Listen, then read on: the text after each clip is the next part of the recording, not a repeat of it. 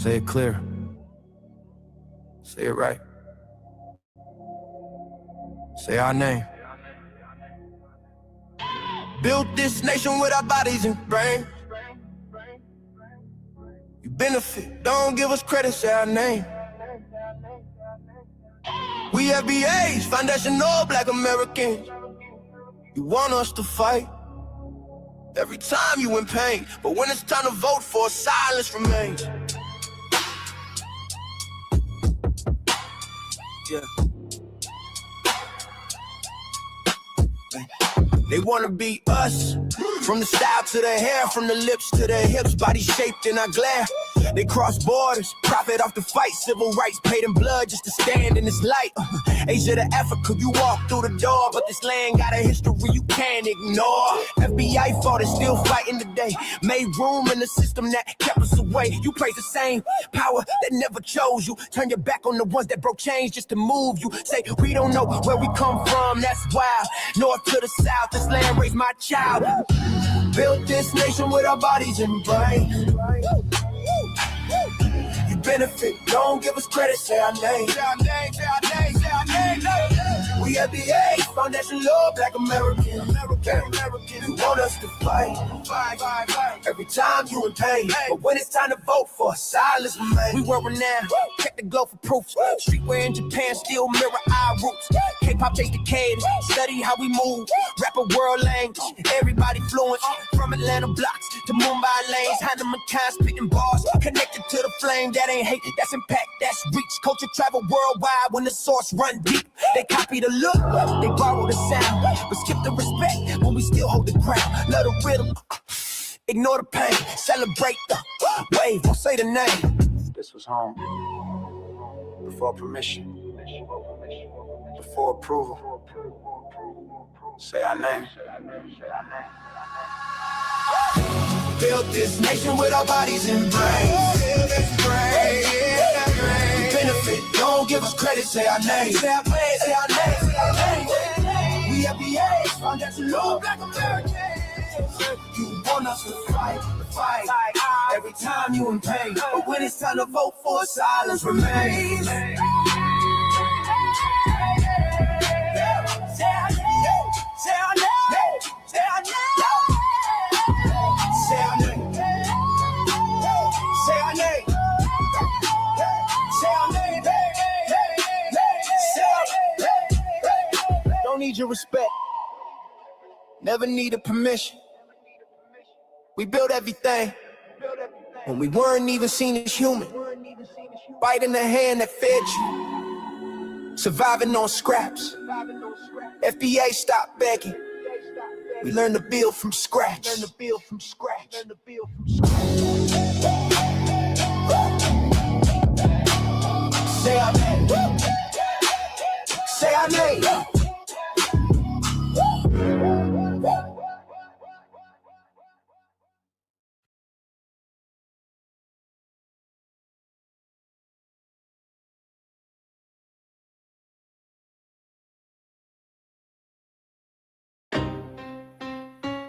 Y'all don't hear us. Pull up a seat and motherfucking listen.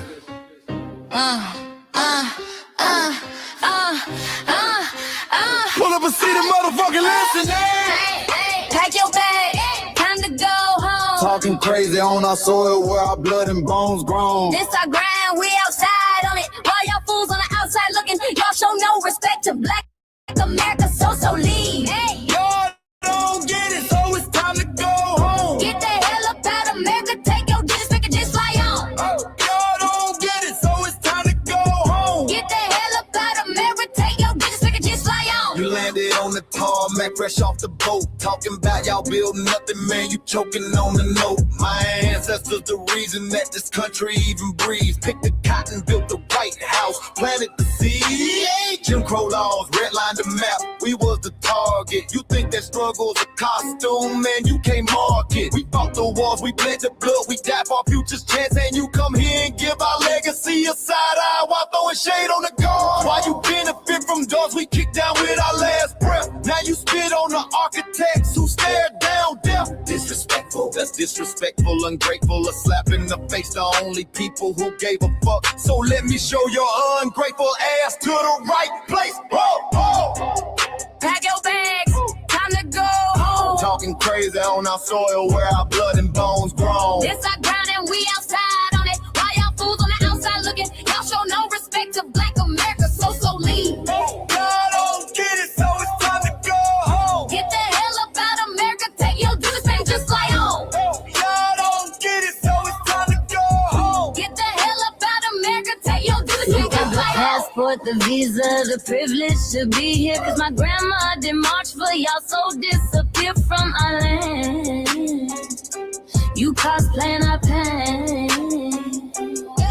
Think it's a trend you can borrow, but you ain't inherit the ghosts of our sorrow. We the foundation, the bedrock, the soil, and the root. You not no branch on our tree, and unproductive people always cosplaying me. Talking about we ain't do nothing. You lost your mind.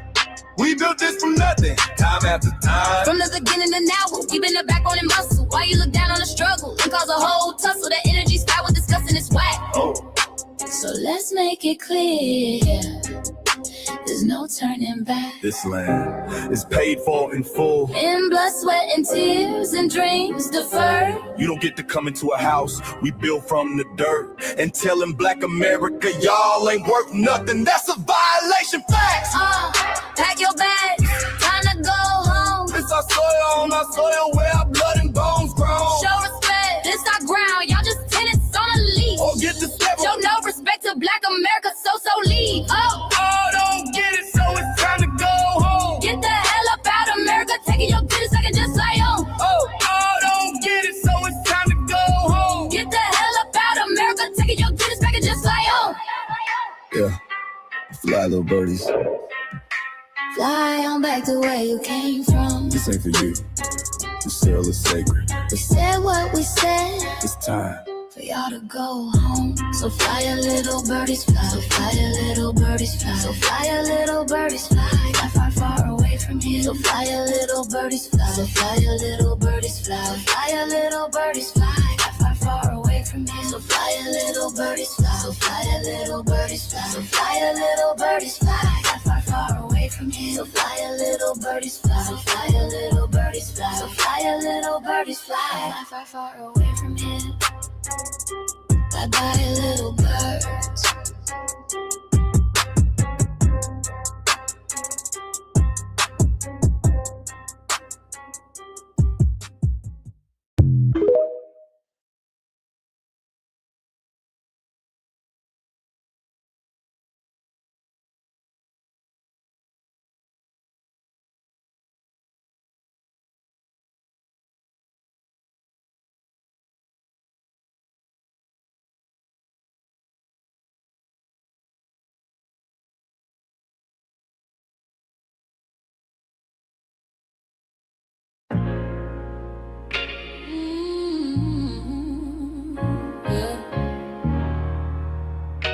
They thought we forgot, but we never forget. This one's for the rules. We built this land from dust and tears, 400 years, and we still here. They write new rules, but they don't see. Every freedom they got came off you and me. We planted seeds, they took the bloom. We lit the flame, they left the room. But we back now, no disguise. The spirit's woke, we realize.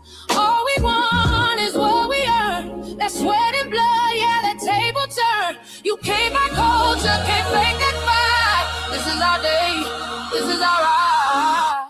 We happy day. Say it loud, say it strong. We the heartbeat that's been here all along. Foundation of Black Americans, stand tall. We ain't begging for nothing, we built that all. Born from pain and grace, you can see the truth written in our face. We the soul, the sound, to fight the flame. Foundational Black Americans, say our name. They love our rhythm, but they dodge our blues. Use our voice when it fits their news. They take our sound, but but not our scars. We the backbone, we the scars. Now the veil is gone, the mask is clear. We see the game, we know what's here. No more silence, no more lies. We lift that flag and watch it rise. Rise up, rise up. We the ones that made this nation breathe. Our flames are power, our roots are trees.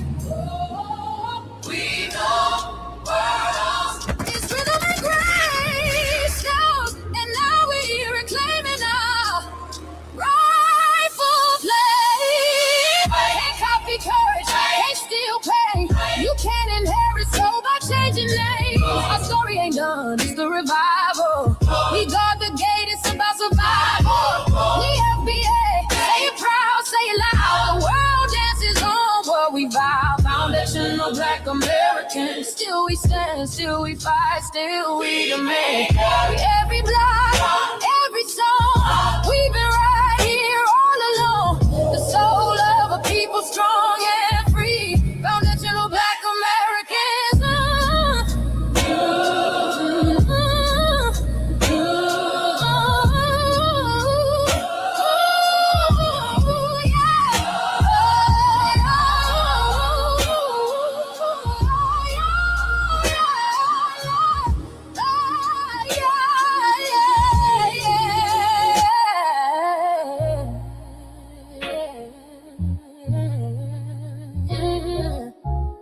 We the first, we the root, we the fire.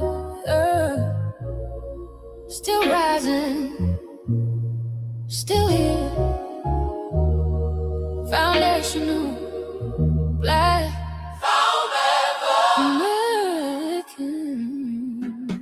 We set the tone and they copy the cadence. Dance to our drums and deny the foundation. Wear the style but don't honor the source. Smile in the crowd and you distance and force. Say you not us but you rap like we breathe.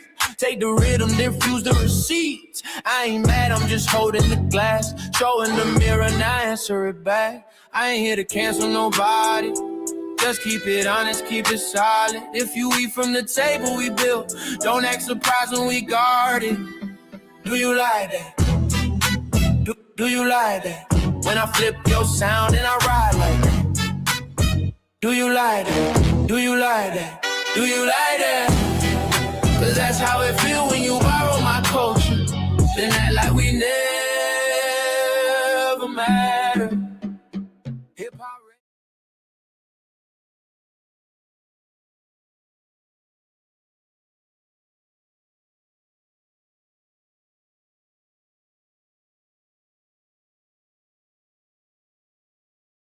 Mike Larry. Now this shit here, it's what I see it is. We're not fighting your battles. We're not carrying your fear. We're not lending our history to people who erased us while we were here. Just cause you're born here, don't make you FBA. That makes you a citizen, learn the difference today. This is lineage, not a look you can wear. Not a costume you borrow when it benefits you there. You used our culture like an access card, backstage pass, a straight facade. But now the mirror's in your face, no disguise. And you're uncomfortable looking truth in the eyes. We didn't leave our land to beg for a chance. We stayed, we fought, we took every advance. That's the separation, that's the line you cross. We paid the price, you learned the cost. You waving your flag on our soil, but fighting not to go back home. Waving your flag on our soil, building comfort on a foundation you didn't know. We waving our flag, red, black, and gold. Stood our ground, never sold.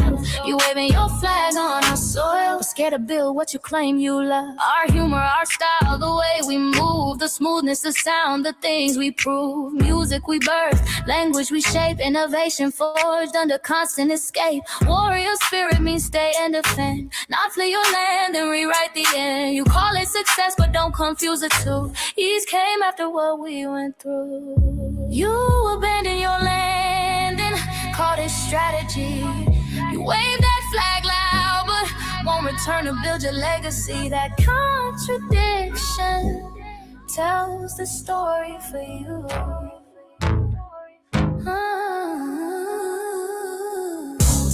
flying your flag on our soil. We're fighting not to go back home. We waving ours where we were forged. Every inch earned, every brick known. We can't be deported, and that truth changes everything. We can't be deported, and that truth changes everything. We know who we are, and now we see who you are too.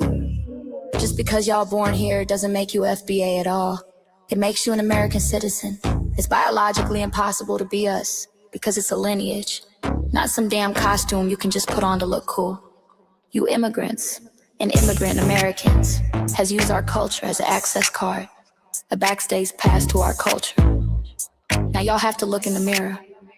Our sense of humor, the aesthetics, mannerisms, the style of dress, the smoothness, the creativity, our genres of music, innovativeness, our slang, our warrior spirit by staying on our homeland and fighting and not fleeing to somebody else's land to beg for a better life and shit on the very people who fought to have us there. That's who we are. And we know who the hell y'all are waving your flag on our soil and fighting to make sure y'all don't go back.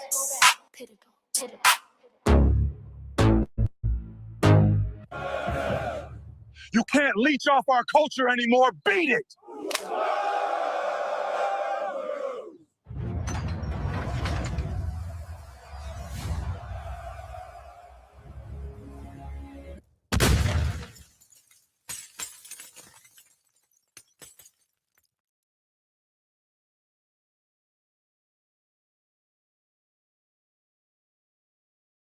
Mike Larry, man, you did it again. We really making history. Let's go. Do you like that? Do you like that? Flip your sound. How you like that? Do you like that? Do you like that? Say it loud, don't walk it back. Do you like that? Do you like that? You grew up mimicking us, now y'all switch it up. Turn the carbon copy, y'all ain't black, what the fuck? It's funny y'all connecting to our culture like it's Wi-Fi. Surfing on our waves of our culture, no more agua. Still in my culture for all these years. Look how time flies, all these colonizers in disguise. Hate y'all still, hate us outside. Study doctor, vampires, it's the blood of our gift. They copy the flavor, sip the juice, love the results, hate the truth. Who? Do you like that? Do you like that? Do you like that? Flip your sound. How you like that? Do you like that? Democratic shields, talking points, the road they fill. Fish and chips, agent on the mic, judging FBAs, but ain't you half white? Talking like you one of us, we need a proof face. The agent type with a prune face, like 50 and Jim, it's a cold game. Throwing stones cause we build our own lane. I'm joking, kinda, but I mean that. Smile calm, pressure intact. Y'all proud where y'all from, where they flag, beat they drum. But when it's us, tone switch fast. Same pride, but it's too much. FBA pride, lineage solid, you can't put this on. Can't try it on, built here, stayed and fought, that's the difference, that's the card. Do you like that? Do you like that? Say it clear, don't twist the facts. Do you like that? Yeah. Do you like that? Do you like that? Point made. No edit. No care.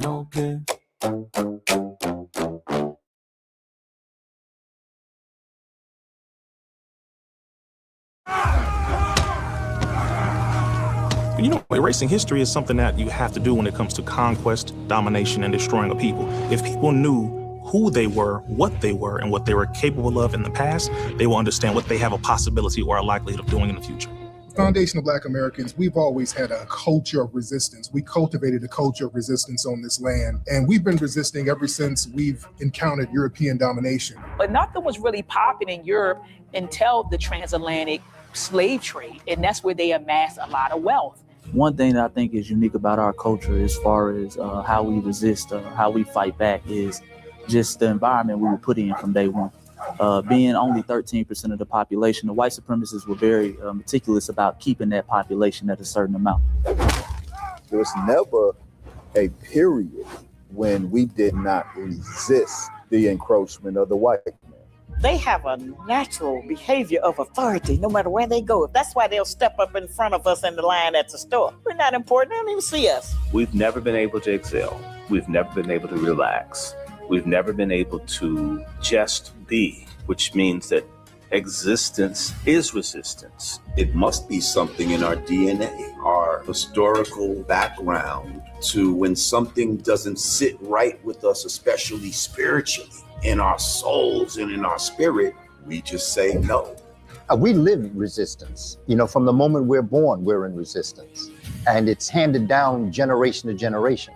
And so I think that cultural resistance is actually in our DNA, in our epigenetics, and then it blossoms out into the culture. So there's almost nothing in America that we do, from song to dance to politics to the way we talk, the way we dress, having coded languages considered to be slang today.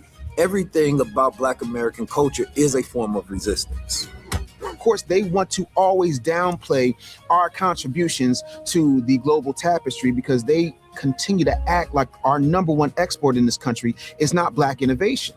Everyone understands that our resistance has been the cornerstone of what foundational Black Americans have always done. We are the life that breathes everything into this nation. The further back you go, the further Black you go. It's just simple like that, brother.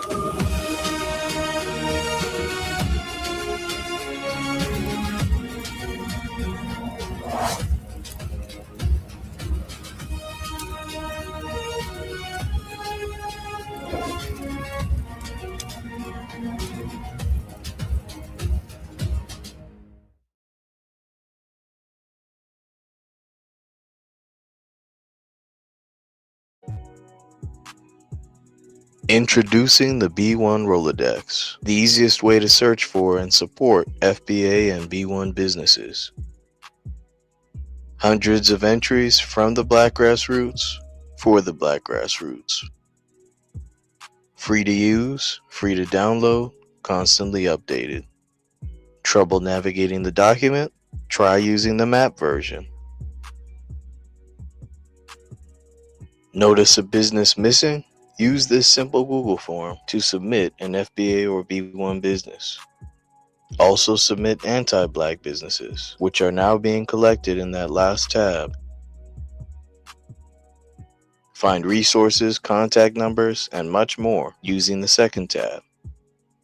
All the info you need to start practicing group economics today. Go to blacktruthunited.com. That's blacktruthunited.com.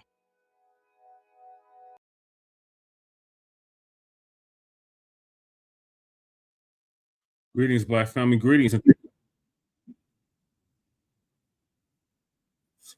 I'm your host, Shane Crewman.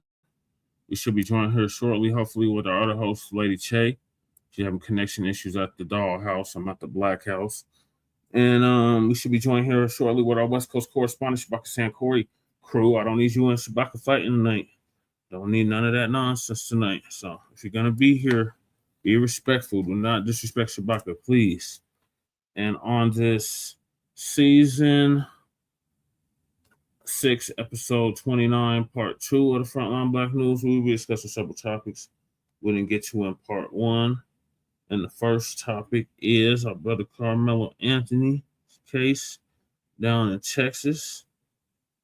Then we got these damn Asians. We are boycotting the Asians, full out blackout on the Asians. So we're going to be discussing that some more. Then we got and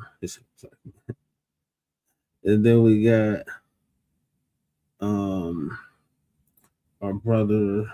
Let me pull this up because I'm getting all kinds of notifications. Crazy work going on. All right. So what we got on the topic list.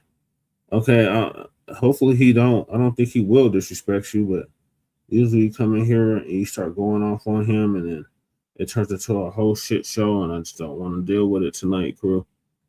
I really don't. So we got Karmelo Anthony murder trial witness false claims exposed and Tint rumors debunked.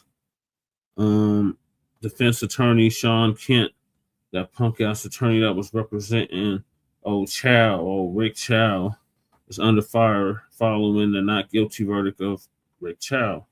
Then are blacks boycotting black businesses or racist businesses? Professor Black Truth gonna give us an update on that. The Asian business boycott has them going on anti-black rant. Asian community speaks out about FBA boycott. The case for an anti-black, anti-FBA hate crime bill. Our good brother, Great Black Shark, gonna give us an update on that. Then we got tsunami detected after devastating 7.8 earthquake in the Philippines and South Korea. Markets crash. I think that's ABK for you. And then we got January 6th, Capitol Invader lands job at the Pentagon. And last but certainly not least, we got Adam 22, or as I call him, Agent 22 from No Jumper, responds to his wife divorcing him after he allowed her to smash black men.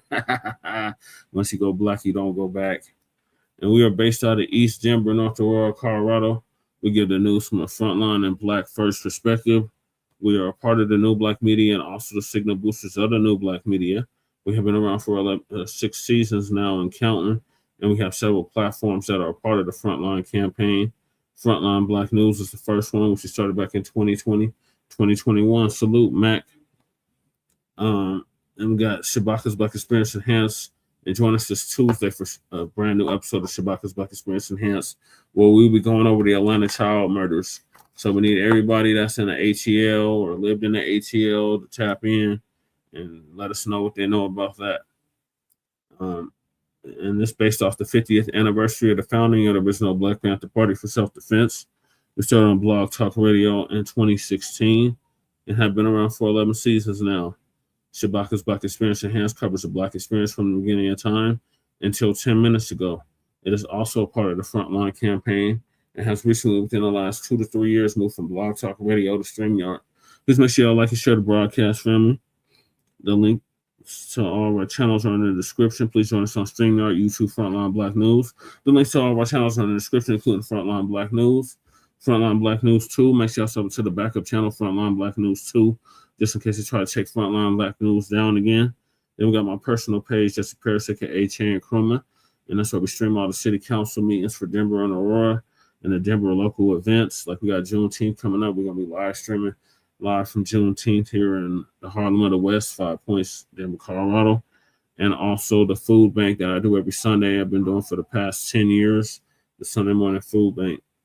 So make sure y'all check out that page. And then we got Lady Chase backup page, Seduction Doll 5991. Make sure y'all sub to that so she can start going live on YouTube, on that YouTube channel rather again. Then we got her main channel, The Revolutionary Agenda, the RBA. Make sure y'all check that out. To our previous episodes on the RBA, the Revolutionary Agenda. The link to that is also in the description. Then we got Shabaka's YouTube channel, Jeanette 1. Subscribe to that so Shabaka can start going live again on YouTube. Then we got, oh, it sounds like niggas is fighting outside. Then we got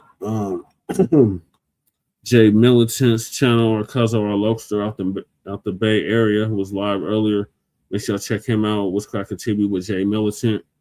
I think we almost got the same amount of subscribers now. That's what's up.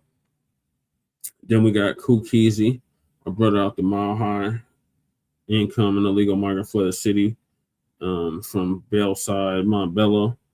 Make sure y'all check him out, Kukizi 5100. He came up with the FBA culture reports, so make sure y'all check him out. He's a dope MC, rap artist out of Denver, Colorado, so make sure y'all check him out.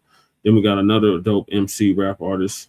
This time, it's my brother from another mother, Breeze Omega, who was live earlier as well. Make sure you check him out, Breeze Omega. He's in VA, Virginia, by way of Hempstead, Long Island. So make sure you check him out. Then we got our brother who's still live, our brother, the Church of Black Power. Make sure you check him out, our brother out of Watts, California, who's now in Houston, Texas. And he had Sister Brooke on his show broadcast earlier. Shout out to Sister Brooke, shout out to Brother Divine. Make sure you submit those emails and those letters. Check out Church of Black Power. He just surpassed 3,000 subscribers. He's fast approaching 4,000. Let's help get him to the 4,000. Then we got our brother Torian Ram Reloaded, who's been around for a decade plus now. And he put Lisa Cabrera on. Make sure to check him out as well. Then we got our brother, I forgot, Black Alpha Network. Make sure to check out Black Alpha Network as well. Our brothers drops Heavy Game, Heavy Knowledge. Check him out. And then we got last but not least, Black Truth United. We got Shabaka in the building. Greetings, Shabaka. I'm going over the intro right now. Make sure I check out Black Truth United. He's been on hiatus, but he did come up with the B1 Rolodex, which is a modern day green book for FBA and B1 businesses alike. And then we got the Rolodex itself. The link to that is in the description. The link to submit the business to the Rolodex is in the description. Shabaka, you got background noise. And then we got Get Your FBA Freedmen Reparations Party merch at frpmerch.com. Then we got Council of the Congressional Black Caucus and Korea Foundational Black American Caucus.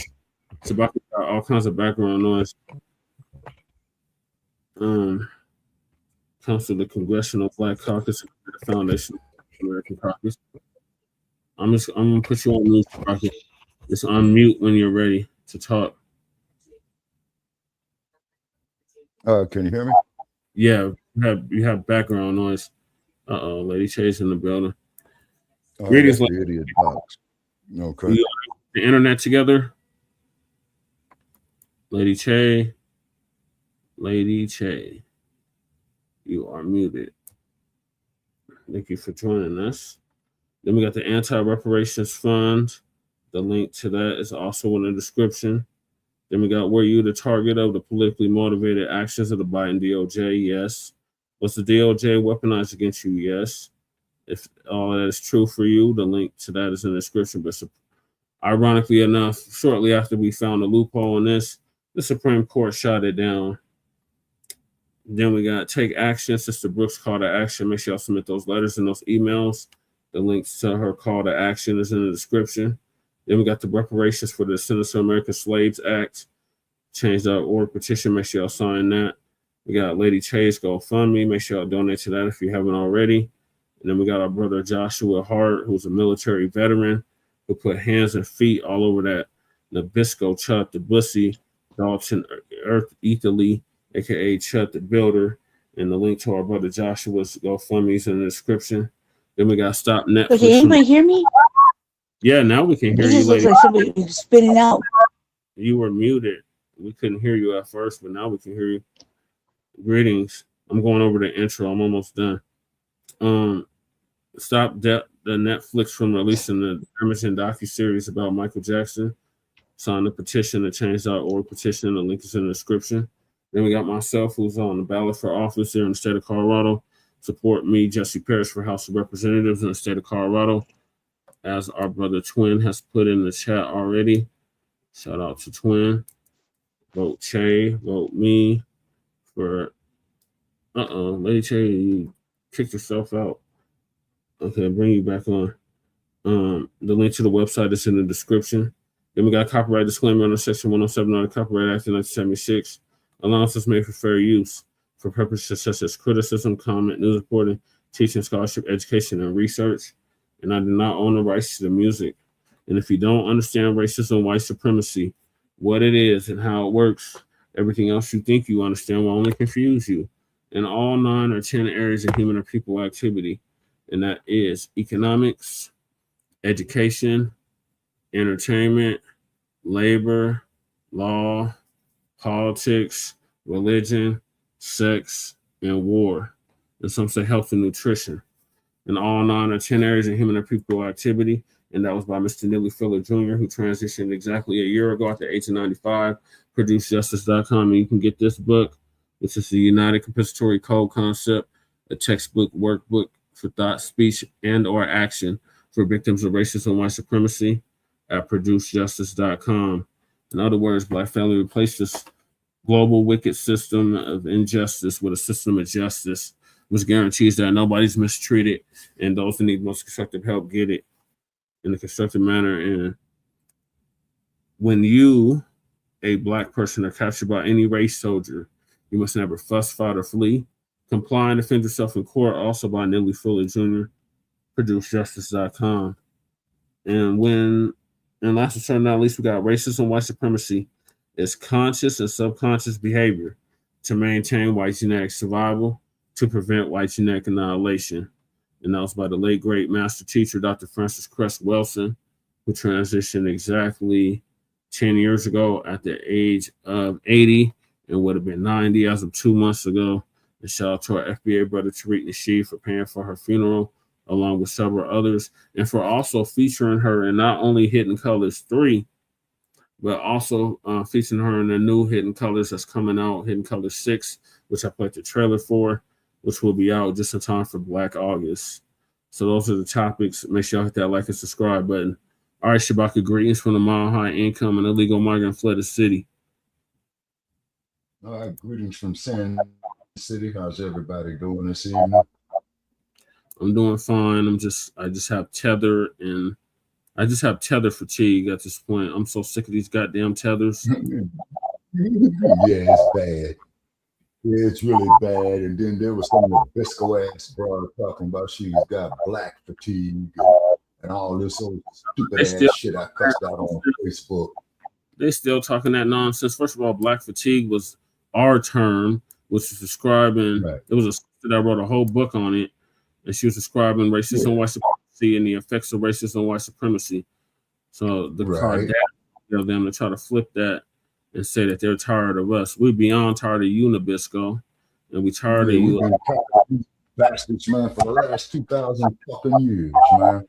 And we're tired of you white Jasons too, especially Asians, you East Indians, you goddamn Latinos. We have sick of beyond tired of y'all too. So the feeling is mutual. Exactly. Well, pretty much. You know what I'm saying? And they may go fuck themselves. And yeah, I said it. You know what I mean?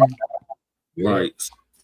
The latest story is the situation down in Texas with Karmelo Anthony. You had something you want to say about the case yesterday that you didn't get to? Yes, sir. The case is tainted. Okay. And what it is, that's why they got the all-white jury right there. So they're getting ready to railroad this young man. You know what I'm saying? And then the cool part about it is that you know they trying to sit up here and trying to justify him not defending himself. You see, it's a crime to teach a man not to defend himself. Malcolm X told you that, man, in the 1960s. And then on top of it, what they don't want to recognize is how this dude Metcalf was always bullying this young man. You know what I'm saying? Because Metcalf was about 6'1", tipping a scale well over 200 pounds, right? And then on top of it as well too, him and his brother, man, they was just always messing with him, so he got sick of the shit. You see what I'm saying? And he did something about it. Whatever you did, Shabaka, you sounded like 100% clearer. Oh, okay, yeah. Hi, Khalifa. Okay, yeah. Yeah, because I'm on his headset with the microphone on it. Okay, and I just put the microphone down by my mouth. So therefore, man, what it is that they sitting up here telling us that it's okay to kill us. We're supposed to sit up there, don't make waves and all that. You see, you know, they just want us to stand there and allow ourselves to be killed, man. And not only is it unnatural, it's unmanly. You see what I mean? That's why God gave all living creatures a means of self-defense, even with Khalifa. That's why she's got them claws for self-defense. That's why God gave man a fist. You see what I'm saying? To protect himself. That's why God gave the gazelle his speed to avoid conflict. You say, you know, his speed is his defense. You see what I mean? And they just want us to sit up here and go with this stupid ass shit, man. Yeah, and it's downright disgusting. It is downright disgusting. You see what I mean? And then on top of it is, and then these goddamn tethers, you see what I'm saying, on a continent, you'll say they got a lot to answer for too, for some goddamn trinkets and some fucking alcohol. And some bees. Don't forget the trinkets and bees. Yeah, trinkets, beads, and a short dog. You know what I'm saying? And then the cold part about it is they stupid asses got captured too. See, because I was arguing with an Nabisco about that less than an hour ago online. You see? Lord, All right, so Big I Ant. told this. Yeah, go ahead. I'm sorry. So Big Ant, the spokesman, gonna give us an update on the Karmelo Anthony murder trial. Witness, false claim exposed, and Tint controversy exposed as well.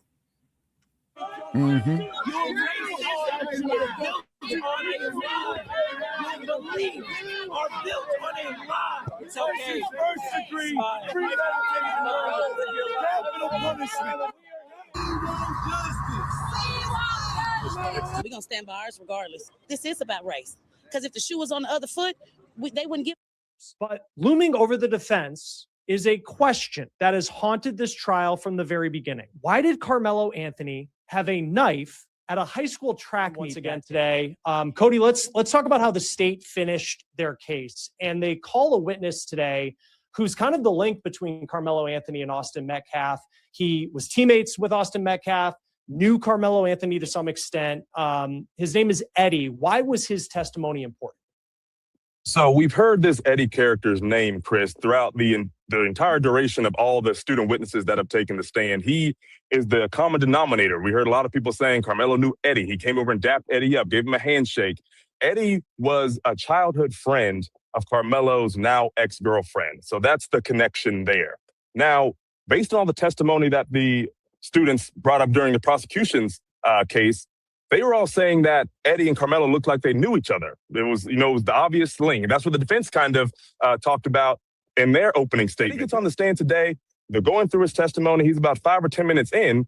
And then Eddie kind of all but says he knew who Karmelo was. They were cool, but he verbally said, I wouldn't say we were friends. It was just kind of someone that he knew. Okay, cool. Now we move on to the cross-examination by the defense. And this is, I feel, was a little bit of a win for the defense. They showed a whole bunch of pictures of Eddie and Karmelo at these different group settings, at Eddie's house, no less. There was 50th birthday parties for Karmelo's ex-girlfriend's mother. Remember, Eddie and the girlfriend, this girl named Valeria, they were the ones that knew each other, and Karmelo was, I guess, the third party, you would say. So when they had these family functions, Karmelo obviously was there. Okay, they showed some group photos, kind of establishing. And then, here's another defense win to me today. They showed photos of Karmelo and Eddie together, just being teenagers goofing off. One is playing a guitar. They're making silly faces at the camera. So Eddie gets up there under direct examination saying, yeah, I know him, but, I wouldn't say he's a friend. But then the defense pushes back and is like, hey, if you're not friends, why do you have all these pictures together? State rested its case. One notable absence, Hunter Metcalf, Austin Metcalf's twin brother. He has not been allowed inside the courtroom during testimony because he remains a potential witness. Prosecutors could still call him later in rebuttal.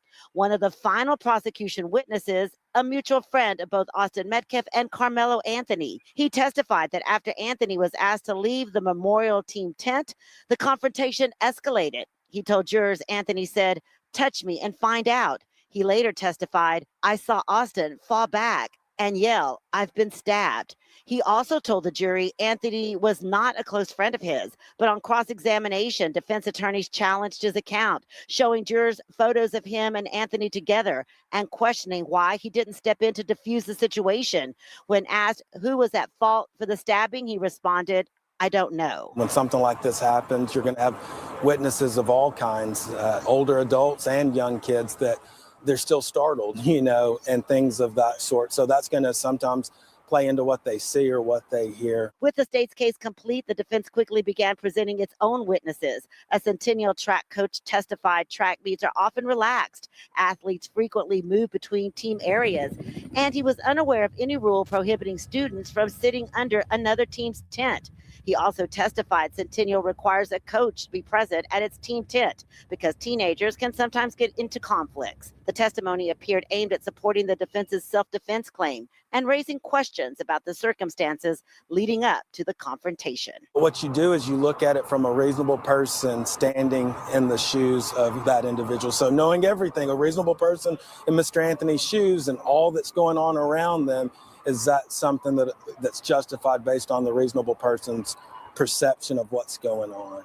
The defense is expected to continue calling witnesses on Monday, and the state could still call Hunter Metcalf as a rebuttal witness later on in this trial. And we don't know yet if Karmelo Anthony will take the stand.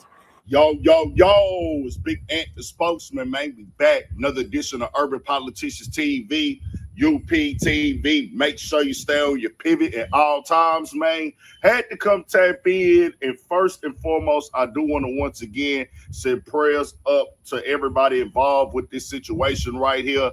It's most definitely, I can only imagine, something that's straining and draining for you to have to go through with this right here, whether it's losing somebody, and then also a situation where you don't know the future of one of your loved ones and the burden that it takes down on your family, having to wake up and go through this. Most definitely prayers up. And I had a links in the description where you can watch the clips in the beginning in full from Law and Crime Network, also Fox, and then also WFAA, where they were outside of the courtroom and in the courthouse yesterday. Those two engaged stuff and updates right here. And it's a lot more facts that have came out as the prosecutors have rested their case. Now they can come back with the rebuttal. It's the defense turns now, and this is going to continue tomorrow. It is going to be going into the weekends as well. We have to see how all the facts come out. And as you heard right there, we are not inside the courtroom. We don't get to see it. We have to rely on their reports unless you go read all the transcripts. But they have questioned and put the credibility of a lot of the witnesses on display right there in front of the jury, where one of them said he didn't know Karmelo like that, wouldn't consider him a friend.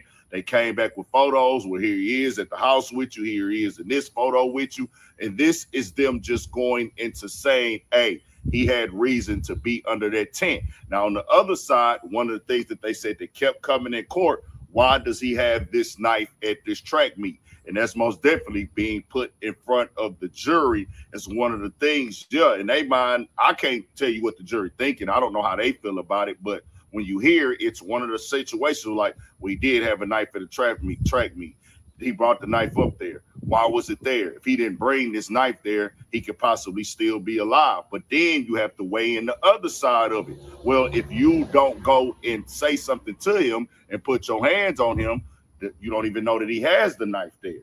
And that's what y'all have to understand and know. I'm just reporting the facts. I don't call the shots. It's going to rely on the jury, whether he's guilty or not. But in the state of Texas, what is considered as first-degree murder, it has to check off all of those dots. He had a reason to be up under the tent. He's not breaking the law by going under the tent.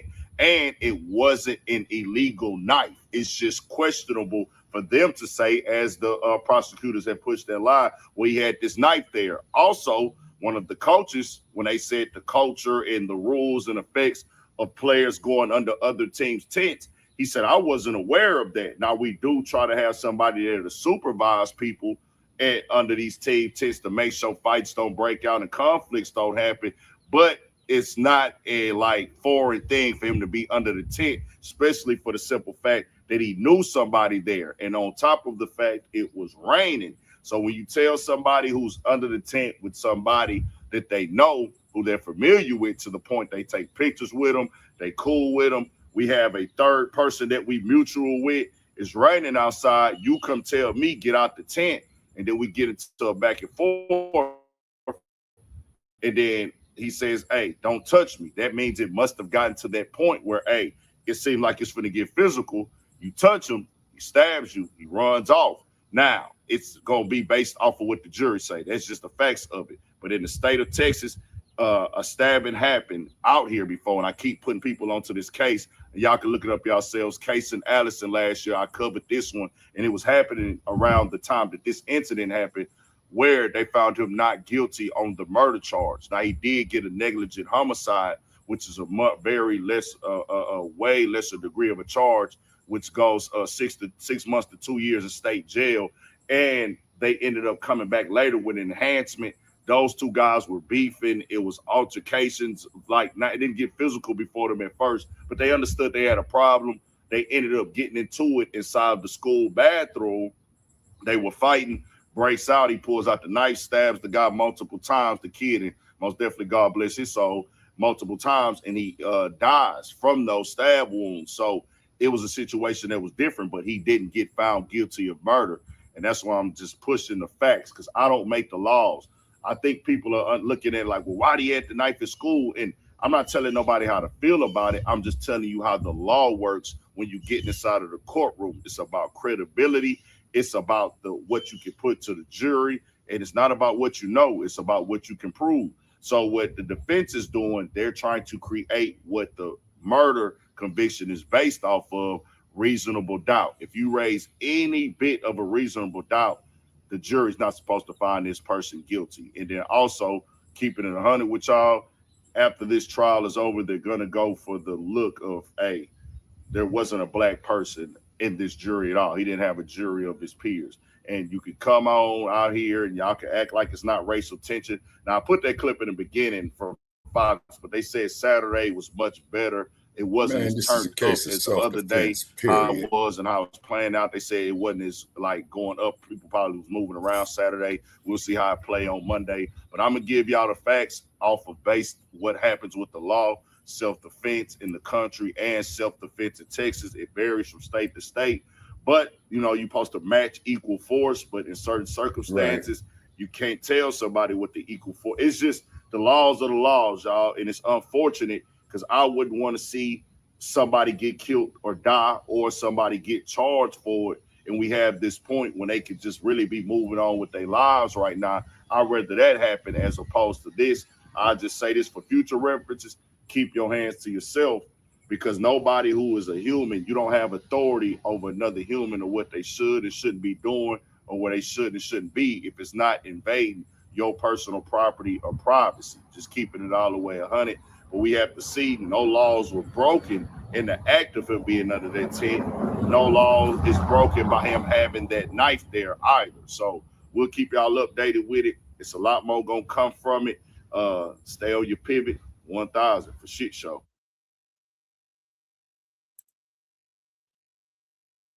All right, first place.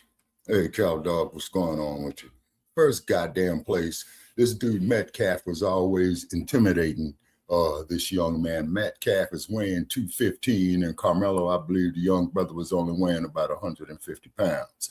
They talked this shit about that he was in the opposing team's tent. First place, if they was at a school or a campus, then I could see that route, but they were in a public fucking park, so that's free reign. So fuck the goddamn state of Texas, fuck Metcalf, and may he rest in peace, and free Carmelo Anthony. I agree. It's self-defense. Exactly. And then what they're not telling you is they ganged up on him. There's about 5 of them Nabiscos that ganged up on him.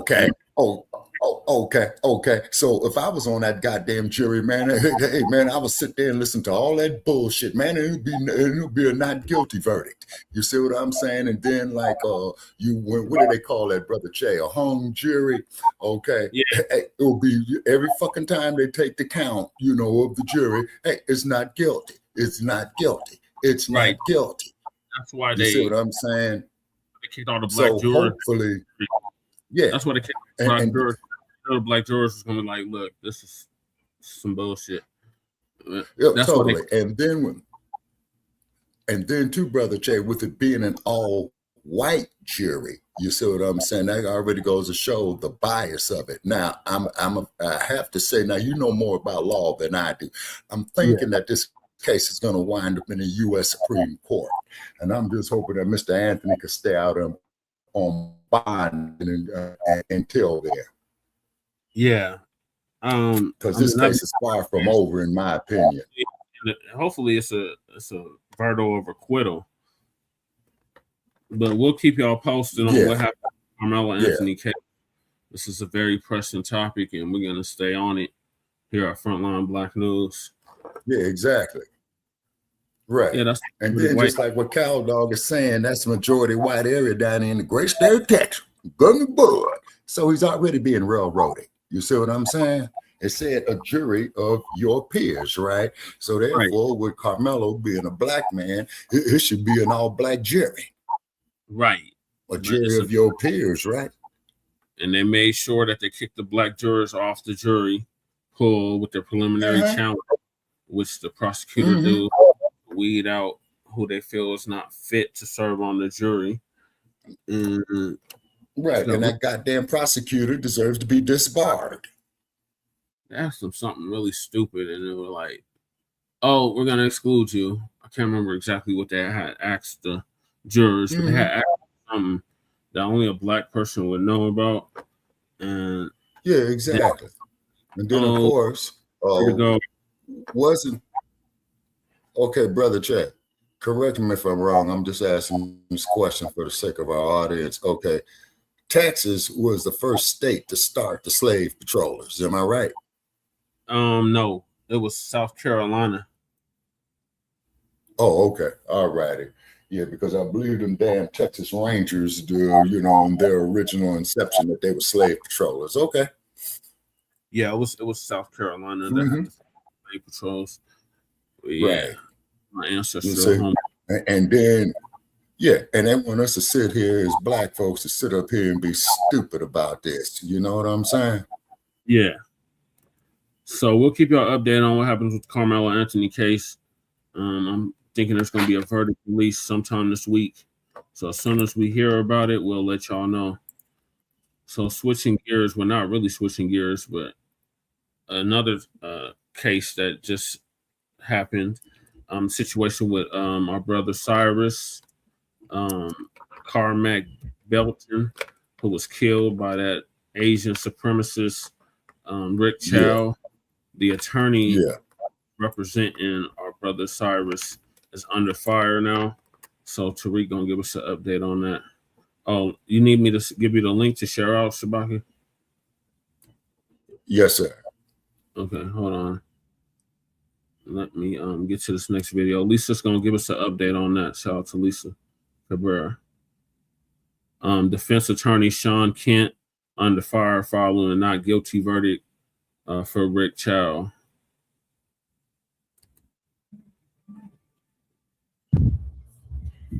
Shalom, family. Good to see you. I hope you're all doing well.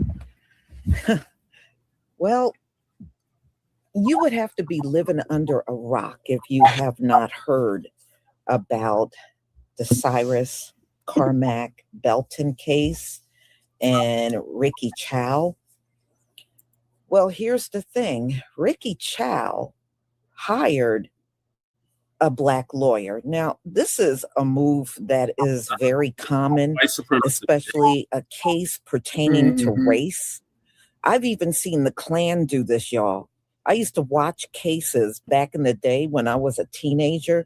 Even the Klan, when they got caught up in something racist, when they went to court, they would hire a black attorney. Now, I used to often wonder, you know what these people stand for. Why on earth would any of our people represent them in court? That used to really get me. I just couldn't understand why people would do that. Why would you represent the Klan? And you know what they're all about. But I guess if you need the money, you know, because all lawyers are not rich, y'all. Let's be for real. All lawyers are not rich. Some of them really are not making a lot of money. It really depends on what kind of law, you know, they are practicing. So he decided to take on this case, and he's been catching, his name is Shaun Kent. He's been catching all kinds of hell online since Ricc Chow did not have to serve any time for unaliving Cyrus. So, you know, their big thing was, and I'm going to let you listen to some of his him arguing the case in court. And one thing they made a big deal out of was Cyrus had a gun.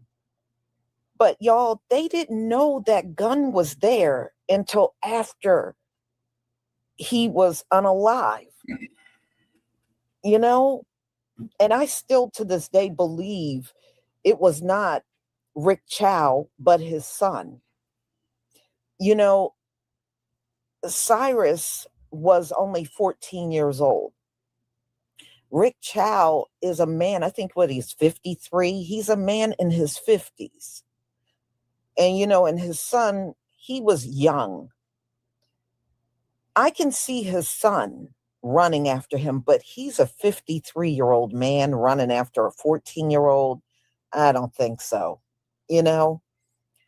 And so I just don't see how they can make a big deal out of the fact that he had a weapon, because he did not try to use it on them. And they didn't even know it was there until after the fact. But that was heavily used in court to justify unaliving him. Oh, well, what was he doing with a weapon? Well, what was they doing chasing him down over some bottle of water? That really should be your question. Not why did he have a weapon? Why was he chased down over a damn bottle of water? It was a bottle of water. It was not anything worth taking a life over. And Ricc Chow got this tendency of getting into altercations with his quote unquote Black customers. There must have been about 3 incidents where he pulled weapons on Black customers. So that says a lot about him. I don't care how many bottles of water he took. I don't care if it was 1, 2, 3, 10, 12. I don't care. It's still not worth chasing a person down and unaliving them. It's not justification. Water is not worth dying over, a bottle of water. I notice everything is a game changer when they're dealing with us.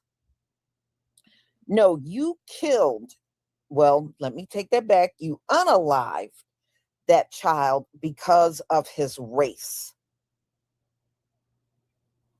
And I'm going to stand firm on that. You unalived him over his race, because there is no damn way 1 bottle of water should have been that important to you.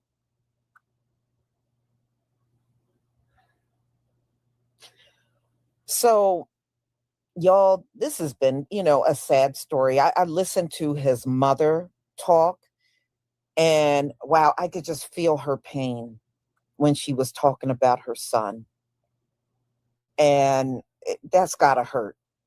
It's bad enough that you lost your child, but to know they made such a huge deal out of some bottle of water being taken out of the store. Come on. This is why I don't believe our community should be saturated with all these foreigners with businesses, because number one, it has been proven that many of them set up shop. They do not give back to the community at all. They don't hire people from the community. Just like when you go in these Asian stores, everybody working there is Asian. And you know what? You notice none of these white people complain about that. But if it's a Black shop and everybody in the shop, they gonna go sue.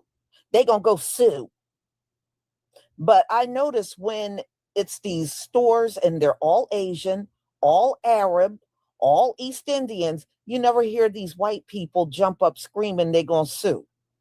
It's only when it's us.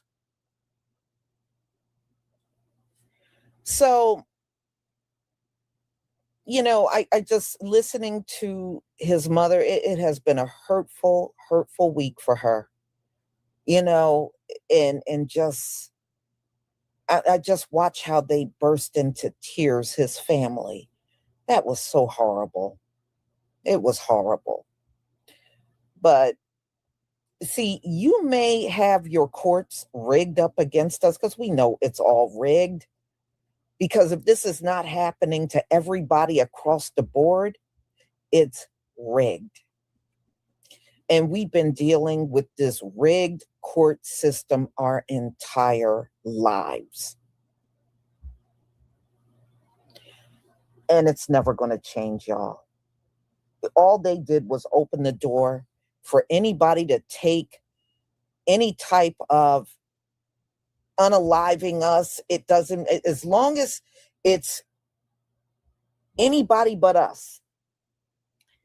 And, you know, you will hear, especially foreigners, how come y'all don't get angry when some other Black person kill you? Yes, we do get upset about that. But here's the thing. The people that usually do the unaliving, they are jailed.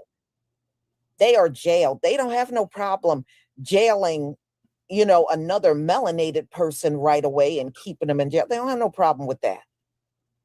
The problem comes from vigilantes. That's when we start dealing with problems, when people want to act as vigilantes. And the courts have let us all know anybody can do whatever they want. And these courts are prepared to let you go as long as you're not melanated and you're different from us. They're prepared to let you go.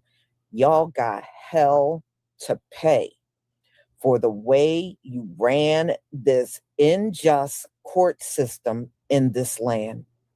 You can't even get in front of the Most High and try to justify it. You can't. But one day you're going to have to stand there and try to justify why two people can commit the same crime. One gets off for the crime and the other got to go to jail. You're going to have to explain that. And all of you folks that cheered it on, whatever punishment they get, you will get, because you sat there and cheered the whole thing on. So it's been very revealing in these final days about many things. It has brought many things to light. And we see how these folks, they feel nothing. That's why you're not human. And yes, I said it. You don't feel nothing because you're not human. And I'm done with people having this expectation that we are supposed to feel the pain of anything that happens to you while you don't reciprocate it back. Oh no, we ain't playing that no more. We ain't playing that anymore. So whenever you go cold on us, we'll go cold on your ass right back. So let's get into it, y'all. And all I got to say to Shaun Kent, all money ain't good money, buddy. You defended a man that unalived a child. And because you are a defense attorney, you have the option to accept or turn down any case. But you took a case of an Asian man that unalived a child, and you represented this person and got them off. And you want to know why people are online calling you a COON. But yes, he's been catching all kinds of hell. And yeah, I did look up his wife. His wife looked like she is from one of those kind of poor Middle East countries, like Kyrgyzstan or Uzbekistan. She looks like she's from one of those places. But no, he did not marry a sister. But when you listen to him speak, y'all, you're not going to be shocked. You're not. You know what he sounds like to me? When I first heard him speak, he sounds like Rob Smith. He sounds just like Rob Smith to me. And as soon as I heard his voice, man, that red flag went right up. South Carolina. He's from South Carolina. That's where he's from. No, unfortunately, I think he is FBA.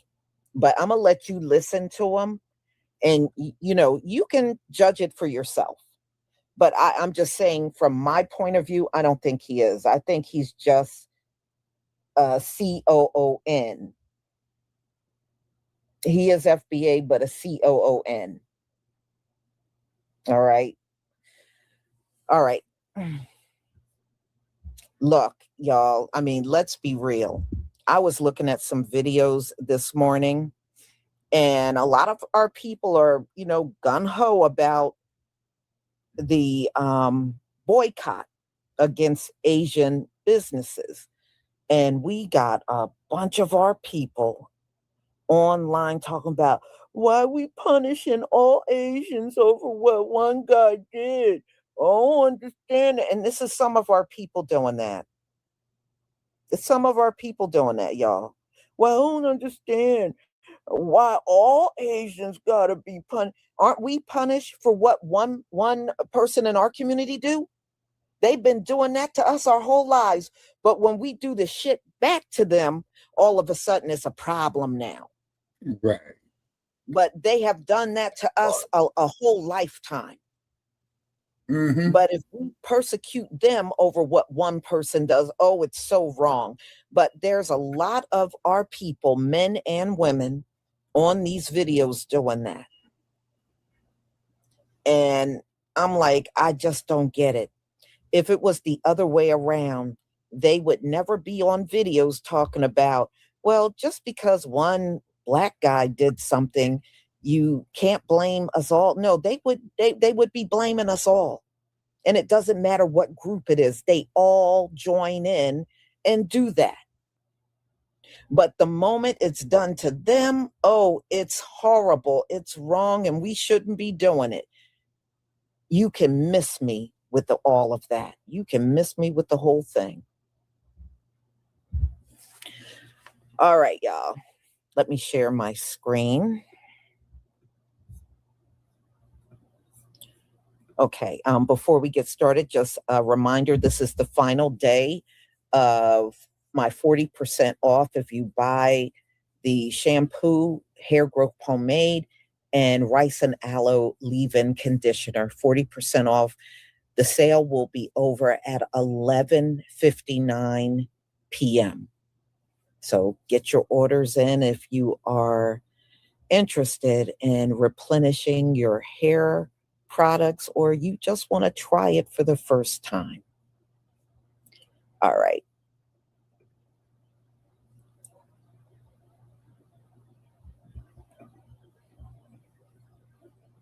What am I? Hold on 1 second. Nope, that's not it.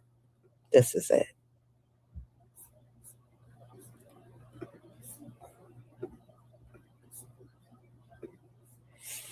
Okay, y'all, give me a 1 if you can see my screen. Give me a 1 if you can see my screen.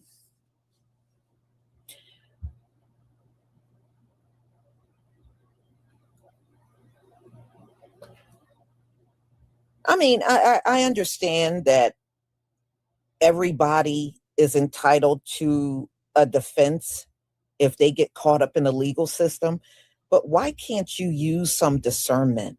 Why would you want to defend a man that took out a child? You know, and then you went and you justified it and got the person off.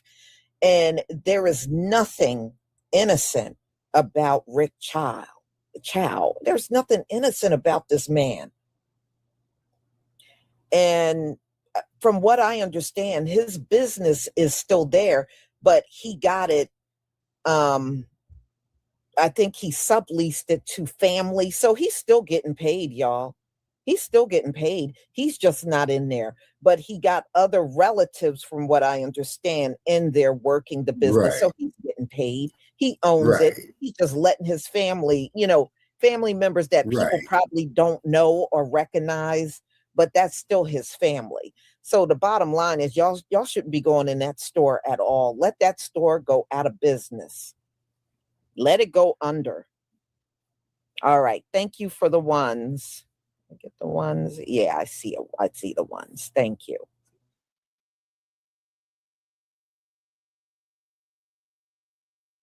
So I just got done defending a pretty high-profile case that I think most of the world knows about. And a lot of folks have been asking a lot of questions, and usually I don't talk about the cases, but in this situation, given the negative attention and the vitriol and the racist threats and the death messages that myself and my family, I thought I'd address some of Yeah, them. here we go. One of the Yassa biggest ones Boston people have asked 101. me, why would you take on this representation? Now, first, I've been practicing law for over 25 years. Then you should know better, recently, motherfucker. And actually throughout that entire time, I've represented 3 African-American males who are accused of raping a little white girl. I have represented an individual who was accused of killing a person, folding his body and sticking him in an abandoned building in Florence, South Carolina. I represented a young lady who was accused of killing and drowning her newborn baby. I represented countless individuals who have been accused of criminal sexual conduct, countless individuals who have been accused of... I apologize. The volume doesn't go any louder. That's as loud as it goes. Okay, man. Please hit me with the YouTube link to share, please. Killing his rival. Yeah, I will, Sabaki. I will have to text ladies. Okay. Yeah, I'm going to start this over because I want to make it a little louder. I'm going to see if I can. All right, hold on one second.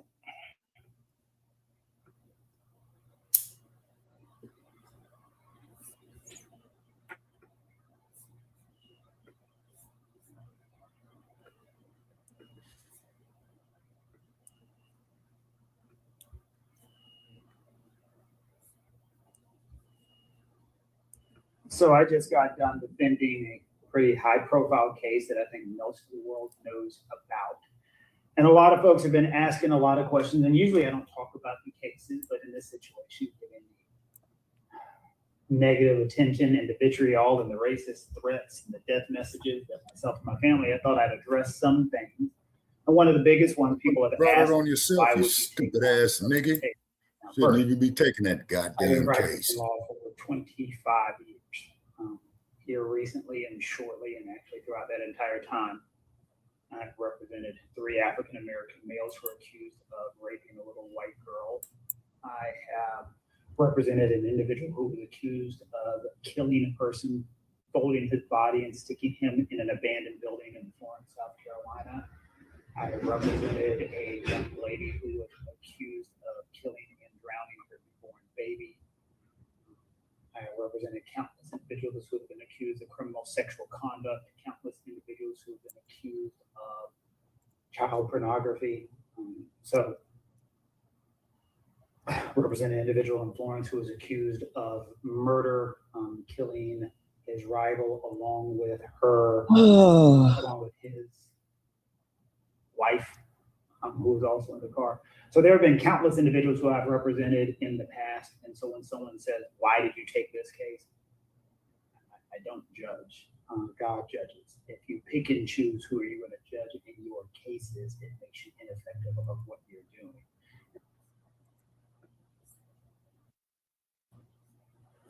But I thought as a lawyer, he is supposed to pick and choose the kind of cases that he should do. Now he's talking about only God can judge, on picking and choosing. No, buddy, you have the right to say, yes, I will represent this person, or no, I will not represent this person. Lawyers do it all the time. Now, to be honest with you, y'all, I've seen this dude before, and I kept trying to say, where did I see him? I know where I seen him. During the time when Diddy was on trial, he actually did some legal commentary on the trial. He was not one of the lawyers, but he was on a couple of, I guess, like news shows, just giving his opinion on the trial. That's where I seen him, but I knew I seen him before. His face looked familiar to me. So let's go on with his babbling behind. And so people say, why this case? Well, why not any of those ones with the outrage that has come forth? Man, when is the house nigga syndrome gonna end? Represent individuals. When And the so when fuck people is it get gonna comments end? to me, and I've heard a lot of them like, you didn't have to take this one. Well, I don't have to pay my mortgage either, but if you don't, they end up. When it stops being incentivized, Shabaki, when they stop getting rewarded for notorious manumission, then it will Yeah, end. sure, you're right. Take you that from. Yeah. When the individual came to me and requested representation, that's the I miss oh, Johnny Cochran, man, because Cochran wouldn't have took that shit. I'm pretty fucking good at what And I do. all I find insults that for someone. Oh, yeah. The only reason somebody would ask for representation is because I remember. if you check and see the things that I do. Yeah, I do. You know, he is naive. That is the only reason why they came to him for representation, because it was a lot of things spoken about. Another Asian took out a Black child. That was all out there after this incident. So yeah, Ricc Chow want to make it look like, no, I'm not racist. I even hired a Black attorney. You mean to tell me you didn't have the ability to see through that? Right. You didn't see through what he was doing? Y'all, I remember when I was a teenager, Klan, I forgot what state this was. They took out this Black woman's son. She sued them. Mm-hmm. Guess what they came in court with? A Black lawyer. Yeah. A Black lawyer. And she had to fight them. And I couldn't believe it. I was like, you mean to tell me this man know what these men represent? And you walk into the court with a Black look. Yeah, they do this all the time. Oh, we're not racist. See, we even hired a Black lawyer. And this fool can't see through that. He could not see through the strategy that Ricc Chow was using. He was used. And he can't see it. He has an inability to see that he was used. Unbelievable. Unbelievable. I am very damn good at what I do, and I'm a very good lawyer. And I will not apologize for being somebody when someone needs a contact and want a good lawyer. And the assumption I remember. I hate when someone says they want the best lawyer. By saying that, you're saying the best lawyer can't be accurate. I remember that movie, Kuro. That's disappointing on our parts. As far as the legal defense, when a person comes to us and says the following sentence, look, a gun was pointed at my son. I thought he was going to die, so I fired and shot. That was the legal defense. There was nothing creative. There was nothing tricky. There was nothing fancy. That was the legal defense. Nothing was hidden. People say there was all this great stuff. That was the legal defense. Karmelo. You don't. What he's saying is a load of bull. When they found that weapon, it was still in the backpack of Cyrus Belton. It was never aimed at anybody. So the fact that he's still on this, it just proves that Ricc Chow and his son, they lied. Mm-hmm. And in all honesty, I think Ricc Chow really did not pull that trigger. I think his son did. Yep. But he, took the hit on that crime. But I really believe it was his son that did it. Val said that's a. So anyway, you're just coming. You went into court with the same lie that Ricc Chow told. Oh, he aimed a gun. They said that gun was never left his backpack. Unbelievable. I know, Lisa, it's ridiculous. This was presented to a jury of 12 individuals, 7 of which were minorities who heard that legal defense and said, Now, this Negro here, Brother Che, if I got the definition of tether correct, I'm also hearing finally, not correct. importantly, Yes, you would be with you. People are saying we need to boycott Shaun. Okay. I'm fucking Target. I'm not TJ Maxx. You're going to boycott me, and then someone says we're going to boycott him and we're going to take our problem to a white lawyer. Okay, yeah, that'll show me that we don't need him. I'll enjoy jail, enjoy prison, boycott me if you will, but I will constantly, always fight for what's right. People sending me messages, and there've been some there have been some creative messages. I guess the number one is that you have no eyebrows and stuff like that, which I know is true. So there've been some very creative messages, but there have also been some insulting ones, and there've been a lot of people who have requested phone calls. And I talked to them. If somebody sends me a message and it's nice and polite, and say, I just disagree with what you do, I pick up the phone. Exactly. He's another. Because I do think Yeah, exactly, Chow dog. Exactly. Yeah, they tore down Tommy Sotomayor. With the way, and the hell, the state of South Carolina did everything that they needed to do in this case. It's your definition of yeah. There's very good lawyers in that office who I respect tremendously, and I know they're getting a lot of hate also. Yeah, I did a video on Crumbone and Sotomayor. The damn thing went viral, and I had to turn it down. I told you that, brother. Yeah. And so I hate it, and I hate it for the young man's family. I hate it for Cyrus's family. I hate it that a young man died. I 100% do.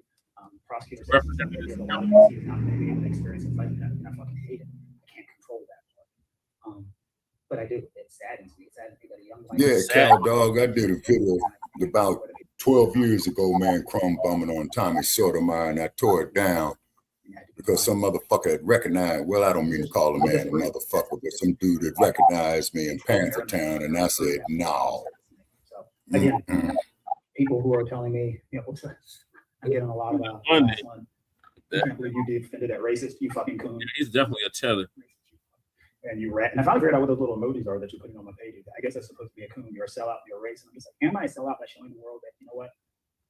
I'm really good at what I do. And No, nigga. For you or for anyone else. And so all of the threat messages and all the other situations, I hope down the road, if you're a lawyer, someone is there for you. You get a really damn good lawyer, the best one you can be.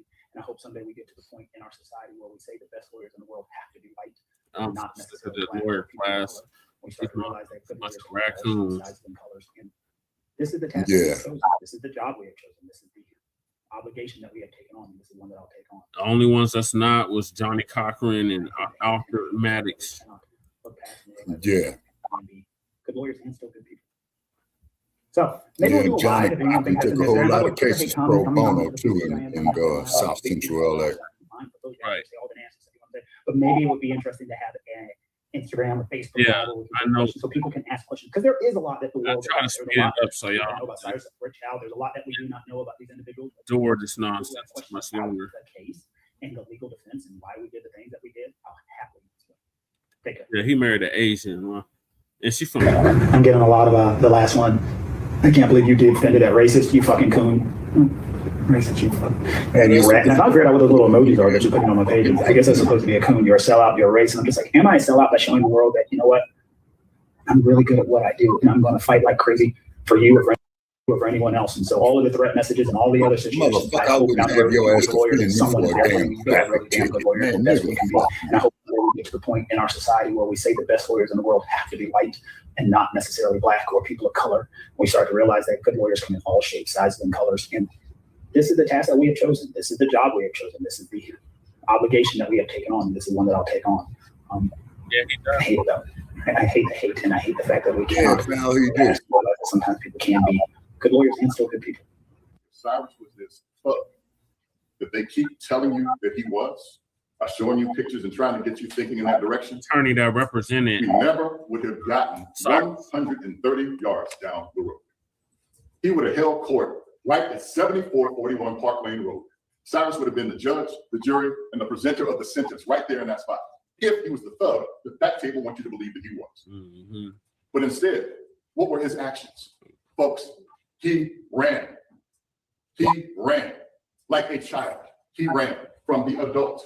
Let's think about who acted like the thug, the gangster. The person who chased him down the street or the person who ran while he had a gun hidden. He ran out of the chute. How do we know that to be true? Because we see it on camera. Shoe flies up in the air and he keeps running. Doesn't stop. Turn around. I want to drop my shoe. Let me get that because I'm going to get in trouble. I go home with one shoe. He didn't do that.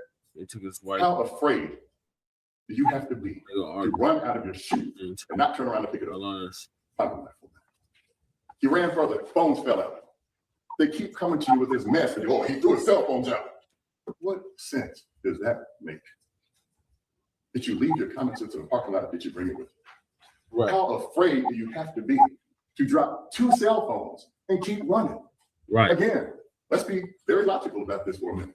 2 cell phones. We know how expensive they are. And one cell phone belongs to you, and the other belongs to your mother. Do you mean to tell me that you are going to go home that day with one shoe and tell your mother, Mama, I lost my cell phone and yours too, and I didn't turn around and get it back? You want that smoke? You really want to get what you would get if you lost 2 cell phones from your mother? I forgot to include the fact that he was a black child. the diminution of value of Black life has got to stop. And it doesn't matter at whose hands. It started off at Mr. Chow's hands and it ended with that jury's hands. But it doesn't matter. Our children have value. Our children have worth. Your child had worth. I stand here today because we have got to impose even those values on ourselves. That our children are not thugs. That our children, even in trying to protect themselves, end up in situations where they get a bullet in their back and a jury says that that is okay. Ladies and gentlemen, it is not. It is not. We cannot believe for one more second that our children, because of the color of their skin, are worth less than those that don't look like us. I challenge those who say, well, that's what the jury said. There were Blacks on the jury. There was a Black prosecutor. And so it is what it is. I challenge you to show me in this country where that has happened and the assailants look like us and the victim did not. I get frequent phone calls about, well, the prosecution, they should have asked for voluntary manslaughter. Well, what they don't realize, even in asking that question, you're suggesting to me that a 14-year-old with a bullet in his back, his value cannot reach the level of murder. They should have started off with less than murder. No more. No. This was nothing less than a bullet in the back and murder, no different than it would have been on a white store owner being chased by Black children, on a Chinese kid running out of a store being chased by 2 Black kids. This was exactly what the prosecution said it was, and I'm sorry that the jury didn't agree, but the jury was wrong. And while we have to respect what the jury said because we don't have a choice, they were wrong. And those that looked at it and said, well, how is there malice? Because he was shot in the back after running for his life. And if you listen to the witnesses, they said when he came out of the store, he had nothing but fear in his eyes. And he was running so fast, he lost his shoe. And he kept on running. And what did Mrs. Chow do? She went and got the shoe. They said, well, he had no money when he found him. Do you think that people would pick up somebody else's shoe, wouldn't pick up the cash? Have you not heard of Cash App? Did he need cash in his pocket in order to pay for the water bottles that he did not steal, that he didn't pick up, that he didn't leave the store with? Right. Ladies and gentlemen, this is a simple case of someone armed, running with their adult son as they chased a 14-year-old child over a football field's length and shot him in the back. You know what? This lawyer, his name is Todd Rutherford. He is the lawyer that represented the family that you're listening to. Okay. And you know what? He brought up a good point. Now, the one after he was unalive, Ricc Chow's wife picked up the sneaker. And whatever was on the ground, she picked it up. And like he said, how do you know she didn't go in his pocket and take the money out? Right. Just so they could make the claim, oh, he was stealing. He didn't even have money. You know what I mean? You know how good question for her to do that, or Ricc Chow to just take. Now that is a damn good question. And he's on the ground unalive. He can't do or say nothing about it. And I wouldn't doubt if that happened. You know, I didn't even think about that. But yeah, these folks will do anything to get out of something. And yeah, I would not doubt she picked up the shoe. Why did you pick the shoe up? Why didn't you just leave all the evidence down on the ground? Evidence. I'm an expert. And let the police see all of the evidence and where it fell. Why did she tamper with it? You know, why did she? Exactly. That's tampering with evidence, which is a charge in itself.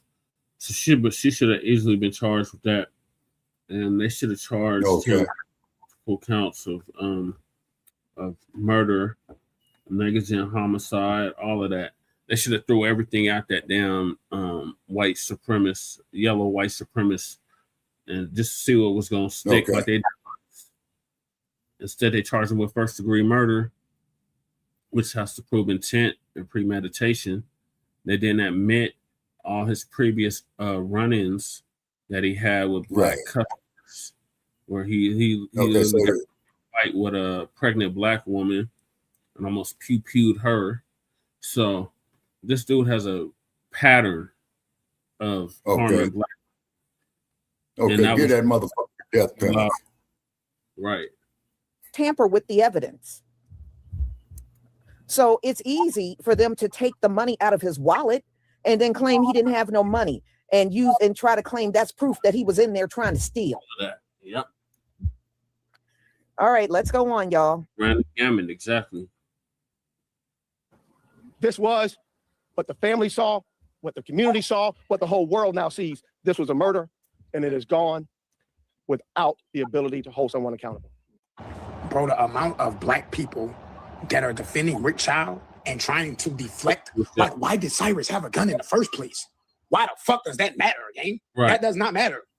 The fact of the matter is that he was a little boy that was chased 130 yards and shot in the back. Why does More than a anything length else of a matter? football field. But he didn't steal anything, and he is not alive. He can't tell his mother he loves her. He can't play his Xbox anymore. He cannot go to the park and play basketball anymore.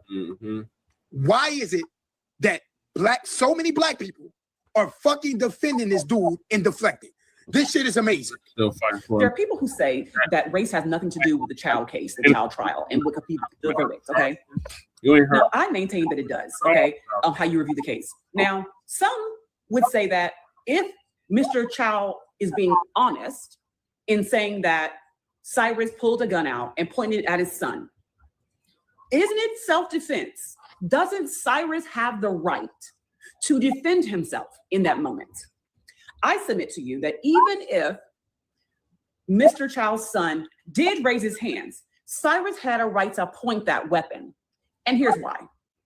A 14-year-old boy who did nothing wrong is being chased, not a short distance, but a long distance, 130 yards. He's being chased by two men who are bigger than him, one who is armed, and neither of them have the right to do so, have the right to control his body. If I'm 14, I'm thinking to myself, what are they up to? Because they're chasing me. I tried to outrun them. Now I've fallen. I've injured my leg, my shin. I've dropped everything in my possession. What more do they want from me? Right. And if I'm that boy, I'm in reasonable fear of imminent harm because I've done nothing wrong. So why are they after me? And if you're telling yourself, he should have known he was behaving suspiciously and da-da-da-da. Imagine if Cyrus were named Cindy. Imagine if Cindy had blonde hair and blue eyes. First, being chased by the two Chow men. The two men, Mr. Chow and his son, Mr. Chow. Imagine those two men were chasing a white girl. Right. What would you think that she had the right to do at that moment? Exactly. Number one. Number two, go even further and imagine that Cindy, blonde hair and blue eyes, is being pursued by two black men. Imagine. Now answer your own question. Yeah. Is race a factor in this or not? Because exactly. I bet your analysis is different. Get that shit. Because I don't give a fuck if Cindy, Cyrus, or whoever were being chased. You're a child being pursued by adult men. So even if what they say is true, that's what they did, Val. You're right, Val. Should not be dead. Oh, that's it. That's the message they convey. The question kept coming up. Tasha Harlow's case in Los Angeles. The question was answered when he was shot dead in the streets 130 yards from a store where he did absolutely nothing wrong. The question was answered when this jury found him not guilty today. The question was answered because a 14-year-old child shot dead in Richland County got no justice. When the family got no justice. I'll pause.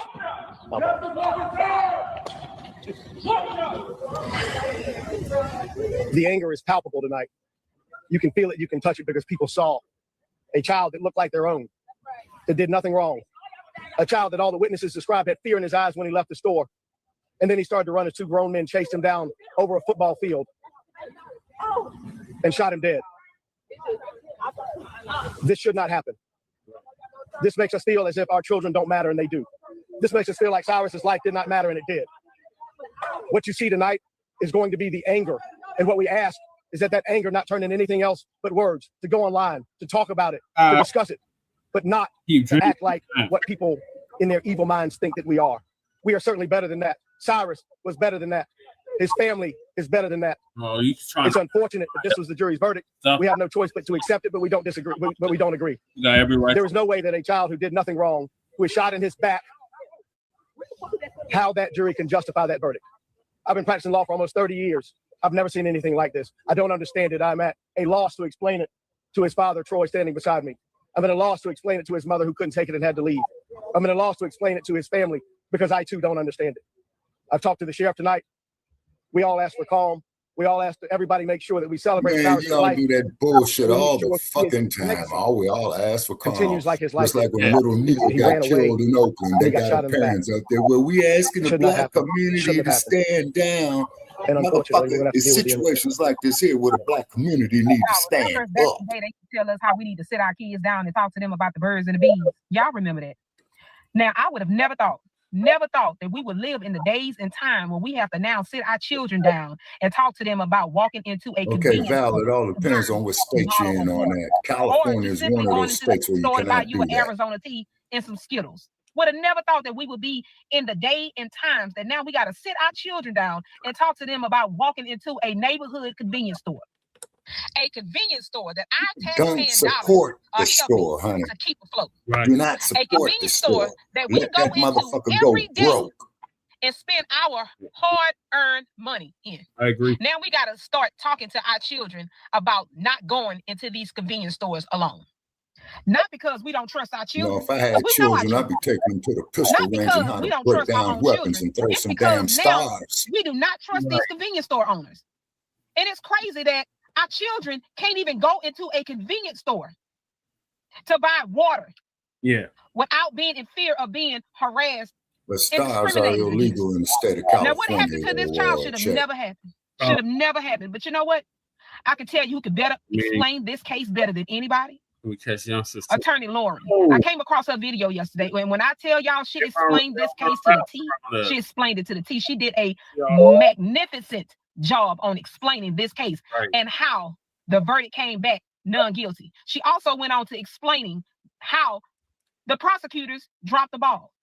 I advise y'all to please go and search Miss Lauren's page, Attorney Lauren's page, and listen to that entire video of her explaining what took place in that courtroom and how the jurors came back with a non-guilty verdict. Y'all go and listen to that video.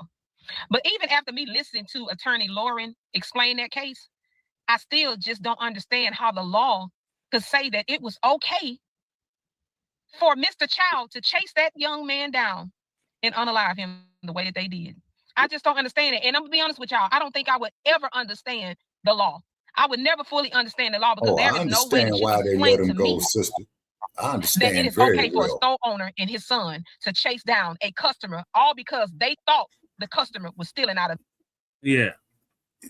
Sister, he was not a customer in their eyes. What he But was what she a does not nigga. understand is it's always been this way. Right. And y'all, did you know they had laws on the books, black codes, that said we could not sue or take any white person to court? You know, they had that written in the law.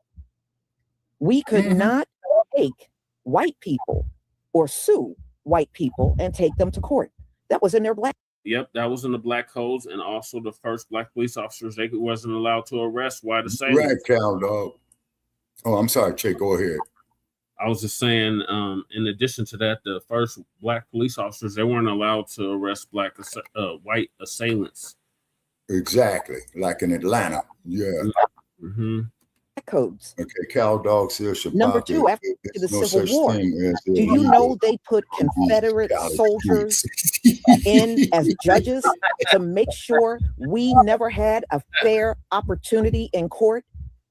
Right after the Civil War, they made Confederate soldiers judges. And every time our people attempted to go to court, they could never get justice. Or they went to jail even when they didn't do anything wrong. Right. So this imbalance in court started centuries ago, y'all. And it continues even to this very day. It's never stopped. You're right, that.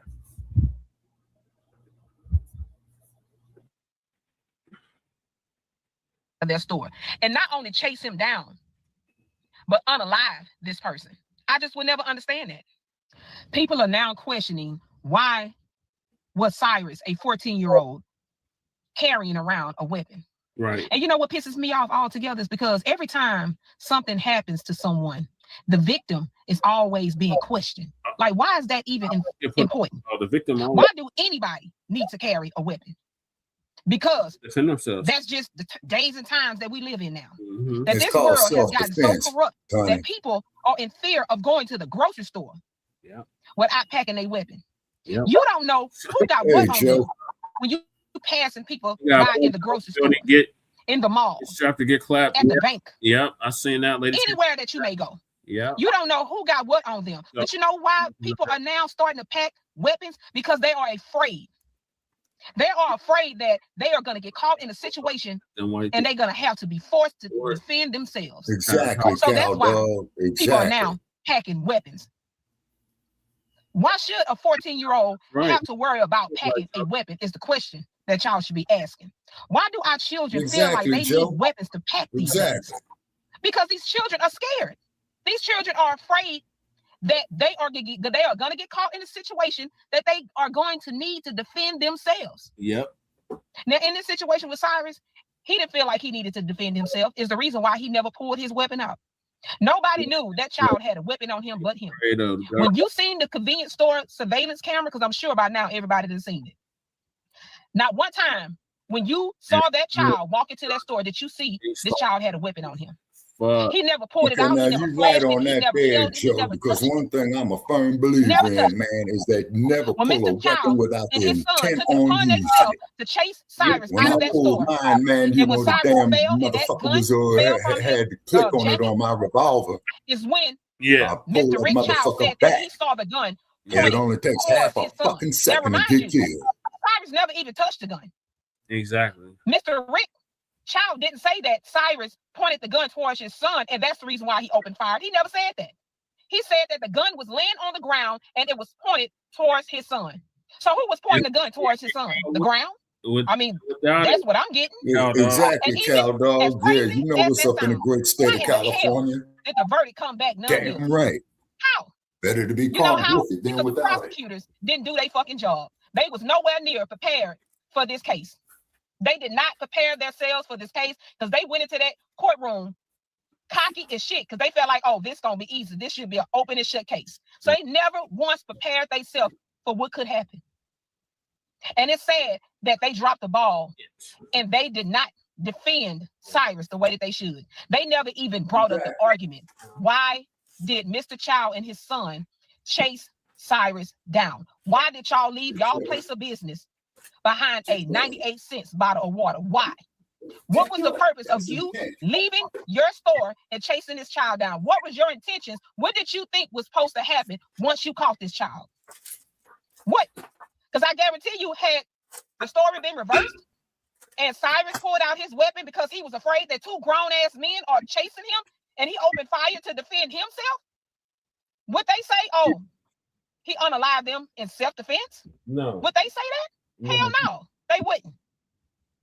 Yeah, but when I tell y'all this story pisses me off altogether because, and the reason why I'm taking this so personal is because I have a 15-year-old son myself. And what happened to that child should have never happened. Right. Baby, when I tell y'all, when I saw the video of Cyrus' mother screaming in court when she heard that non-guilty verdict, the scream that mother let out is something that I would never unhear. My heart breaks for that mother. And y'all know, these children don't even have to be our children. But the fact that I am a mother and I am witnessing another mother heart break because her child was taken away from her. Y'all know when one mother cries, we all cry. And my heart truly breaks for Cyrus' family. Rest in peace, Cyrus. I hate that this happened to you. Right. But yeah, we're going to talk about this down in the comment section. I want to know what you guys think about the non-guilty verdict. I want to know, what are you guys' thoughts on the verdict? We're going to talk about this down in the comment section. Child, let me get out this car and go mind my own business. Put so your Shaun thoughts Tint, on the lawyer of Ricc Chow, Blacc in a experience video said like page as well. He had been asked the question. I think this is why he made this video. Why did you take this case? It was a 14-year-old child, and you should have turned it down because all money ain't good money. And he said, quote unquote, you know what I'm saying? My mortgage has to be paid, and if I don't pay my mortgage, they're gonna take my house. I think that's how he said it. At the end of the day, he said the reason why he took this case because he thought the child said that, you know, he felt his life was in danger. This was the whole basis of his case. My life was in danger because Cyrus had a pew pew. That's what he said. Now, I said to myself back years ago, y'all remember O.J. Simpson, that case, and we all know what should have happened, and it didn't because he had a dream team. Not only he had one defense attorney, he had 3 or 4 of them, didn't he? And I think the ring leader was Johnny Cochran. You know what I'm saying? I think they said if it doesn't fit, if the glove don't fit, you must have quit. And I learned early in life that money made the world go round because I'm like, dog, Money will get you out of some OJ stuff. didn't do it, bitch. Money. When you got money, it would get you out of some things. And just listen to this attorney, how he had bragged and both times he never lost the case, even when he lost the case. That bride Nicole got killed by the motherfucker who she owed that money to. I don't want to hear that bullshit. You know? So my question is, see, he got paid some good money. Somebody asked in the comments, how much did you get paid? He wouldn't discuss that, but we know he got some good money. And that came from all y'all cigarettes, Black and Miles, all the cases of water, bottles of water you bought from him, all the beer, cigarettes and everything. That came from the community. So he got paid by the community. But my question is, why wasn't it a better prosecuting attorney? And if you watch his video, that's what he basically saying. He's saying, I did my job. I did what I was paid to do. It's not my fault because y'all got that weak prosecuting attorney. That's what he said. Because how could a surveillance camera that clearly shows you what happened, no pew-pew was pointed anywhere, but he won the case strictly because Mr. Chow said he felt his life was in danger because Cyrus had a pew-pew, and that's the reason why he took the case also. What kind of prosecuting attorney was on this case? I'm serious. Now, what kind of prosecuting attorney was on his case? Because at the end of the day, lawyer can't just saying, I did my job, and I think I'm a good guy. I don't want some cases, but I got to give everybody the benefit of the doubt. And he said, I'm not the judge. God is the judge. I'm just going to do my job. And I'm going to get paid while I'm doing it because I got a mortgage to pay. You know what I'm saying? So don't come at me. Y'all got bills to pay. I got bills to pay. So the opportunity presented itself. Don't blame me because y'all didn't get a better prosecuting attorney. That's what I got out of this video. But that just goes to show you, y'all, watch where you spend your money. Because at the end of the day, if y'all hadn't patronized with Mr. Chow, could he afford that attorney? This is why they all say the root of all evil is money. No, the lack this is of the money defense is the attorney root of that all defended the Chow murderer. He pretty much had a whole lot of nothing. Goes on to say, oh, well, I represented other evil people, even jail predators. I think the guy in the office needs your help. Anyway, then he goes on to say, oh, you think they hired me because of my skin color? Oh, you think Black lawyers can't be the best? Correct me if I'm wrong, but that feels like a straw man's argument, right? Because no one said Black lawyers aren't the best. We know we're the best. We have to work how much harder to get half of what? So being the best in the room is not an argument. We got that. It's the fact that you used your weapon, which is your mind, against the community. The courtroom is not in a vacuum. We know Ricc is guilty, despite what the court said. We know that Ricc Chow has multiple accounts of being the aggressor. We also know that if you're pointing at someone, you can't get shot in the back. Yet, you're going to say because you need money and need to pay for your mortgage is why you went ahead and defended this murderer. This is why money is the root of all evil. Not that money is evil, because money is not evil. I love money. It's what you sacrifice to get it. Now you're telling everyone that you're not in a financial position to tell this murderer, no, I don't believe you. And you did harm the community. And I'm not only talking about the Black community, I'm talking about the human race by adding this aggressor back into society. If you're getting the emojis of the coons and being told that you're this and that, I get it. It sucks. But you have to recognize that you too are a danger to society. My first time seeing this guy was during the Diddy trials, right? And I thought, man, this guy's a breath of fresh air. Oh yeah, I thought that trick looked familiar. He breaks it down. I think the smartest people can take things that no one really knows about, like law, you know, deep science, and they can break it down as to where regular people can understand it. And I thought he did a really good job of that with the whole Diddy thing, right? He was one of the only lawyers that made me think, oh, like, I get it. I get what they're saying about the Diddy thing. Because at first it sounded like a lot of lawyers were saying, well, Diddy didn't actually do anything wrong. And the way he broke it down, I was like, oh, okay, they do know Diddy's a piece of shit, but the law has to work and blah, blah. So now we get to this situation. And this is what I mean by like how the masses try and dictate life with their personal emotions. So the case with the Chow guy who chased the boy down the street and murdered the boy. Y'all know how I feel about that. I think that's one of the most fucked up things we've seen in the Black rage bait scene in a while. Frame of self-defense when you chase somebody and you had a gun. That's just crazy to me, but whatever. So this guy was the defense attorney. I don't know. He was the guy defending the Chow. And obviously Mr. Chow got off. And so now people are mad at him. Number one, I heard somebody say, I've never heard you come on and break a case down like this before. I have. Again, first time I saw this guy was during the Diddy trials. When all that Diddy shit was going on, he was breaking it down. And now they're calling him, you know what they call him. Every name under the sun, saying he wants attention by talking about it because he won the case and this, that, and the third. There's a lot of people you can be mad at in this situation. A lawyer is not one of them. Both sides have to have a lawyer. And if one lawyer is better than the other and gets that client off, there's nothing you really, bro. I saw a comment section of people pulling up pictures of him and his wife, calling him all kinds of shit, and it's just like for doing his job. You see, when OJ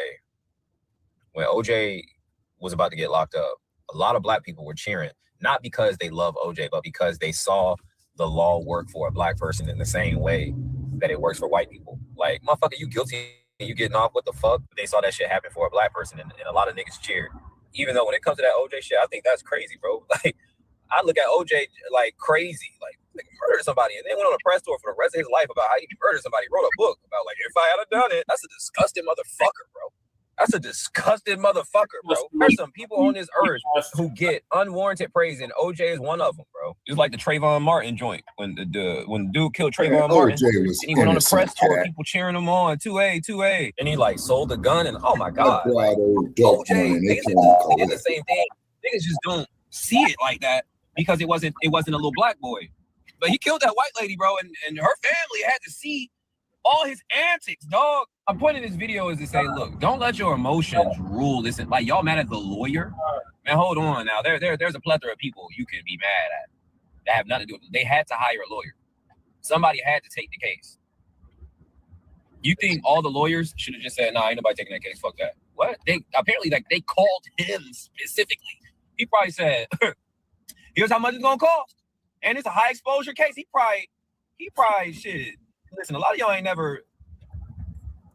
Hey man, I ain't gonna spill the beans. A lot of y'all don't know how valuable a lawyer is. A lot of y'all ain't never got a check from having a good lawyer. A lot of y'all don't understand. A lot of y'all don't understand. You don't understand. To your attorney, the attorney so punk ass up that represented Ricc Chow. Now you already know. You already know. Your business about to go. You already know. Old handyman was a serial killer. I hear you, cow dog. Why did you take it? Was the money that good? Was the money that good? I wouldn't have took the case because I would have told myself, if he don't get found guilty, them black folks coming for me. And guess what? Guess what? They're coming for you.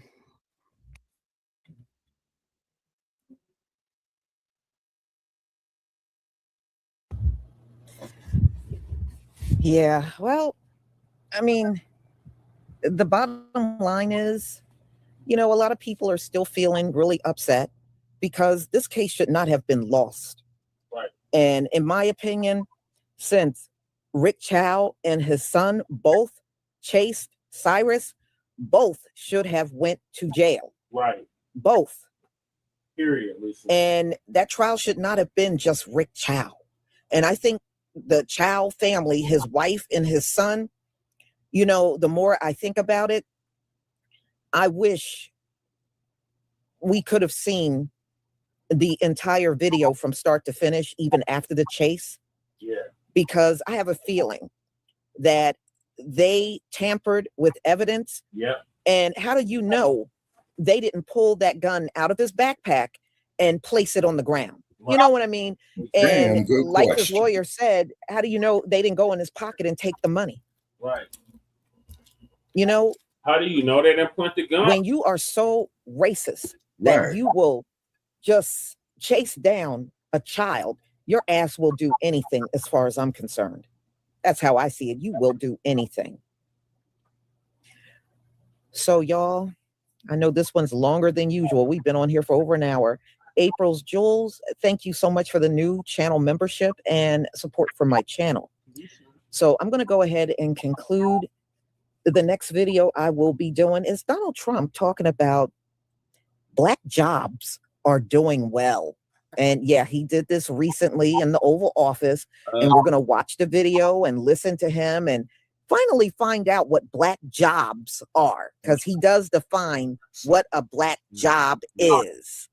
So I will see you at 1:45. Thank you for being here. Don't forget to pick up your hair products.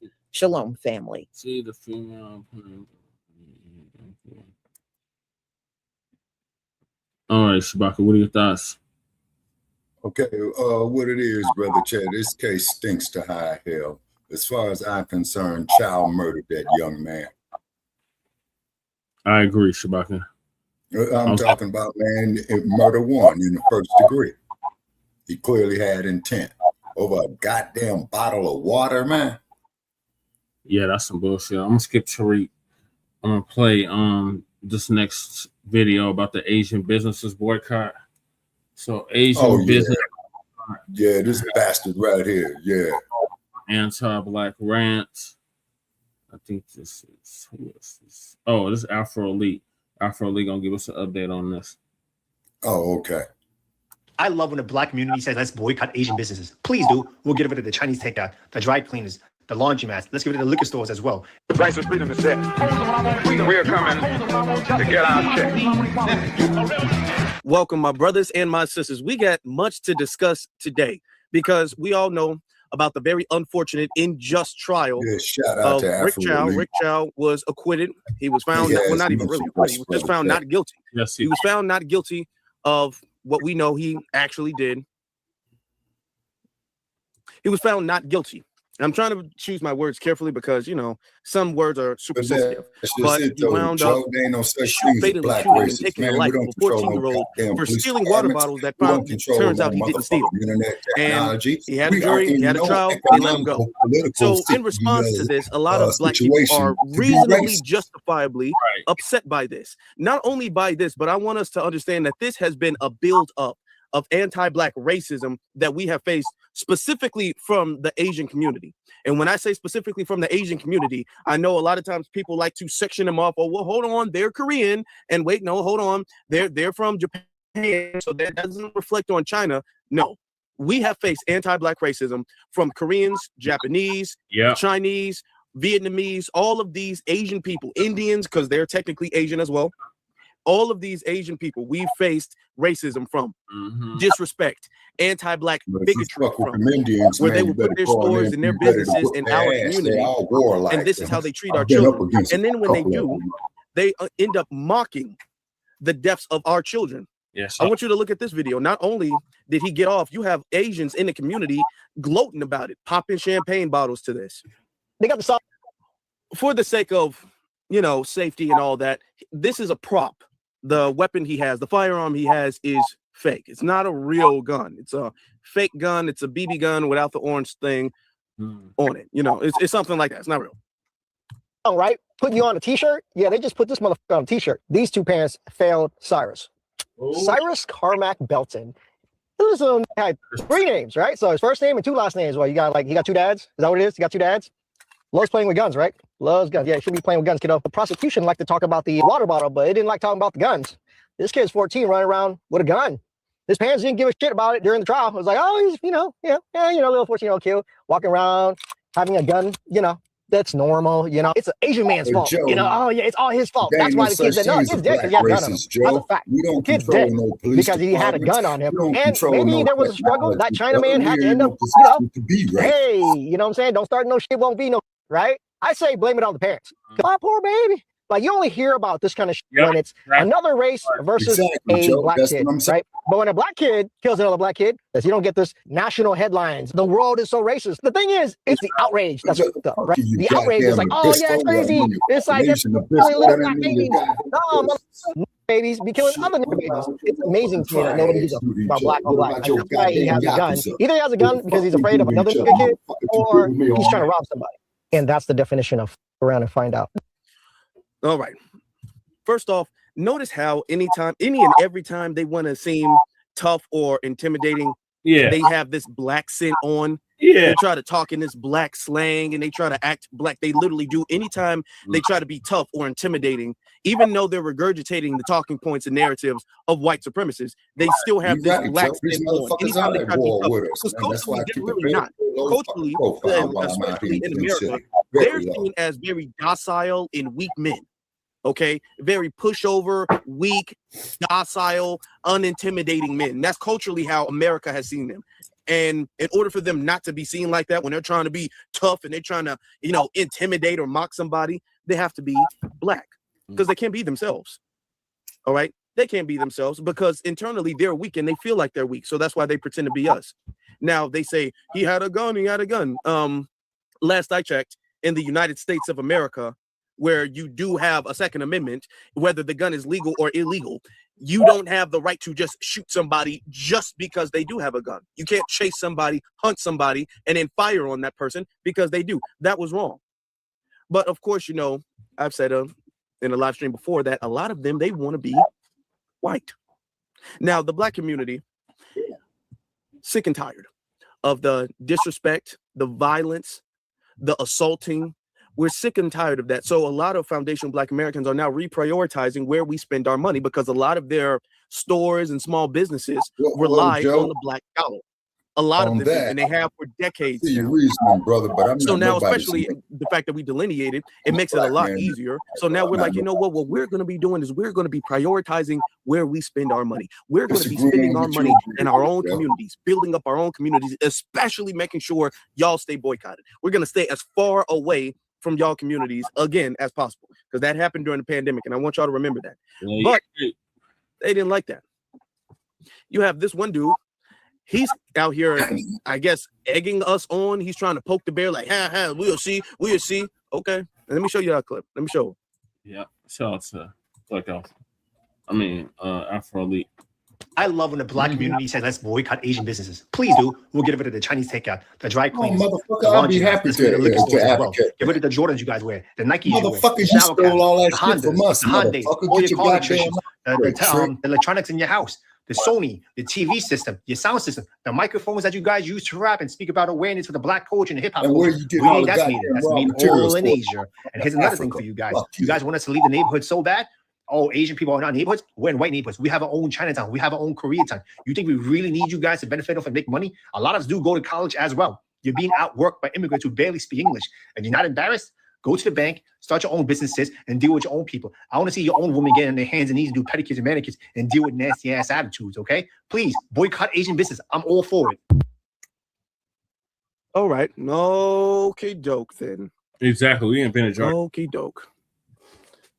Yo, okay. First off, that again, what I mean, anytime they try to be tough, anytime they try to be intimidating, I don't care. Y'all can do what y'all want to do. Okay.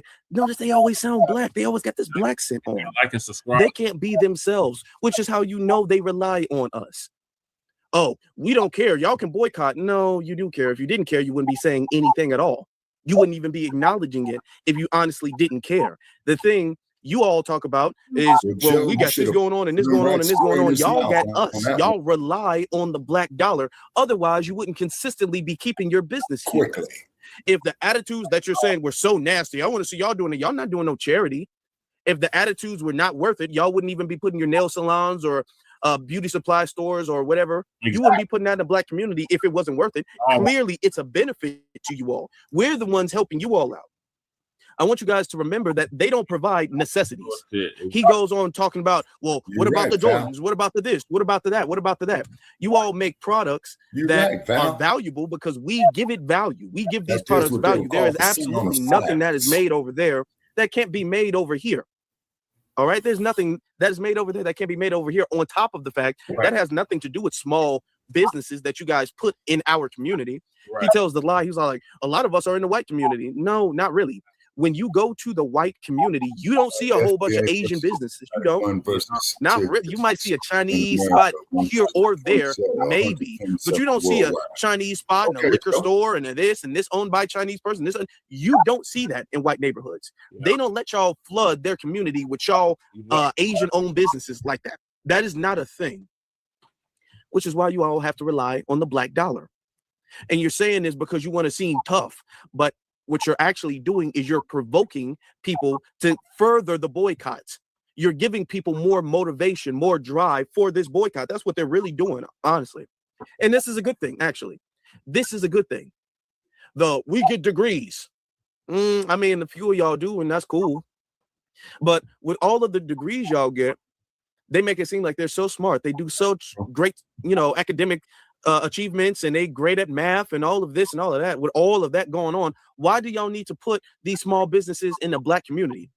That y'all don't really got money like that anyway, and we got it like that, and y'all need to pull yourselves up by your bootstraps. You gonna talk to your customer base like that? It's not a smart business idea, right, Mister? We got degrees and all of that. If that's the case, y'all wouldn't even be needing to do that. Put your business in another person's community so you can so that community can subsidize you.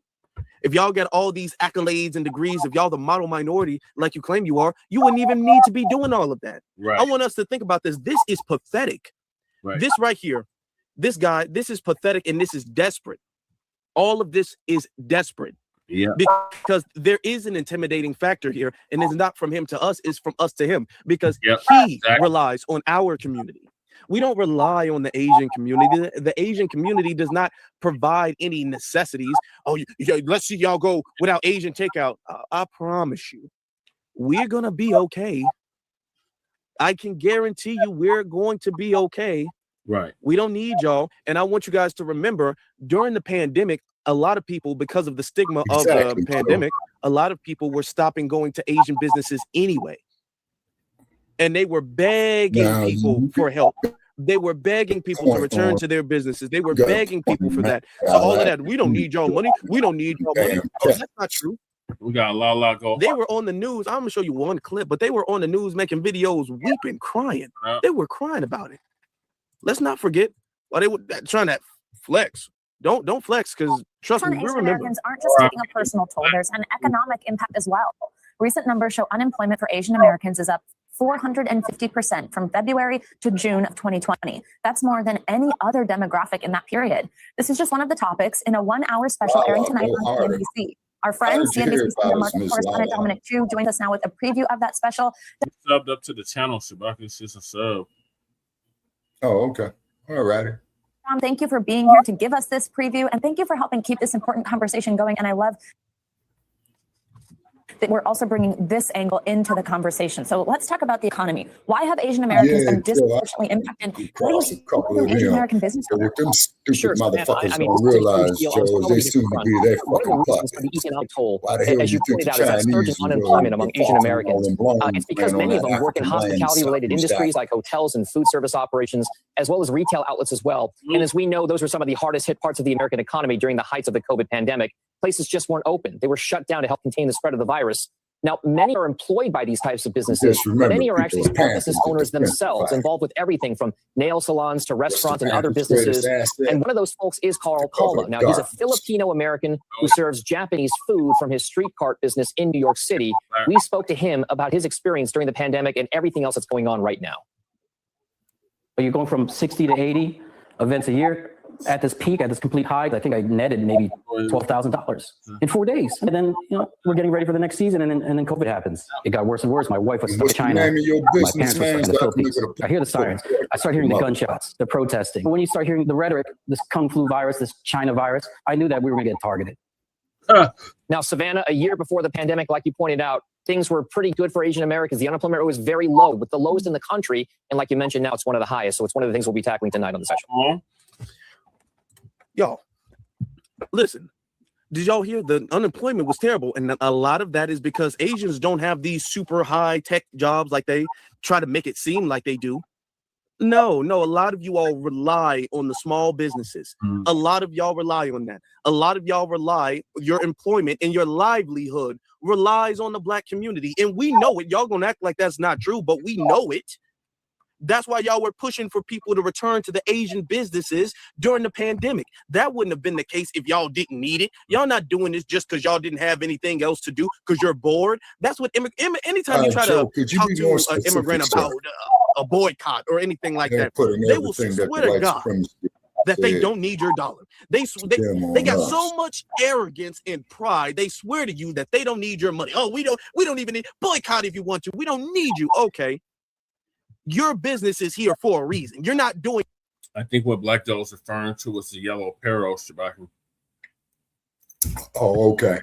Yeah, that was in San Francisco. Yeah.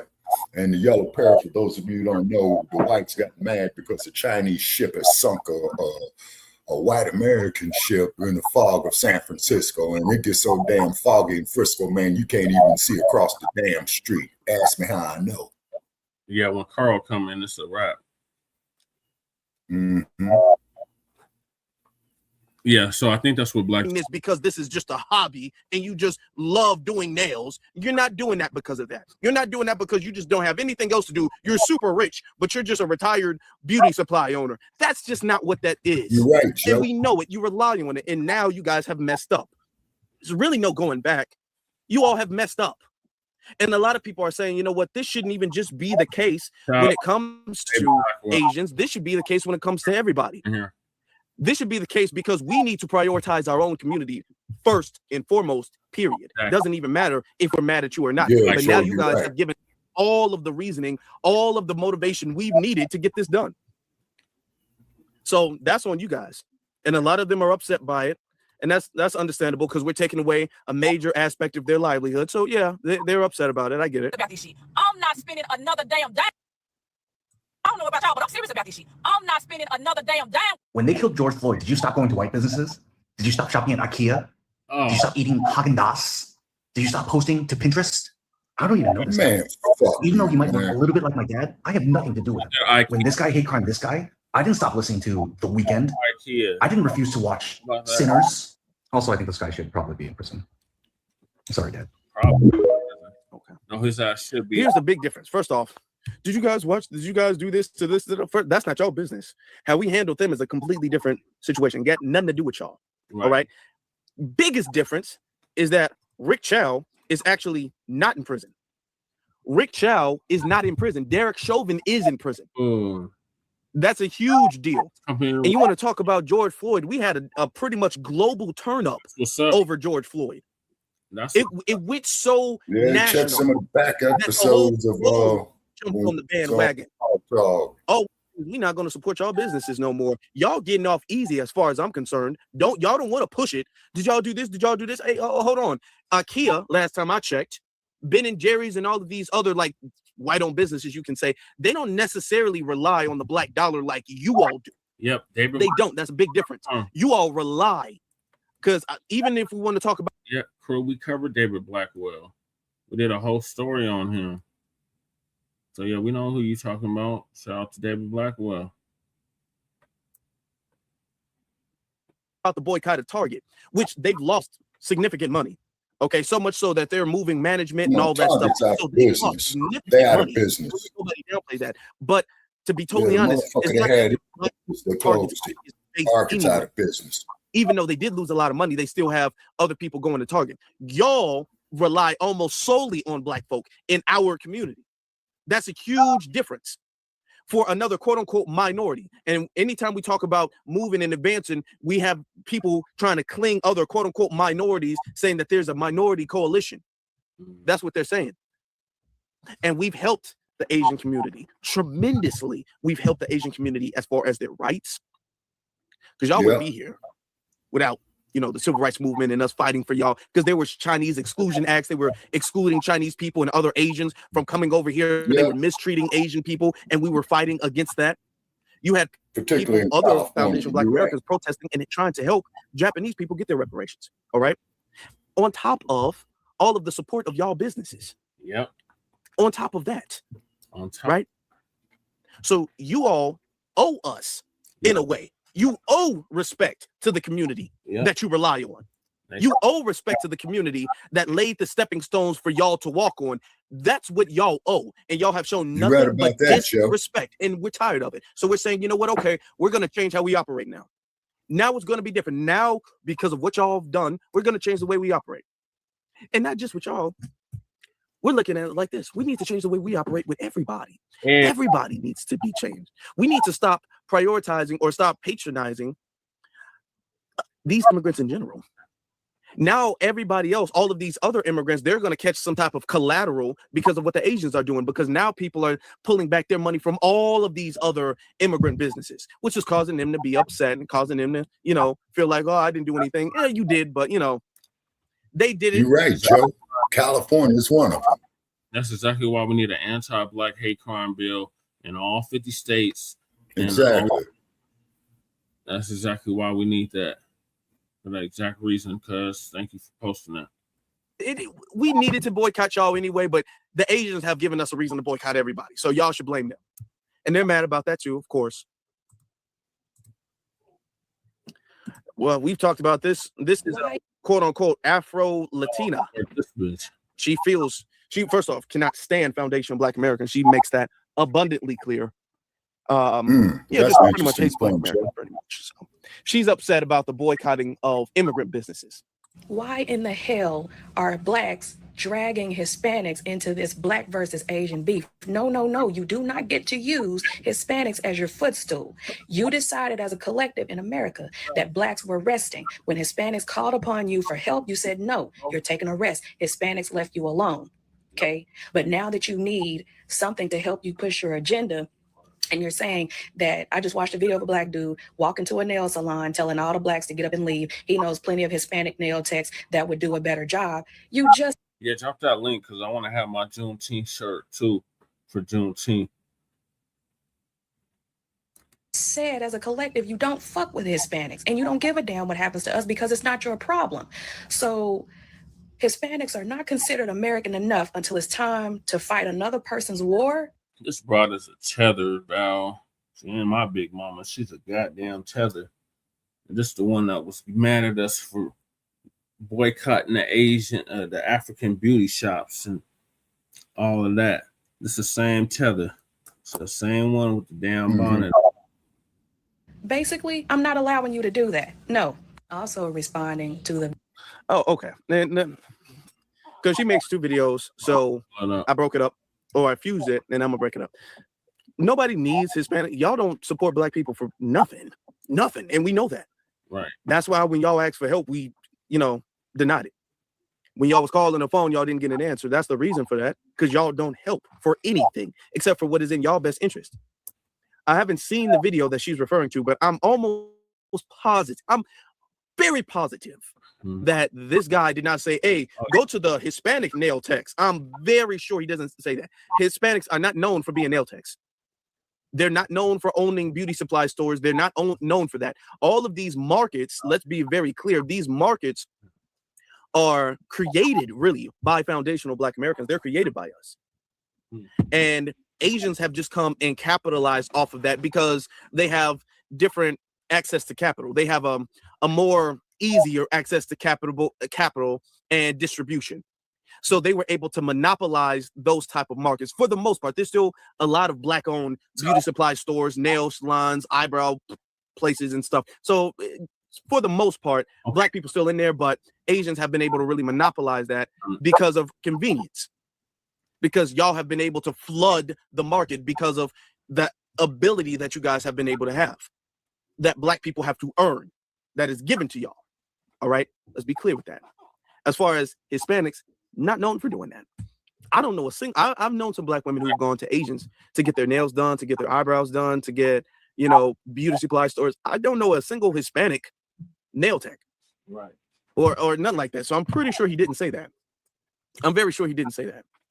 We do not need the Hispanic community in this situation. I guarantee you we don't. This is her trying to tether Hispanics into this situation.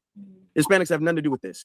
And as a matter of fact, y'all about to catch some flack too, because y'all talking greasy from what I'm seeing too. Look at this. Nail shop video where the Black dude went in and asked all the Black women to leave. Number one, that's harassment. You could have been arrested for that. You can't just go in somebody's establishment and rant, rave, and tell everybody to leave. You lucky they didn't call the cops on you. Second of all, let's break down some numbers. We do facts over feelings on my page. So Asian households outrun whites and Blacks in the race of whose wealth is the highest in each household. So let's say that you, as a collective, you want to decide to take your Black dollars away from Asian businesses. The question here is, would it matter? The answer is no. And that's not to hurt your feelings. That's just to put. It's shut the fuck up. They got like 10, 20 of them all living in the same house. So that's why their whole income is high. And then this stupid bitch, we don't need to go to town for any fucking thing. They put their communities, they put their businesses in our communities. They don't put them in white communities, they don't put them in Hispanic communities, they put them in our communities.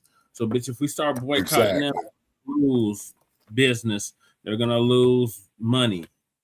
They're gonna get put out of business. So stupid ass Tutter don't know what she's talking about. Put you in a realistic mindset. I'll give you a couple of examples. So this is nothing new.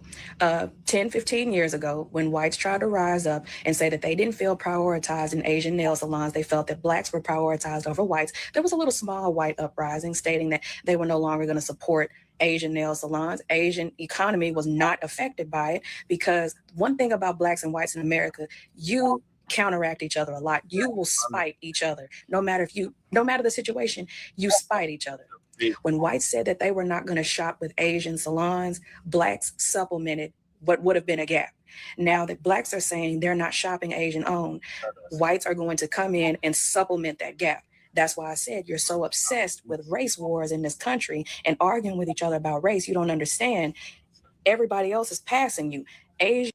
Okay.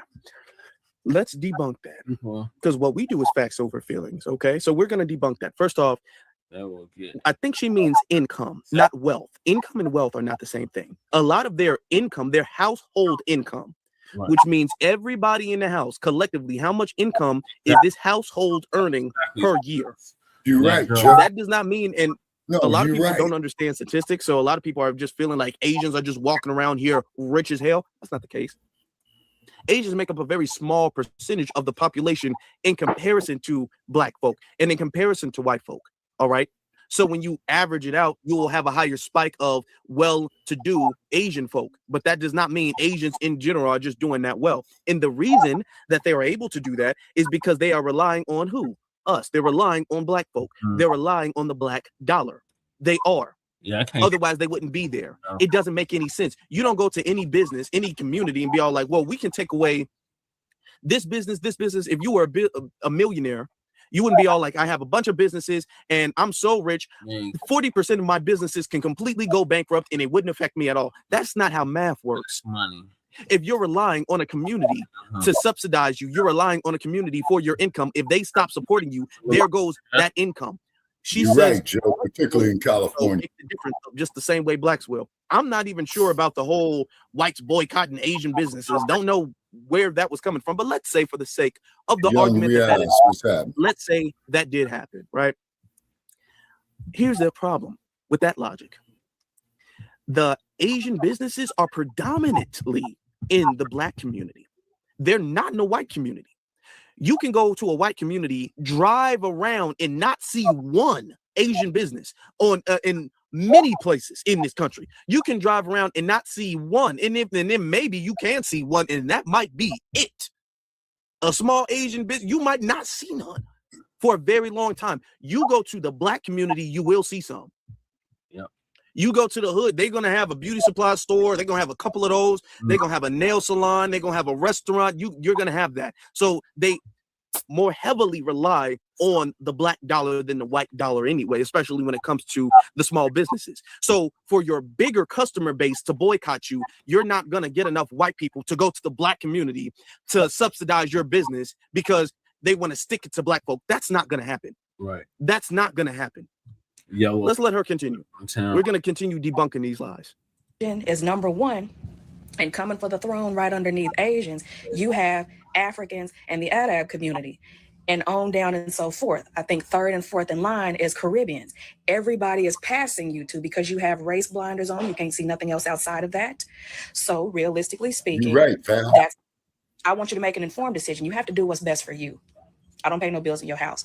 Now, if you do become successful in leading a revolt against Asian businesses, it's only going to be about 10 to 15% of you, because the rest is going to say, well, I was mad about what happened, but girl, I need my nails done. I need my feet done. I'm going over to Ling Ling. And that's just what it is. When that man hollered in that salon for them women to get up, them women,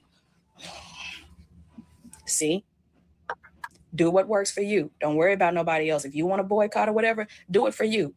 But understand you're doing it alone. Hard facts. Okay. All right. We're gonna see.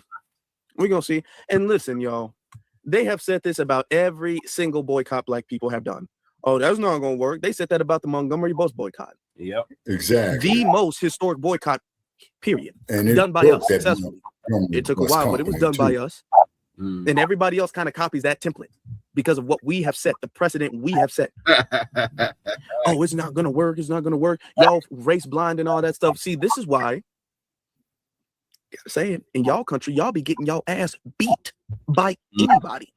This is why those Asians, the same Asians that we're making sure that we prioritize our community against and protect against, will go to y'all community and beat the hell out of y'all. And y'all won't do anything. That doesn't really happen here. There are consequences when they come over here and try that. They do try it. Don't get me wrong. They do try it. They pull it, but there are consequences. Now, of course, you're going to have some people, some bad apples who are just going to go support them regardless. But no, for the most part, our community is close knit to where there are consequences. In y'all community, they can go over there and do anything, say anything. There are no consequences, which is why y'all have to flee. Because y'all do not put consequences on anybody for terrorizing y'all, and y'all conditions are so bad because y'all don't know how to stand up for yourself. Y'all don't know how to get anything done, make anything move. Y'all don't know how to do that, so y'all have to come over here to the people who do, and that's us. That's us. That's me. That's you. That's us. That's what y'all have to do. You don't. Oh, this is not gonna work. Y'all said that about every single boycott. It doesn't take all. I want you guys to think about this. It doesn't take all for a boycott to work. Do you think during the pandemic, every single Black person wasn't going to the Asian businesses and Asian nail salons and stuff like that? You think all of them weren't? No, maybe not all, but enough. All it takes is enough. Right. Enough to dent their businesses.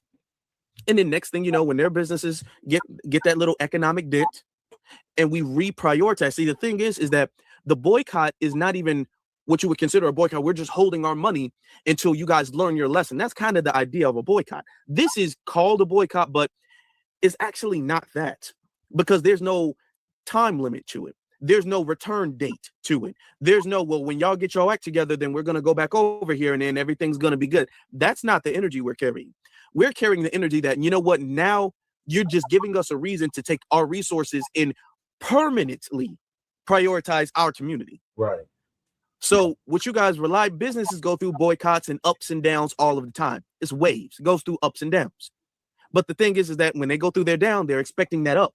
They're expecting that spike after the dip. When that spike doesn't come, or it doesn't come as high as they need it to, then the business starts to go down. Then the spikes start to get deep. The dips start to get deeper and deeper and deeper and deeper. And the spikes never go that high. And the spikes aren't going that high is because now that you've gotten people accustomed to supporting Black-owned business, there's a sense of pride. There's better quality. I remember that. You guys are losing your convenience factor. There's a motivation to support Black-owned business. So there's never going to be that big spike, that big return to Asian-owned businesses, not like y'all would need it. So it might not be an overnight thing. It might take a while for us to get our businesses and stuff like that established, but we already got people sharing Black-owned beauty supply stores, Black-owned eyebrow places, and nail salons, and manicures and pedicures, and all of these restaurants. You got Black people making shrimp fried rice and all that. What is his damn name? The one that does. So it's only inevitable. I'm trying to tell you, don't get upset by them pump faking. This is pump faking. They wouldn't even be saying anything if they weren't upset. This is pump faking. Okay, fine. Y'all don't think we can do it? We can show you better than we can tell you. And we've always been that way. We don't got to tell you or convince you anything. Your checkbook, your numbers, when you run your numbers, how much money you made that year, it's going to convince you. Okay? Yeah. Your income is going to convince you better than my words can. So let me just show you that way. How about that? I'm going to show you that way. As far as the Asian businesses, this has been something we've been needing to prioritize, taking our money away from these people anyway. We've been needing to do that, but Ricc Chow has really set the catalyst. He's really set it on fire. The situation with Ricc Chow, tell us anything, and our brother Cyrus was the catalyst. It was the straw that broke the camel's back to motivate everybody, to convince everybody, you know what, this is not going to work anymore. We cannot do this anymore. We cannot allow these people to have these businesses in here taking our dollar anyway, and then destroying the lives of our children. This is not acceptable, and we will not tolerate this any longer. And this is what we're saying. And y'all can be mad about it. And what I like about it the most is that this is not just going to, as I said again, this is not just going to affect the Asian community. Because she was like, oh, and then there's Africans, and then there's Arabs, and then there's this, and then there's that. Okay, all right. All of that stuff. See, what Ricc Chow did is he's going to set a chain reaction. This boycott, if we even call it that, because it's deeper than a boycott, but this boycott is going to have a chain reaction on all of these other immigrants. Now, everybody, when you drive by an immigrant, you're like, you know what? I'm pretty sure there's a Black-owned restaurant I can go to. Now you've set off a chain reaction. Everybody's going to feel it in some way. And it might be Asians as a focus right now. And then it might be somebody else and somebody else. We might have to take this in steps, but it's happening because we've already delineated. We've already have enough people culturally motivated to support Black-owned, Black Americans. So you just pushing and giving a boost to that, you giving motivation to that, to be honest, that's a good thing for us. It's going to be bad for y'all. Y'all going to find out. Well, like I said again, I can show you better than I can tell you. And I want y'all to tell me what y'all think in the comment section below.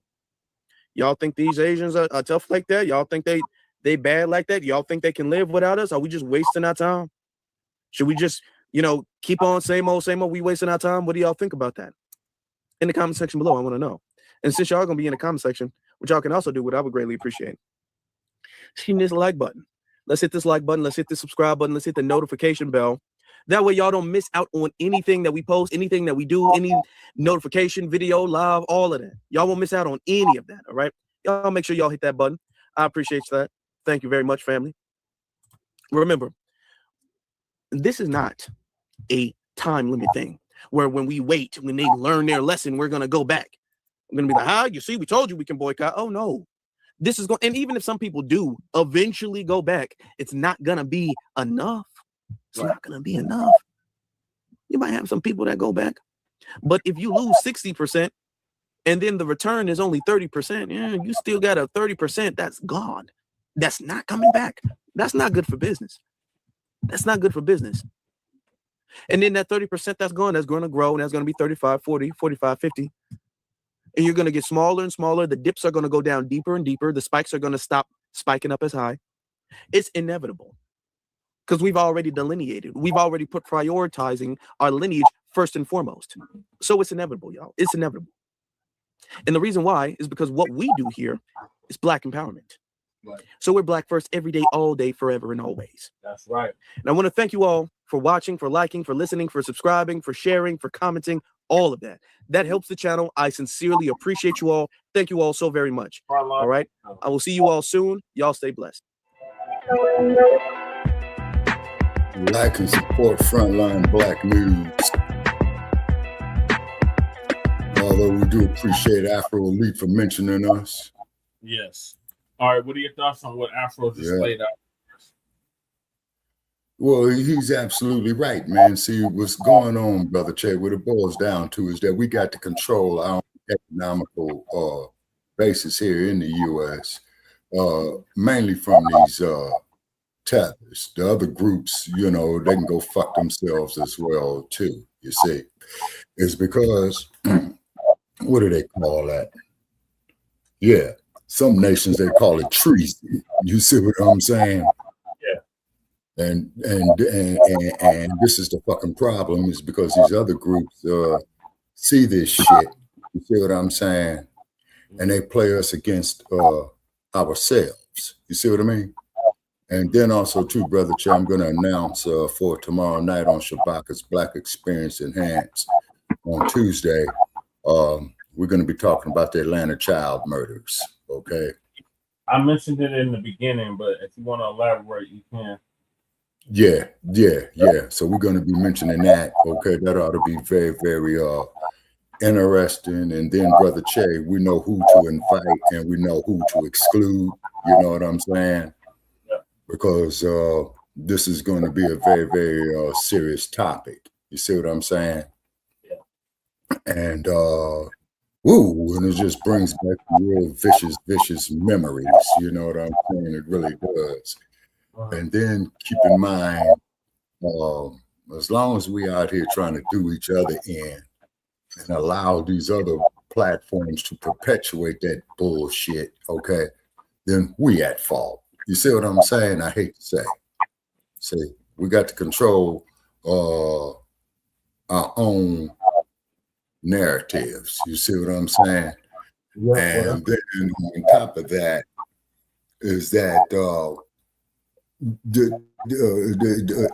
show is going to be controversial. You know what I'm saying?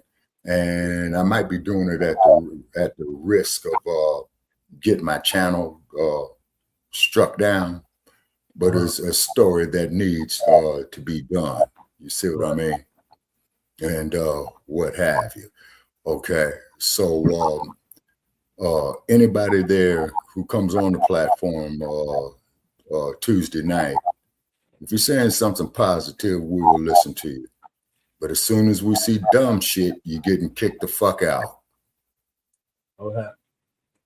Yeah, you see, because this is a very, very serious issue, and the generations after me, you need to know the significance of this case. Okay, I believe that the main reason they were doing was experimentation on us. Yeah, you see what I'm saying? Yeah, that's what I believe. It's a gut feeling, but we'll see how it goes. Okay. Everybody knows who can come up on the platform, and everybody knows who is not allowed to come on the platform. Okay. So, I'm making a few phone calls on it, inviting folks, you know what I'm saying? And I'm going to try to get some elders, Brother Che, you know what I'm saying? Is because your generation definitely needs this knowledge. You see what I mean? Because we are not each other's enemies, although they put us against each other as such, but we're not. See, that is what the fuck that they are in fear of. You see what I mean? Seriously, just like Charlie, what's his name up there in Utah? Charlie Utah is what I'm going to call him. Connect the dot. You know what I'm saying? And you saw what happened to him, and I'm glad it was one of his own. You know what I mean? Me too. See, yeah, and I hate to have to put it like that, but keep in mind that this is a country that has experimented on us. This is a country that has killed us for recreation. This is a country that I always want to come talk about. What about the BBC? Connect the dots. Yeah. Be on BC. You see? Yeah, so they always want to come up, on that bullshit. You see what I'm saying? Okay. Yeah. And then not to mention the fact, like when they burned down Black Wall Street, okay, they were in fear of that Black economical power. You see? So this is why I say, fuck the goddamn Supreme Court of the state of Oklahoma. See, they always come in with that shit. Oh, it happened so long ago. Now let's let a 105-year-old black motherfucker who went and murked two Nabiscos in his 20s, right? That's over 85 years ago. They would still haul that motherfucker into court. Yeah. You see what I'm saying? Just like that TV show, what was that there called? Case. Remember the TV show? Yeah. Case. See what I'm saying? That shit. Statute of limitation on murder. Yeah, exactly. But how come the motherfuckers that bombed that church down in Birmingham in 1963, how come their asses didn't go to fucking jail? Right. Because of Jim You see what I'm saying? Yeah, exactly. You see, so, this country got a whole lot to fucking answer for, So any motherfucker who coming up there tomorrow night or Tuesday night, well, what about black on black crime? Don't even bother coming by, because we're not going to listen to you, and your ass will be shown the door very, very swiftly of this knowledge that we're about to drop. And it's very, very important, Brother Che, that your generation sees it for what it is. You see what I'm saying? It was genocide. Mm-hmm. That's exactly you what see, it was genocide. Okay, now let me see. Cow Dog was saying something here. Okay. All right. There wasn't a brother that had hostages in that bank in Bakersfield. Okay. Okay. Enlighten me on that one up there in Bakersfield, Cal. What happened with that one? It was an Asian dude, if I'm not mistaken. He took a bunch of people hostage in Bakersfield a few days ago. Oh, okay. Yeah. So I missed out. Okay. I didn't know that one. Okay. Yeah. Okay. And Cow Dog says the nickname, the Birmingham. Yeah, Cow Dog. Yeah.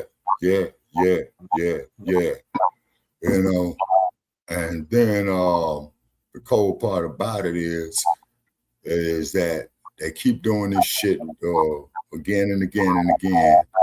And then another thing we're going to be crumb bumming on too in the future is the bed wenches, okay? And so, you know, I expect some fireworks on that. You see what I mean? Yeah, a lot of them are feathers anyway. But moving along, the Asian community has something they wanted to say. So Asian community speaks out about the FBA boycott. So Brother Water, you're going to give us an update on that. Okay, that's the brother out of LA, right? Oh, shit again. Earlier. No, he's out of Florida. Oh, okay. I had one. I think I was going too hard. The streets is definitely not ready for that. That was too heavy. So I'll give you this. You know how all these uneducated Black people trying to push Asian people down, boycotting their businesses, talking shit about us? If I know any business that is Asian owned or Asian people will get benefit from it, I will not be buying from them. And I hope people make lists of businesses that are Asian owned so we can start boycotting them, because the disrespect to not only get away with murder, but to come on the internet and taunt the Black community saying that it's impossible for them to boycott you. Yeah, we're not gonna tolerate that. Or as far as me, I'm joining in the boycotting. Like, this is crazy. Oh, yeah. I didn't like it hadn't been there that long, but I came up here the other day and stood across the street and got some shots. This is crazy. Like, how? Yeah. How bold could you be? I know. You wouldn't think it. It's like I didn't even see it. I saw somebody else out here standing up here looking at it. I was just walking down the sidewalk over there. I was like, it's like premeditated, because it's like we just got the verdict of the Cyrus Department. Yeah, I remember that. There's no way you crazy could have done that this quick. Yeah. Every single one of you over there boycotting Asian business and spreading more Asian hate. Oh, fuck you, you stinking bitch. I cussed this stinking asshole out on Facebook today. Those are your people words. You people. Yeah, I saw that bullshit earlier today. I cussed that stinking bitch out. Excuse my language, Val. I don't like that shit. Little Richard Ali, Ida B. Wells, Malcolm, Billie Holiday. Oh, it was a white boy. I thought it was an Asian. Okay, I'm still corrected. Thank you, Caldar. That held them people hostage in Bakersfield, Shabaki. Okay.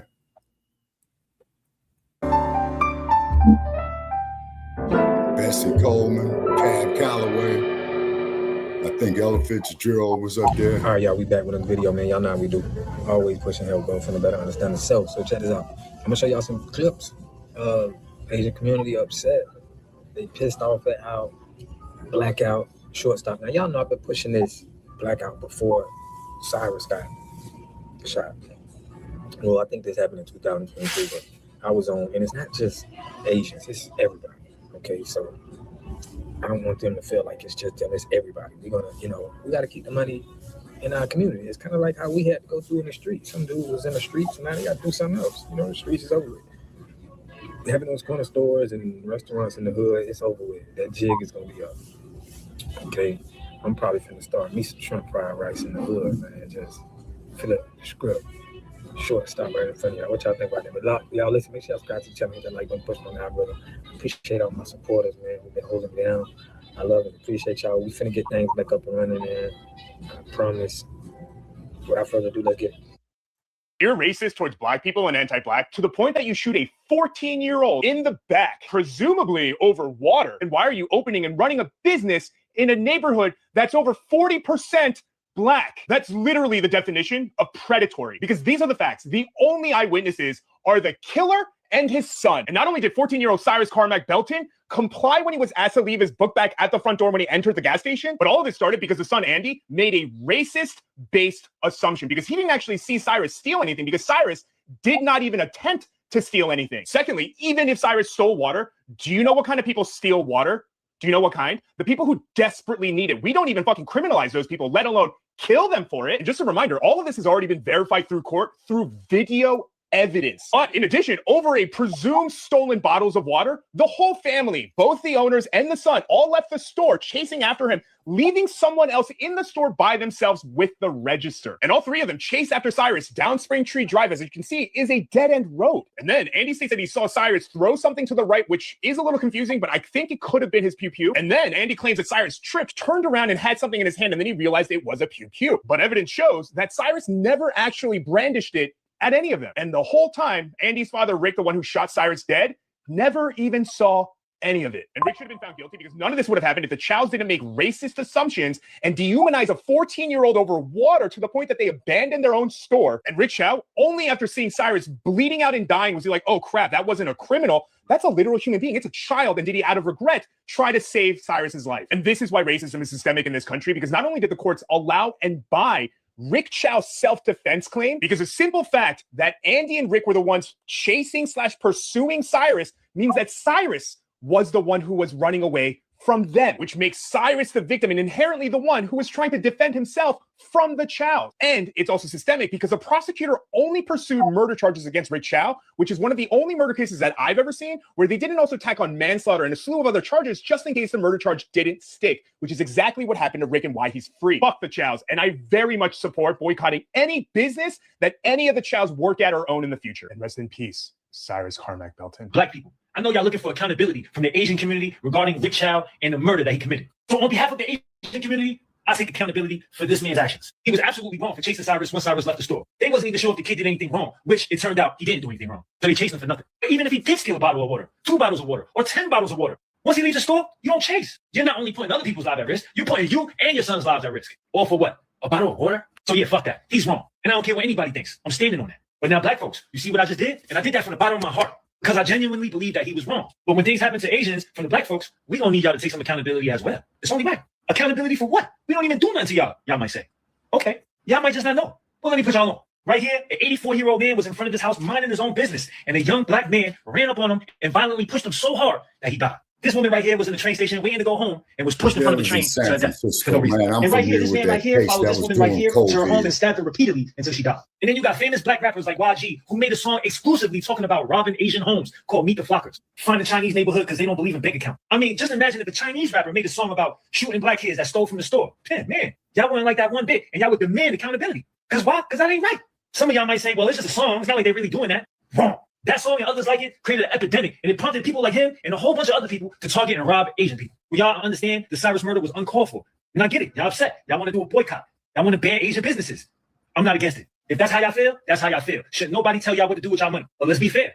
Just like when y'all see all them examples I just showed, y'all probably was like, well, that's just dumb. That's not all black people, and you're absolutely right. But on the same token, Ricc Chow doesn't represent all Asian people. That's him, not all of us. After that Asian man got away with murdering a black teenager, this other Asian man came on the internet and said that it's impossible for the black community to boycott Asian businesses. And let's just show them that nothing's impossible. Because from now on, I'm not buying anything Asian. If I know any business that is Asian owned or Asian people will get benefit from it, I will not be buying from them. And I hope people make lists of businesses that are Asian owned so we can start boycotting them, because the disrespect to not only get away with murder, but to come on the internet and taunt the black community saying that it's impossible for them to boycott you.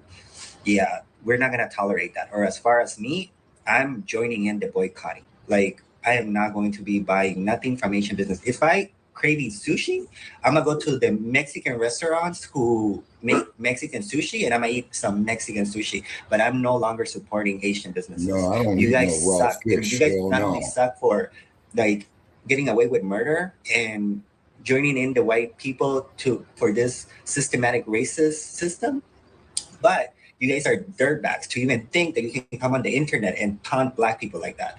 Like, how fucking dare you?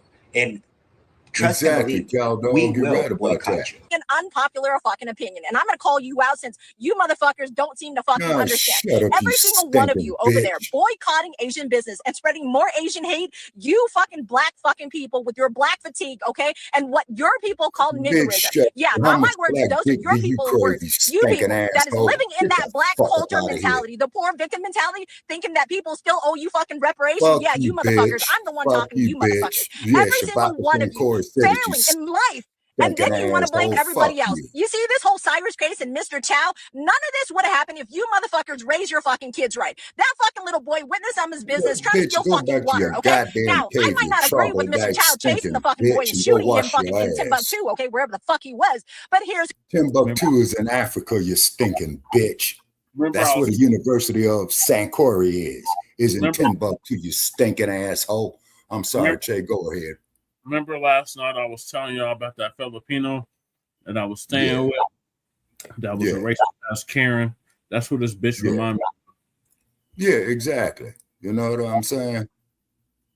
The crazy part. Yeah, if you had exactly, disciplined Cal, your fucking boy dog. right, She he thinks she's wouldn't right. be in someone's store trying to steal fucking a 50-cent bottle of fucking water in the first place, okay? Not only that, you go and attack the fucking attorney defending his clients, and then here's the truth of the matter. Fuck that Your attorney. people, there are 7 black jurors who found your kid responsible, It's making cool, Mr. Cal, Chow, dog. okay, not guilty because they understand your fucking culture, your mentality. You failed your kid. Your society failed your kid. Your mentality failed your You kid. know That what, you niggerism stinking fucking asshole? I attitude think my failed your parents fucking did kid. well Now, raising if me, you you can't reflect fucking on hoe. that, and Go if you suck can't a dog understand and dick, you take stinking accountability for your bitch, and fucking fuck failure, you. this will continue. More black kids are going to die. Your community is still going to struggle, and your people will fucking continue to be in poverty. No one's gonna give you a fucking handout. Stop asking for a fucking handout. Stop thinking you're gonna fucking make bank off your Fuck you, fucking bitch, kids' and debt. that's why Okay? we born What you you. need That's to why fucking we do is boycotting you self-reflect on your stupid people, your motherfuckers. culture, We your want to fucking see you community, out and there stop on blaming Skid Row. everybody else. We want Let to me see tell you, you out there on boycotting the 6 fucking and Asian San community, Peaches, they're you probably lying, thanking God that your stinking ass fucking black ass motherfucking don't hoe. fucking go Go into their suck a fucking store goddamn anymore to cause a dog's dick, fucking you muck. stinking ass Like, this tramp. is In fact, I would not let you suck my dog's dick. That'll be animal abuse. Remember Shabaka, Karen Bass gave Come him to a think million. Remember Karen Bass Karen gave him Bass did what? Remember Karen Bass gave him $1 million to the Asian businesses? Oh yeah, sad. But a black-owned business in Los Angeles can't get $50 from her ass. Yeah. Crazy. Oh, yeah. I did it like it hadn't been there that long, but I came up here the other day and stood across the street and got some shots. This is crazy. Awesome. Like, how bold could you be? I know. You wouldn't think it. Hurry up and buy from the Minister Society. Got him. Y'all see the window? Yeah, hurry up and buy. He's like, I didn't even see it. I saw somebody else out here standing up here looking at it. I was just walking down the sidewalk over there. I was like, It's like premeditated because it's like we just got the verdict from the siren, the siren department. There's no way you could have done that this quickly. So, you know, I don't call myself an influencer, but I have a few million views between my videos. So I'm going to give you all the publicity, all the attention that you have been wanting, because this is disgusting. This is fucking disgusting. I can't believe it when I was coming down the street. Like, is this?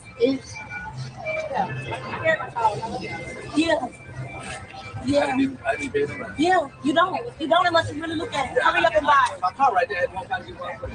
Yes, sir. Hurry up and buy. The 2 little black boys and an Asian man. Yeah, I agree with you, Val. I'm tired of them talking shit to us Earlier, too. I had one. Fuck them. I think I was going too hard. The streets is definitely not ready for that. That was too heavy.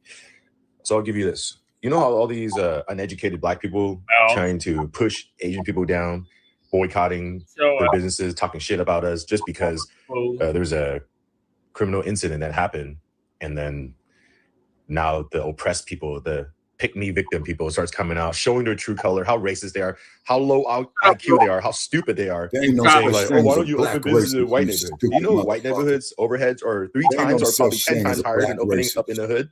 Maybe learn about simple economics before you open your fucking mouth. Hey, quick little Oh tidbit. yeah, I know To that about Asian motherfucker that economics. said Trick. that black That's people why I can am never opening boycott us my because we fucking need mouth. you guys. No, fuck, nigga, we don't. We don't need you. Let's historically talk about something called redlining. The reason why you go to any black neighborhood and you find an Asian store, be it a fucking hair store, a liquor store, corner store, whatever. Do you know why that is, bitch? It's because when y'all went into white neighborhoods and wanted loans from banks, they denied you. If your address for your so-called business was going to be in a white neighborhood or predominantly white area, they would say, no, we're not giving you that. We won't give you a loan for that. But they would give you a loan if you put your business in a black neighborhood, meaning you're not good enough for them, but they felt like you were good enough for us. We were doing well before you got to this motherfucker because we had what? Black-owned businesses that did the exact same fucking thing that you guys are doing. But because of redlining, bitch. Exactly. Break it down, sister. In the late 60s and early 70s, motherfucker, y'all came over this bitch and they started giving our business loans to y'all fuck niggas. That's what happened. You won't go into any area that's predominantly white and find any fucking Asian hair store. You know why? It's not because white people don't need hair products. Bitch, they don't want you there. Right. They don't want you there. You will not go to any white predominantly area and find, guess what? An all Asian fucking corner store or gas station. No. You won't find that. You won't find y'all motherfucking asses nowhere as far as owning a business in a white neighborhood or predominantly white area ever. You won't. You might live there. Right. But the sad thing is, though, you will never be able to, in America, especially under this regime, you will never be able to open a business where you live at. You won't, because you're not good enough for them people. The same way you try to shit on us, bitch, we have something, our own neighborhoods with black businesses. Because if the day yours closed down, we can buy your business and open ours right up. Yep. We can do that where we live in our neighborhoods. Can you do the same? So can you do the same? Because unlike black people, y'all don't live amongst yourselves. Y'all don't live amongst your own. Y'all don't. Y'all may shop amongst your own in Chinatown, those Oriental places, but y'all don't live amongst your own. Yeah. Go to Chinatown in any area. They don't live there. There's just stores there. And usually Chinatown is run down. Usually it is. It is. So get the fuck out of my face talking about we need y'all. You need us, because the only way you guys are going to make a profit is if we give you the money, because they don't feel like you guys are worth it. Yeah. How about them apples? Look, I wasn't going to talk about the Ricc Chow situation, but as an Asian American, I have to talk about this. Black people are calling for other black people to boycott all Asian businesses. Are you kidding me? So the actions of one individual represents the entire race, huh? We should punish the entire fucking race because of one person. Yep, that's how y'all do us. So yeah, exactly. I was just about to say that, Shay. Yeah, look at the.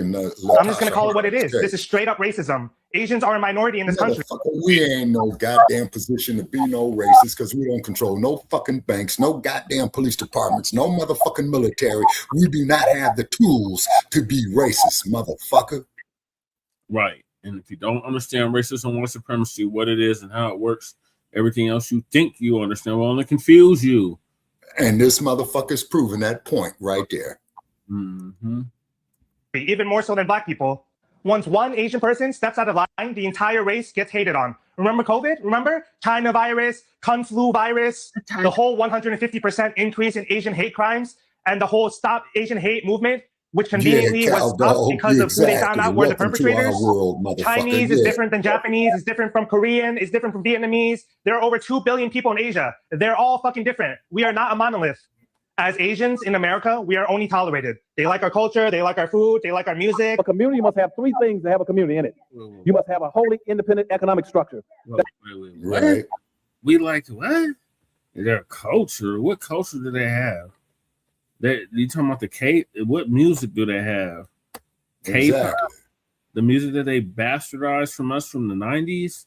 Come on. Oh, hold on, brother Che. Whoa. You just brought up a very, very good point there. Look at that group called Hiroshima. Yeah. Yeah, look at that group there called Hiroshima. Myself some goddamn nerve. To hell with these damn Asians and their bullshit. Shout out to Michael for being an actual ally. But the hell with them Asians. Like, this is ridiculous. Right. And that's nothing personal against Michael. You know Right. what I'm saying? Excluded from Because that. Michael is the main, And he's Young the main Riaz. contributor of this. Young Riaz. Oh, yeah, and Young Riaz as well, too. But once again, though, brother Che, all these Asian companies, the laptops, the stuff like that, you know where I'm going, they get all those raw materials, man, out of Africa. And why the hell do you think Xi Jinping, man, wants to build that trans-African highway, man, all the way from South Africa, man, clear up there to Kemet? Yeah, so they can transfer the resources, Sabaki. Right, exactly. You see what I'm saying? Exactly. Because as we had pointed out, brother, that Africa is the only continent, man, that is that goes down to the core of the earth, does it not? Yes, rooted to the earth. Yeah. Okay. What was I gonna say? You see, they're not doing nothing about them Asians in South Africa. They're not doing nothing about them Asians in Africa at all. Them Asians, right? Tons of shit. Exactly. Nothing about it. Right. And then what these goddamn Nigerians doing shit, they send us scam emails over here, man, talking about they got $500 million to transfer into the bank, and the main ones they want to scam is black people in the U.S. Let's hear from Dr. Claude Anderson. that provides good service products and things for your own people, and jobs and tax bases for your own people. You should at least control 4 basic things. You should be trying to control water, food, medicine, and energy to be able to survive and compete. Yeah, we got Mr. Pollock. He had a cornfield. He took advantage of a free water test from us, and this is what we found in this water. We found sulfur. We found hardness. We solved this problem. They can't even go on their own beaches. The damn Asians is running amok in Jamaica too. Telling the Biscos and the Asians. Okay, I didn't know that. You can't go on your own beach. Remember, that's where Kamala Harris's dad is from. Yeah, that's true. Yeah. With an easy fix of 2 tanks. So get your free water test today. Stay blessed. Click the link below. All right, thank you, Water God. All right, what are your thoughts on these Asians being upset about our blackout? Let the motherfuckers get more upset. Let the motherfuckers get more upset, man. Keep putting that left jab on that same eye and swirl that motherfucker shut. And let's build up our own goddamn businesses. We could do it, people. We could do it. Right, we definitely could. All right, so I'm kind of pressed for time, so I'm gonna try to get through this as quick as possible. So we got Sharky gonna give us an update on why we need an anti-black hate crime bill. It's much needed. Right. Oh, great Black Shark, yeah. Classify themselves as on paper, won't allow them to put their businesses over there. Moreover, they're not their customer base. Think about it. But every one of those businesses that's in our community, if we didn't do business with them, who gonna come do business with them, huh? Exactly. It's not gonna be the community they want to fit into. We damn sure know that. So it's time to make these people put some respect on our names. So, family, not you all know what discourse is gonna be here tonight. Let me scroll up and greet those of you who are my esteemed guests in the building. Let me make sure I can see every one of you. Okay, looks like I can. I see the esteemed vegan queen, Miss Ebony Dean in the building. I see Project Leroy in here. What's going on, comrade? Mr. Sam is in the building. Tanisha Murdoch is in here. This is Miss L is joining us. Okay. All right, let's see. I see OC Whiteman in the building. Sakina Collins in here. D Love. Phil Hot one's in here.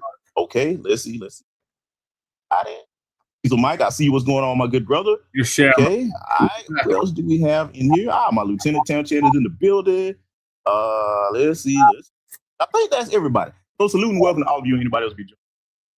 Due to the brother Black RU, cash up in advance. All right. Yes, I know it's a Sunday broadcast. Yes, I know we're a slight bit late, but we are here nonetheless. Okay. So, family, the first thing I want to do here, I want to review something. Okay. So I'm not gonna play the soy sauce supremacists. That's the main one on TikTok tonight. Go ahead. You go ahead. Black community. You go ahead. Go ahead. Go ahead, Boycott. Go ahead. You can't do it out us. You can do it out. Cat and mystery meat. You can do it out. Shut up. We're gonna show you better when we tell you. See, look, let me give him a thank you before I play this young lady here. Okay. Lil Buddy and the rest of the soy sauce supremacists, they're talking like that. Okay. Thank you so much. I know you're like, brother, what the hell you mean? No. Thank you. Oh, thank you. You see, my people, like the illustrious and immortal Grandmaster teacher, Dr. John Henry Clark said, we suffer from our beautiful humanity. Okay. Our beautiful humanity, as Dr. John Henry Clark said, has been a double-edged sword. We're the most compassionate people in this country, more likely on the planet. Sometimes our people need to be kicked in the teeth. And when they put it plain like that, thank you for issuing the challenge to all of my people, because your community has been showing their asses for quite some time. You've been attacking our women in your stores, locking them in. We've seen with our dearly departed brother and all of our child, Cyrus Carmack Belton, unjustly murdered, Natasha Harlan. I mean, the list can keep going.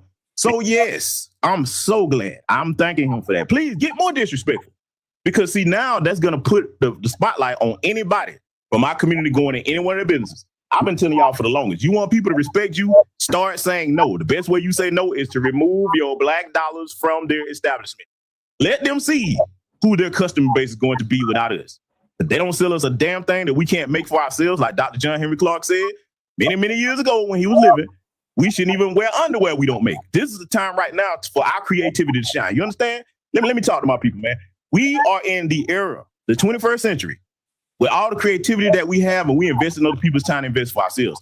There isn't a damn thing in this country that we can't make ourselves if we put our minds to it. You understand me? That's right. So that's my challenge to my people.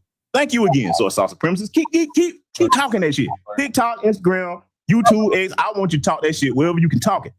Because now any black person going into your bullshit ass businesses, hey man, we ain't got to tell people to get on code. That's gonna be on them. So I appreciate him. All right. So now, I'm going to play this message here from this young lady, and she has quite a different point of view. But I'm going to play it without interruption, then I'm going to come back and give my thoughts. Why, young Riaz? Asian Americans being upset at the fact that Black Americans are threatening to boycott Asian businesses than I have seen Asian Americans speaking out against the murder of Cyrus Carmick Belton, a child who was murdered at the hands of an Asian man. And this has everything to do with race, especially when anti-Blackness is so deeply rooted in our community. I have said this a million times, and I'll say it as many times as I need to so you can get it through your thick skulls. The only reason why Asians exist in America in such a large population is because Black activists fought for our right to be here during the Civil Rights Movement. White people did not want us here. It's not enough for Asian people to just be not racist. You have to be anti-racist, and you have to be speaking out against these injustices, or else they'll continue to happen. We absolutely owe the Black community solidarity, and the sooner that we realize that we're not much different from each other is the sooner that real change starts to happen. Okay, so now that was a TikToker that goes by the name is Takeda Kong. All right, so you heard what you had to say. Now let me go ahead and tell you what I got to say about that. No, and I'm gonna tell you why I say no. She might really mean everything she's saying. She might not be one of the people that has practiced anti-Black racism against us. I'm gonna tell you my problem with that, and it goes into something I said here at the opening of the broadcast. Our beautiful humanity is a problem, and I'm gonna tell you why I have an issue with that. A lot of y'all probably like, what you talking about, brother? What'd she say wrong? Family, when you hear them come out just now talking like that, that lets you know they've always known what I just said. We are their economic floor. Not just her community, but all of them that have their businesses in our community. Yeah. I don't like it because it comes across as insincere, because it's kind of like a person that only comes to you when they need your help. Yeah. And then, they so grateful as long as you help. But then when everything's fine, they don't see nothing. In other words, the point that I'm making is, if she was sincere, her and others, why haven't we been heard y'all speaking like that? Your people have been showing their ass for a long time, Mrs. Takeda Kong. So no, it's up to each one of you to make your own decisions. But I'm telling you where I stand on that. I'm not trying to hear it. I'm not trying to hear it. As far as I'm concerned, it is economic Black Renaissance time, economic delineation. All of our dollars need to be funneled back into our community. If you know a Black business that make anything, and let's be clear, to my Black businesses, especially of our lineage, you must have two things in order for our people to do business with you. Excellent product and excellent customer service. I'm gonna say it again. You must have excellent product and excellent customer service. If you got them two things, I got you all day long. We have many young Black entrepreneurs, whether they're on TikTok, Instagram, whatever, but all types of businesses that they've started. So no, it is too little, too late. I hope many of you will consider, because I don't tell you what to do, I'm just making my stance clear. I hope many of you will consider not saying that, oh, well, there's a couple of, I don't want to hear that. But in order for them to get right, no, we got to yank that economic real got from under them. They got mighty comfortable. So when you got them jumping out, holding their head up and puffing their chest out, talking like them. That's a good point, Walt E. He said, please don't forget most items on Amazon come from Asian companies. Please research companies you are purchasing from. Yep. That's a good exactly, point. Walt E. That's why I say fuck Jeff Bezos or Che. I'm not stepping on you, but he's right about that. Fuck Jeff Bezos. Well, this nonsense. So I need to respect you. I mean, if you don't. With me, I think you especially still get along. Yeah, I've had a couple of issues with him, but it don't negate his message. If only one Asian lady has been keeping it real and talking about, only one out of how many Asians are in this country? Millions. And only speaking out, one or two of them, maybe three, including young Riaz and Michael. Come on now. Folks, because she knows, they all know the truth. They be talking like they think them white folks want to hear. They know better than that. You better go back and look up what the yellow peril was. Mm-hmm. But see, that's okay. This is a challenge for us. And I think my people in majority are going to rise to the occasion. They're going to be some okay, it's cool. But the greater majority of us, our cultural and collective self-esteem is where it is to put our dollars back in our pockets, okay? And our own community. That's what we should have been doing for years. Like Dr. Claude Anderson had warned us many times. For 45 years, that man warned us. Stop supporting these people. They're not coming here to be your friends. They're not coming here to partner with you. They're coming here to get ahead of you. Now that we see this, it's a shame it took us this long, and it's a shame it takes tragedy for us to see this, but now here we are, okay? So no, I'm not trying to hear it. I don't care what nobody say. No, man. Nope. Our people need to put our black dollars back in our black pockets. All right. So now the next things we're going to get to here tonight is going to be stating the case for an anti-black hate crime bill, because we have to learn to think in strategic terms as a people. We hate these tragic losses to our community, but they can be used as a political football and a springboard and a precedent for us to get that anti-black hate crime bill. I've shown y'all what was in the Asian hate crime bill. Hey, swap Asian out for Foundation of Black America. Okay, black, whatever you want to use. There's our hate crime bill. Because see, let me tell y'all something. I've said this for years on this platform, and I'm one of the ones that go hard in the paint. And most people, I don't like to mince words. I don't play games. For us, it's 2026, okay? For us, Foundation of Black American, melanated immigrants that are on code, black people in this country. It's 2026 for us. For the white supremacists, it's 1926, okay? We live in two different Americas. Do you understand me? Yeah. That's why y'all seeing this, and we have to make sure we teach this correctly, because for our beloved young people, the future of our lineage, they are in the most integrated generation that we've ever seen. So for them, it may be somewhat confusing, okay, to see some of this stuff if they haven't been taught right. All right. And what I mean by taught right is teaching them about racism and white supremacy. Let me tell you a recommendation I make. If you don't have all the books in your home, you should have the ISIS papers by Dr. Francis Chris Wilson and the United Compensatory Counter-Racist Code Concept by Neely Fuller Jr. You should have those two books and teach your children from them. All right. You should. I'm telling you now, because see, we're in times now where that information is going to be life-saving. Or whatever tools you teach them.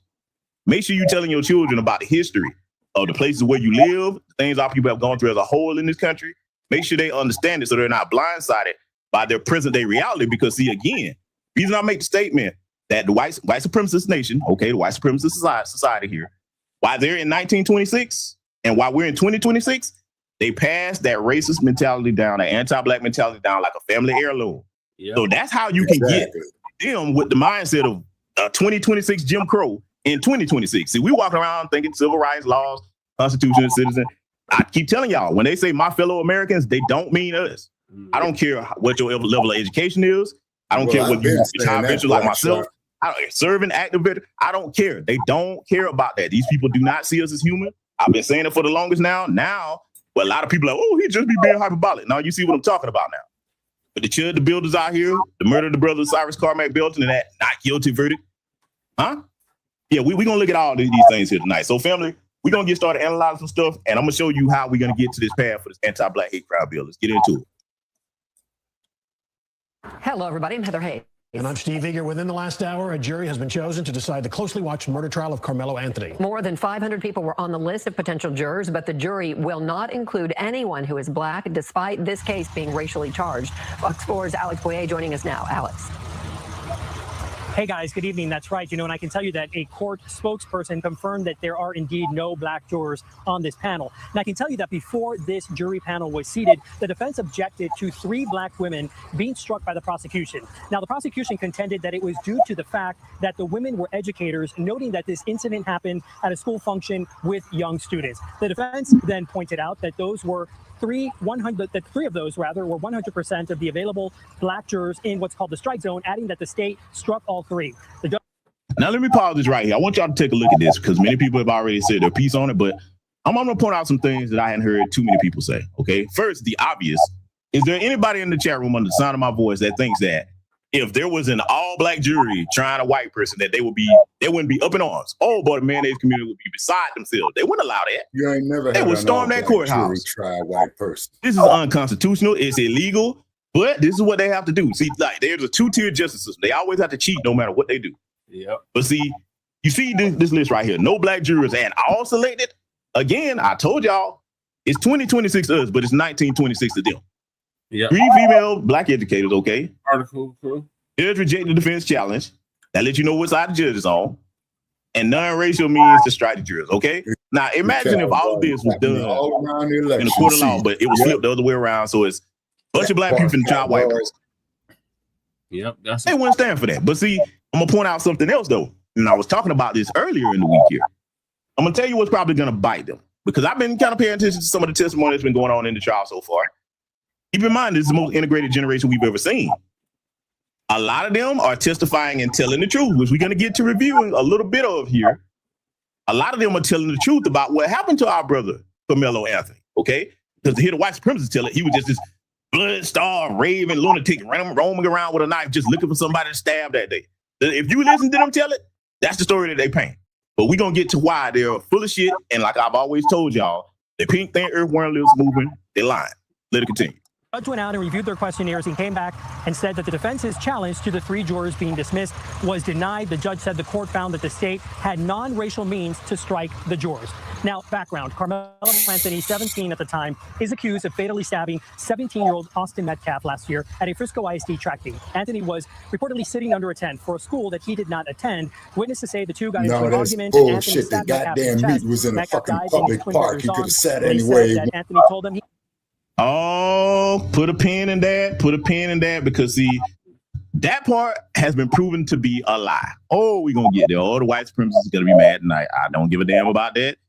That's been proven to be a lie. See, let me expound on this, why they do that, okay? It's a black truth. No matter what we're looking at, whether it's this case right here or you go back to the lies that was told to try to get, to get Black Wall Street demolished. You even look at the lie they told here, you know what I'm saying, to get people and run them out. Or what is now Lake Lanier, you know what I'm saying, formerly Oscarville. When they recite something, they have to put extras on it, okay? They always do this. This isn't the first time. See, I always try to teach my audience about pattern recognition. This is why. You can think of many times, you know what I'm saying, yourself, in conjunction with a few things I just named, where when the truth comes out, it's nothing like what they said. But they do that as a white supremacist dog whistle because they always have to play the sympathy card, get their people riled up. Ladies and gentlemen, I'm going to make a controversial statement here tonight, but all of you have to do is just look around and you will see the truth of what I'm about to say. The times we're living in, as far as the white supremacist attitude, is no different than Nazi Germany under the Third Reich. Yes, I said it, damn it. We are living in the same type of mentality because that's what they do. They have to hype up hysteria and fabricate things and point them towards a common denominator enemy, which is us, and make it look like, oh, we just a roving, raging madmen, and we just have to, anything they do to us is justified. We can't defend ourselves at all, according to them. See, I keep telling y'all, and it's right here on YouTube. You better go back, even if you don't do nothing but skim through the movie, Birth of a Nation by D.W. Griffith. That's how they really do see us. See, today, and I get it to any young person that may be listening, I know a lot of y'all be like, oh, man, them old folks, man, that's how it was during their time. It ain't like that no more. I got plenty of friends in every race. Yeah, you do until something like this happens. And I say this to my young people. Pay attention to how your peers are talking about cases like that. Because you might be in for a rude awakening to find out that those buddies and pals of yours, some of them just may agree that Karmelo Anthony was supposed to just sit there and be attacked. We're going to get into that a little bit later. So I just want to put that food for thought on your minds. Let it continue. Acted in self-defense. Now, this case has become racially charged, fueled in large part by online speculation, rumors, and misinformation. On Wednesday, attorneys for both sides got an hour and 45 minutes to question the reduced poll of these potential jurors. They were questioned on their views on a variety of topics, including race, how they felt about serving on this case, and if they would hold it against the defendant if he chose not to testify on his own behalf. The defense also tried to gauge if the potential jurors would be uncomfortable giving Anthony a lower sentence if there is a guilty verdict. I talked to a jury consultant about the process so far. It's an excellent team. He needs a change of venue. I agree, Shabaka, but in a perfect world, this ain't that. I know. On both sides. I believe Bill Worski has, he's a veteran prosecutor. He's tried some very high profile cases. And then Toby Shook has been both a prosecutor and a criminal defense attorney. And then Mike Howard is an excellent criminal defense attorney as well. When you hear one of these pale alabaster serpents saying this, just know that they're on code with the system. No. They wouldn't be talking like this if it was the other way around. And I'm going to keep saying that tonight. Right. And they, along with the DA, it's going to be a very well-tried case. It's going to be a very well-tried case. Richardson before the jury was sat, so I didn't have a chance to ask her about these late-breaking developments. Now, this high-profile case continues to draw supporters and spectators to the Collin County Courthouse. We saw another group of folks demonstrating at the entrance of the courthouse this afternoon. We expect that to continue throughout the trial, which the judge hopes to have wrapped up by the end of next week. And I can tell you that 19-year-old Karmelo Anthony was in court today for the proceedings. What the fuck do you mean have a case wrapped up next week? Also the color many of his supporters have been wearing. He did take some notes during the proceedings. I can also tell you that there does appear to be some minorities on this jury panel. Again, however, none of them are African-American. Opening statements begin tomorrow at 9 a.m. Back to you. Okay, Alex Boyer in Frisco. Oh, man. And a reminder, Fox 4 will bring you extensive coverage of the Karmelo Anthony trial. You can keep up with the latest court developments on fox4news.com, our socials, and the free Fox Local app. What was it fun? Now let's talk about Fox News and these mainstream media outlets. Because before I play what I'm about to play for you here, family, as many of you have probably seen some of this by now, some of you probably haven't seen. I want you to keep in mind the story that they're giving and how they initially reported on this, family. Because see, this is why it's important. Now, one thing I will say, a good attorney will tell you, hey, let me handle it. The only thing you say is I'm not guilty. And after that, let me handle it. Okay? Family, the pictures that they presented, like this picture they presented right here is one of them. They didn't show what Karmelo Anthony really looked like after this altercation.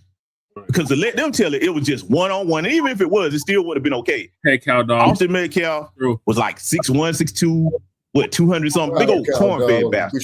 Okay, yeah, I said it. Fuck him and his brother and his whole family. Yeah, you know me, I'm that guy. I ain't Mr. Passive Aggressive. Nah, I'm gonna come straight up the middle with it. And then Karmelo Anthony's what they say he's like 5'6", 5'8", something like that. Yeah, maybe 130 something pounds. Either way, big size disparity.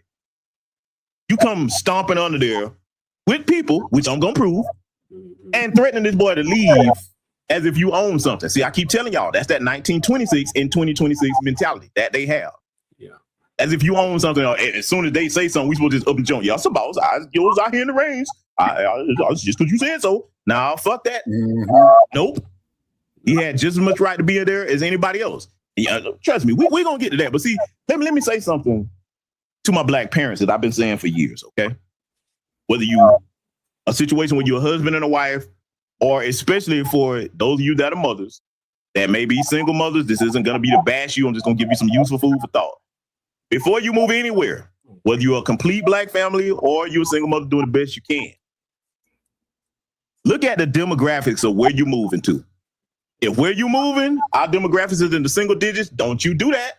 Don't do that to your family if you got kids. Don't you do that. Because see, you got to be thinking about how your child is going to live and interact in that environment, that neighborhood. I understand, and I'm not saying that this is the case with Karmelo Anthony's family, but it is the case with a lot of families. You have to address things from a truthful point of view, but protection of our people. And that's what I've always done over the years. You have to look at the demographics. And if our people are in the single digits, don't you move there.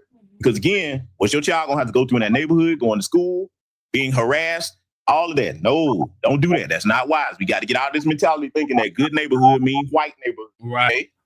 Again, I'm not saying that Karmelo Anthony's family viewed the things that way, but there are a lot of our people that tend to think good neighborhood mean white neighborhood. I'm just going to be blunt about it. When you do that, you put yourself behind enemy lines in a number of different ways, okay? And look, it does not matter if you're a well-to-do black family. That makes it worse. Because a lot of times, truth be told, if you move into that area, you're probably going to be doing better than them. Yep. You think they want to see that? Nope. I'm not just talking about the children. I'm talking about that entire demographic. They don't like that. So please consider your brother's words, okay?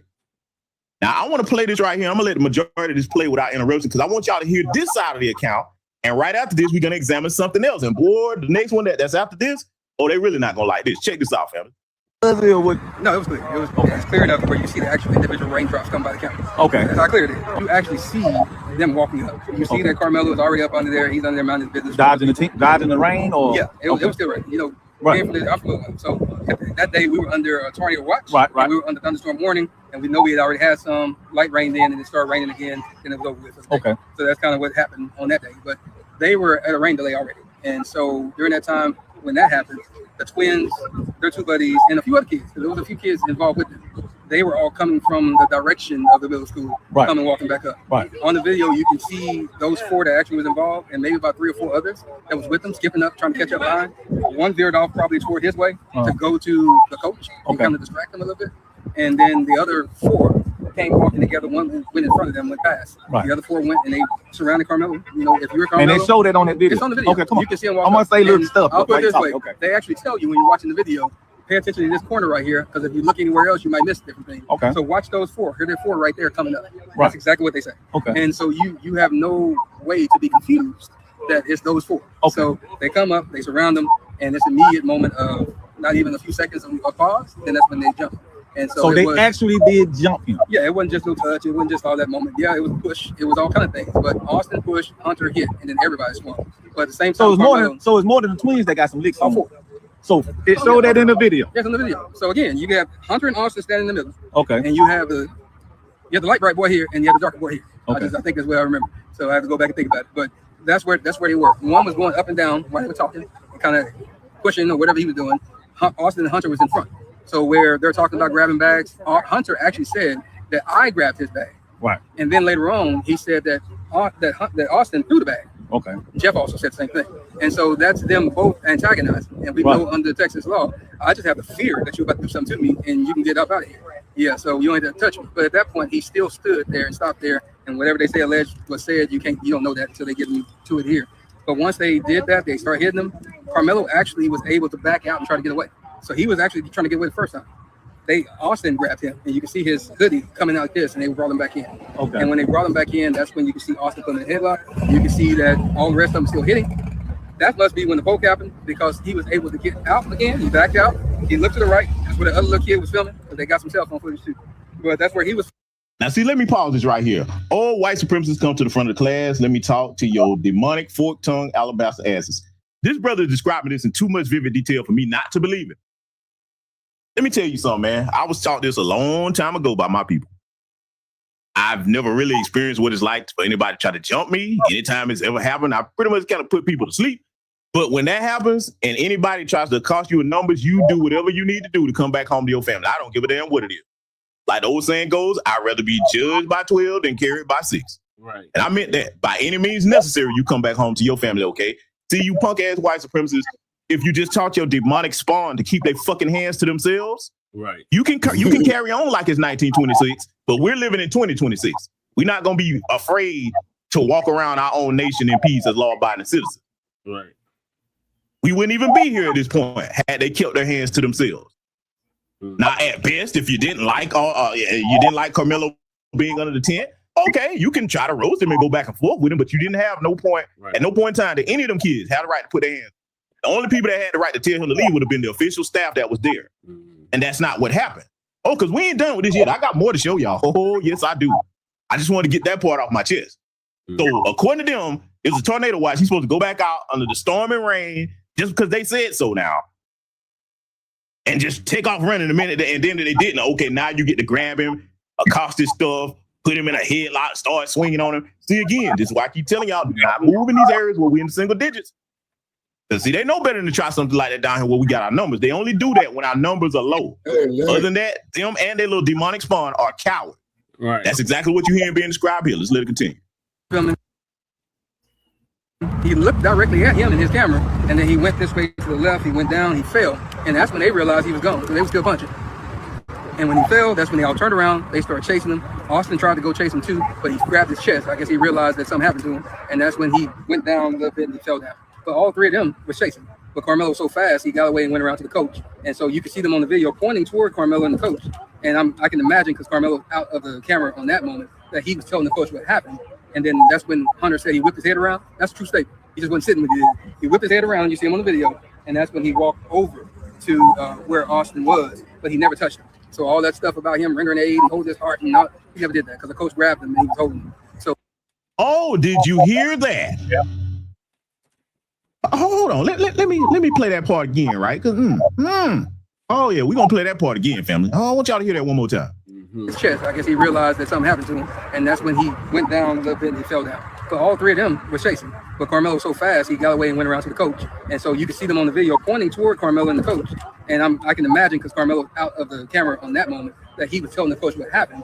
And then that's when Hunter said he whipped his head around. That's a true statement. He just wasn't sitting with you. He whipped his head around. You see him on the video. And that's when he walked over to where Austin was, but he never touched him. So all that stuff about him rendering aid and holding his heart, and he never did that, because the coach grabbed him and he was holding him. So at the end of the day, that's kind of where the moment went. But they did assault him, and we'll just play the game.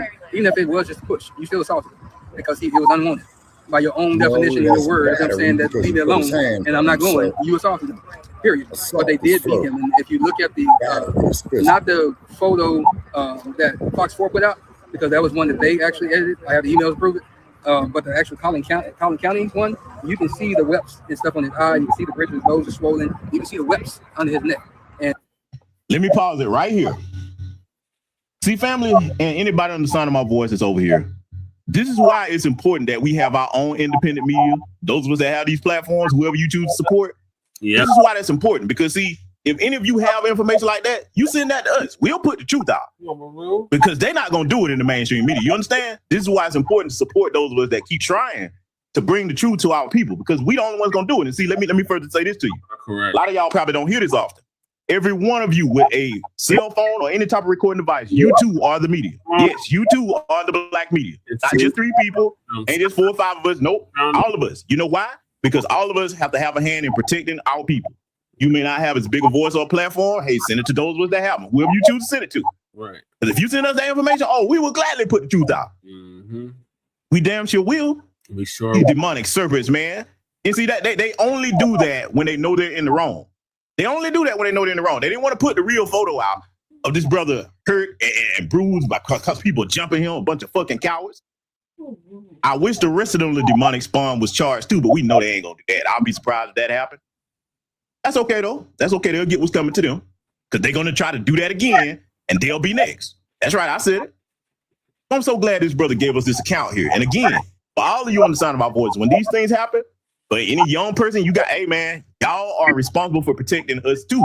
We all have a hand in it. All right. Right. You can send it to us or whoever you want to send it to. We will put the truth out there. But whatever you're doing, make sure that you're using your cell phones and whatever you got in a way where you get this type of information, because you can guarantee the mainstream media is only going to paint one side of it. When anytime it's a black person and a white person, they're going to always try to paint the white person as a victim. Let it continue. And so that's the reason why they edited the one from Fox and kind of airbrushed it. And you see they put the locks of his hair that got taken out as well. Secret Service Sam here. Now, that's one account. This is the one that's going to really piss them off because you got a white guy here that calls himself Secret Service Sam, okay? I want you to hear what his accounting is of it. Oh, they really ain't going to like this tonight. Check this out, family. With an update from a staff member who saw the video of the Karmelo Anthony and Austin Metcalf altercation. He says, the video was very clear. You can even see the raindrops. You can see 4 boys walk up to Karmelo, who's under the tent minding his business. Now, there was 4 boys and a few others, he said. A couple of the others were distracting the coach while they jumped Karmelo. He said it was really in the rain delay. The twins and a few of their buddies, 4 of them and 3 other ones, one distracted the coach, and they surrounded Karmelo. A few seconds later, they jumped him. Austin pushed him. The twins were in the middle. They were all jumping Karmelo. Hunter said Karmelo threw his bag. That is not true. Hunter grabbed his bag, but it shows they threw his bag away. And under Texas law, you just have to fear for your life. They start hitting Karmelo. Karmelo trying to get away, but Austin pulls him in by the hoodie, he says, and they pulled him back under the tent. Austin then put him in a headlock. Karmelo got away, and then you see Austin grab his chest. But all the stuff about Hunter rendering aid, holding the blood in was a lie, because he says the coach grabbed him away and pulled him out of the scene. Now, also on Fox 4, the staff member was saying they edited the photos of Karmelo to make it look like he had no injuries. But in the original photos, you could see his injuries. Karmelo had welts on his face, on his neck, and you could see locks of hair missing. I will keep you updated on this highly contested trial. They're saying they played the 911 footage in court today, and they were saying that they don't know which way this one will go. As you know, I will keep you updated as more information comes in. Secret Service Sam Al Sampson for president of the world. Okay, now, Chow, I got a question. I want you to take a good look at this image that I use many times. Go ahead, Shabaka. What's your question? Okay. With them taking his property, hey, Judah. Okay. With them taking his property, that's robbery, is it not? Yep. Okay. All right. Now that changes every goddamn thing right there. So not only was he defending himself against a battery, but he was also defending himself against a robbery. In California, they would call that strong arm robbery. Yep. Very interesting. Yeah, crew. No, to hell with crew. I'm sorry, Chad.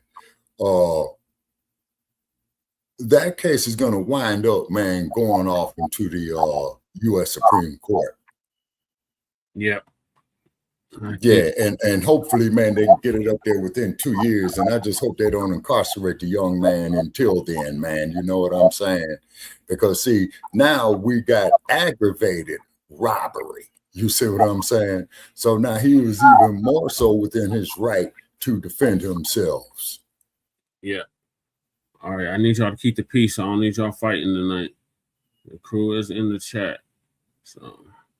Well, he ain't gonna be on Shabaka's Black Experience Enhanced. I know that, Shabaka. I'm just letting you know he's here. And I told him the same thing. I only him fighting. Keep your fucking name. Keep my fucking name out of your goddamn mouth, crew. See, this is stuff I was trying to avoid. All right, Lala, go harder. Okay, assault and robbery, which is aggravated assault. Right, that's what I'm talking about, Shay. That's what I'm talking about.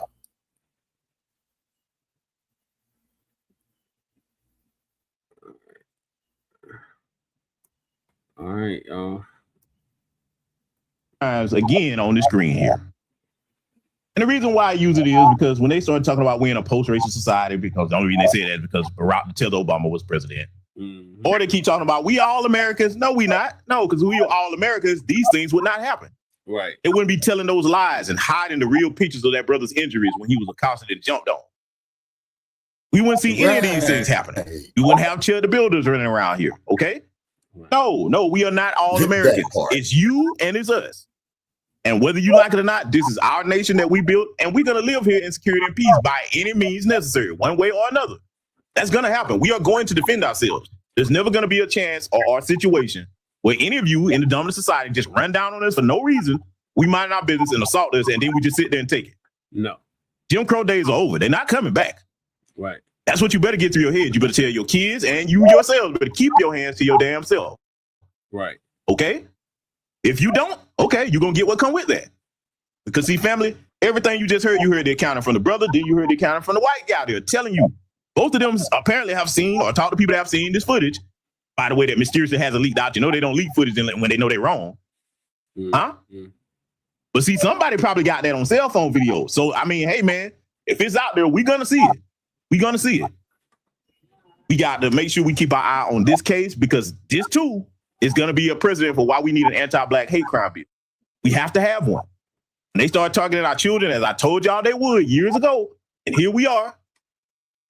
We have to have that protection in place. I don't care which side of the political aisle it is come talking about votes. Nope. As well. Yeah. Reparations, anti-Black hate crime bill. You're right. We ain't talking about the two things. We don't have no conversation for you. It's just that cut and dry, family. So, family, now that you've heard that, I want to ask those of you in my chat room here. What y'all think about that? How many of y'all have heard that by now? Because, you know, there's a lot of people reporting on this. How many of y'all knew that that was the other side of the story? Because, you know, you still got some Sambos and coons running around. I've seen them all over social media. Use your suspects. Yeah. Oh, why he didn't just leave? Why he held a knife? Just why? I'm like, no, you can save all of that. We not trying to hear that nonsense. That young brother didn't violate no laws. He wasn't there to start no trouble. They jumped on him. A pack of fucking rabid, uncivilized mutts. Took 4 of you to do it. Like the brother Mr. Sam said earlier, if it was even 2 brothers with him, they would have never approached him like that. That's cool. These people are the same cowards that their ancestors were, or their clan ancestors, so to speak, okay? Yep. They're the same. They're no different. They passed that cowardice and anti-Black racism down to their families. You understand? So, family, we got to be serious about the anti-Black hate crime bill. We got to have it. Because, see, now we're going to analyze the other situation here that we can use in conjunction with everything that's been going on recently. We need to cite these cases. Fact of business, these particular cases right here and many others need to be cited in the anti-Black hate crime bill. They damn sure do. From Trayvon Martin right on up to now. We're going to review this latest one here, though, and I'm going to play this right here from this guy right here. He's an attorney that's going to explain some things about this Chud the Builder case. And we're going to make it plain for y'all. I know a lot of people have been talking about it. I want y'all to hear it from the legal side of things. Yeah. Okay, so we're going to examine this now. Chud the Builder is facing decades in prison. We're getting that today for the full legal breakdown on the legal mindset. We teach you to be your own judge. I'm Andrew Esquire, American attorney. So let's jump right into it. In case you guys don't know, this is Dalton Levi Etherly, aka Chud the Builder. Now, I put him in the nuisance streamer category because his primary type of content is rage baiting people, essentially going out there for innocent bystanders, people on the street, people that are minding their own business, trying to say offensive things to them to get them to, well, be enraged and react back, film that, and farm that for content, clout, and money. And this is something that we see as a very, very common pattern with other streamers like Johnny Somali. He just happens to be in the US and happens to be, once again, cloaking this under the common veil of freedom of speech. But just like with Johnny Somali, sometimes the most heinous thing they do or the worst thing they do isn't actually the thing that ends up getting them in trouble. While everyone knows Dalton for dropping the N-bomb on people, in this case, what he's been charged with are multiple criminal charges in several counties, some of which have absolutely nothing to do with the language that he actually spoke. There's no possible argument for free speech, such as this video here, which we're going to look at, where he has an encounter in a restaurant, and we'll see how he deals with that restaurant. But yeah, still here we are. Filming? We're live streaming. So they're in an upscale restaurant in Nashville. So they're going to this restaurant, and right off the bat, they're saying, hey, are you filming? Like, we prefer if you don't do that. We don't want that in here. Very reasonable request, asked very nicely. And in almost all cases, if you're going into a business, if you're going in somewhere and they ask you nicely, you should comply with that. There's no reason why you need to force yourself as a live streamer into this situation and into a restaurant or place of business. But he doesn't give up. And we'll see here how he pushes even further. Oh, okay. What are you about to tell us we can't eat here? See, he's making the assumption, he's pushing that assumption that, hey, you're going to kick us out of here, you're going to remove me from here. Well, that's because probably other places do that, and they have every right to do that. Something that Chud, a person who pretends to be standing for freedom of speech in the Constitution, should understand is that actually businesses have every single right and freedom themselves. Private individuals own these businesses, families own these businesses, and they have every right to kick you out of their private business, because it is a very reasonable thing for a business to not want somebody who's yelling, being provocative, etc., at the table next to them while they're trying to eat their dinner, particularly at an upscale restaurant. But all of these nuisance streamers, such as Johnny Somali and Chud over here, they all think they are entitled to be in these places. They think that they own these places, and you'll see that play out. Why are you recording in the restaurant? I'm live streaming this. Okay, you can turn that off, please. So once again, the manager is now there. The manager has told him to turn it off. So now he's been told twice. But does Chud listen? No, of course he doesn't, right? He continues to stream. This is once again a pattern with these nuisance streamers. This is why they end up in run-ins with the law, because they just don't listen to people when they're asked nicely. I'm not. I'm just asking you not to record video in the restaurant. That's fine. I'm just curious why I've got good money to spend here. And this is the attitude here. So he's giving up his name. He thinks he's so popular. He thinks he's so important. He's, got this inflated sense of ego. Very common with nuisance streamers, because they get virality, because they get these big clips that are trending. They get attention that they never had before. They also think they can buy people out. Chud said there, I have good money. He thinks he can just buy these people out, buy out their dignity, their peace and quiet, the way they run their business. I'm just going to walk in here and I'm going to own the place. That's the ego that Chud the Builder is bringing into this. And that's exactly the problem in these cases. I believe in freedom of speech in the Constitution, and people harass me for it. And this is what he's using as a shield here. He's saying, hey, I believe in freedom of speech, the Constitution, but that doesn't get you a free pass to come into somebody's business. No, you can't business, do it in a private business. Just take over that business. It doesn't give you permission to also record people without their consent. They've already told you no. The guy put his hand up. He clearly did not want to be on video. This isn't the same as two influencers that are arguing with each other on the internet. Now, I got to pause this here. I'll let him get that off at link, because I have a question for my audience. A salute to the Vegan Kitchen Queen, Ebony Dean, for Cash Out. Thank you very much. Thank you. I have a question for the audience, okay? I have to ask it. If Chud the Builder were black, oh yeah, we going there. If Chud the Builder were black, I say again, how fast do y'all think they would have had security on him, getting him out of there? How fast do y'all think they wouldn't have just been talking to him? Oh no, they would have called the police and everything. How many of y'all think that would have happened if he were black? Yeah, I need to know. I got to ask it. Yes, we're gonna ask these questions over here tonight. Yes, we are. Because see, according to the dominant society, this is violating the social contract, is it not? The same way Austin Metcalf did before, he had a tragic case of heartburn. Okay, he wouldn't have had the heartburn had he not, violated that social contract that you white supremacists always speak of. This is an example of it here, but you see, they can't see that when it's their own people. Huh? Yeah, we already know how this would have went had he been a black person. Oh boy, it would have been 7 squad cars showing up. Oh boy, they would have had it would have been front page news. I mean, it would have been a spectacle to get that black person out of there. Huh? But see, we see where the fairy Chud father has landed himself. Okay. Oh, and it's been nothing but bad news for him and his team, as we know by now. But we're gonna get into covering exactly what those charges mean for him, because I know a lot of people been speculating on it. This guy's an attorney here. He's gonna get to breaking that down shortly. Look at you. This isn't people that have consented to be part of the insanity and be part of the craziness. This is just people that are trying to go about their day. Normal people just trying to live their lives. And this perhaps is why there needs to be more action to shut down this type of nuisance streaming. So now that we've seen the restaurant incident, let's look at the courthouse incident facts. So the news that everybody is talking about now is the courthouse incident. A lot of people have looked past that restaurant incident, which just happened days earlier. I think it's very relevant as it shows escalation. But this courthouse incident is what may land him in jail for decades. So on May 13th, 2026, around 1:15 p.m., outside the Montgomery County Courthouse in Clarksville, Millennium Plaza Courtyard, a public area with bystanders, surveillance. Etherly was there for a civil matter. He was allowed to be there. He got into a verbal confrontation with Joshua Fox, a 30. And by the way, I'm gonna keep bringing this up. He wasn't allowed to be there with a firearm. That needs to be a charge that needs to be added. I hope the community keep pushing for that. He did not have the right to be there with a firearm. Definitely if he was a law enforcement. Let it continue.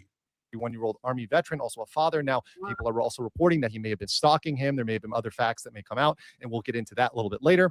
But per the arrest warrant, Etherly turned into a bladed stance. He reached for a firearm in his jacket pocket first. A physical fight ensued, and Etherly fired multiple shots. Fox was struck, requiring emergency surgery and an airlift to Vanderbilt. Etherly was grazed in the arm, self-inflicted. During the struggle, ricocheting bullets hit nearby walls, and Etherly claimed self-defense, alleging that he was punched first, sucker punch, as most reports from his side are saying.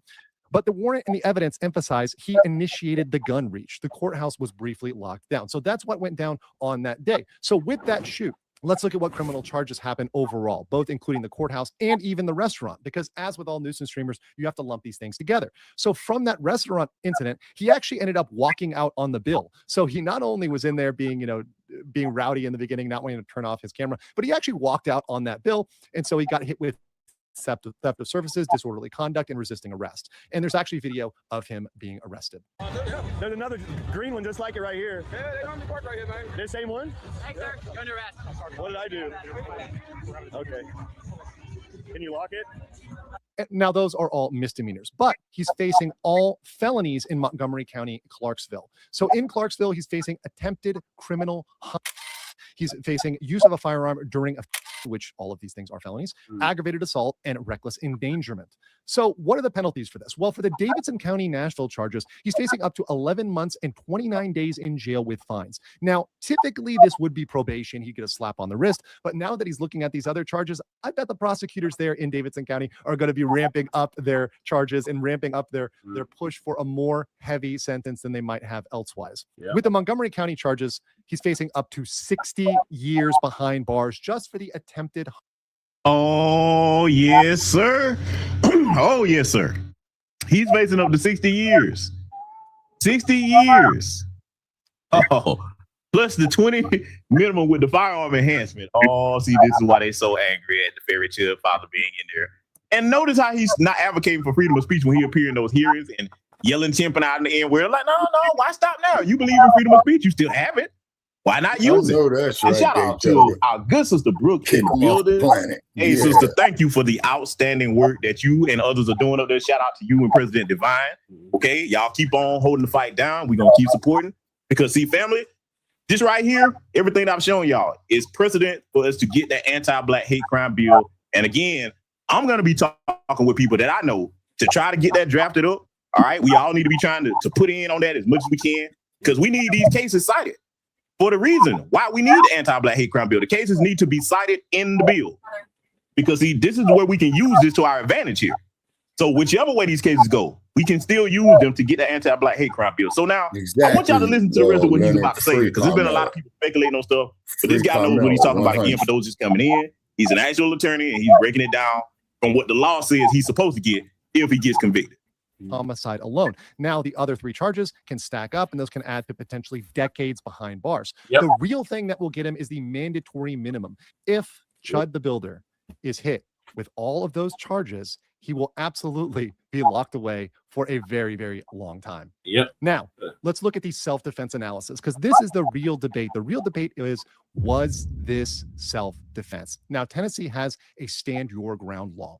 So in Tennessee, it requires four things: lawful presence, lawful conduct, reasonable belief of the need for force, proportionality, and no initial aggressor. So you have to have all of those things. And this is an affirmative defense. So if the prosecutors can actually knock out one of these elements, just one of these things, he is guilty because you have to admit that you did it. You have to say, I shot the guy, but here's my defense. So if they knock out your defense, all you're left with is, I shot the guy. That's literally all that's left of that analysis. So when you actually apply that to Chud's case, there's some arguments pro and against Chud. First of all, he's in a public place where he had the right to be. So the lawful presence, lawful conduct, we're going to assume that it doesn't appear at the time Chud was committing a crime, although we'll have to see how the ultimate facts play out and all the.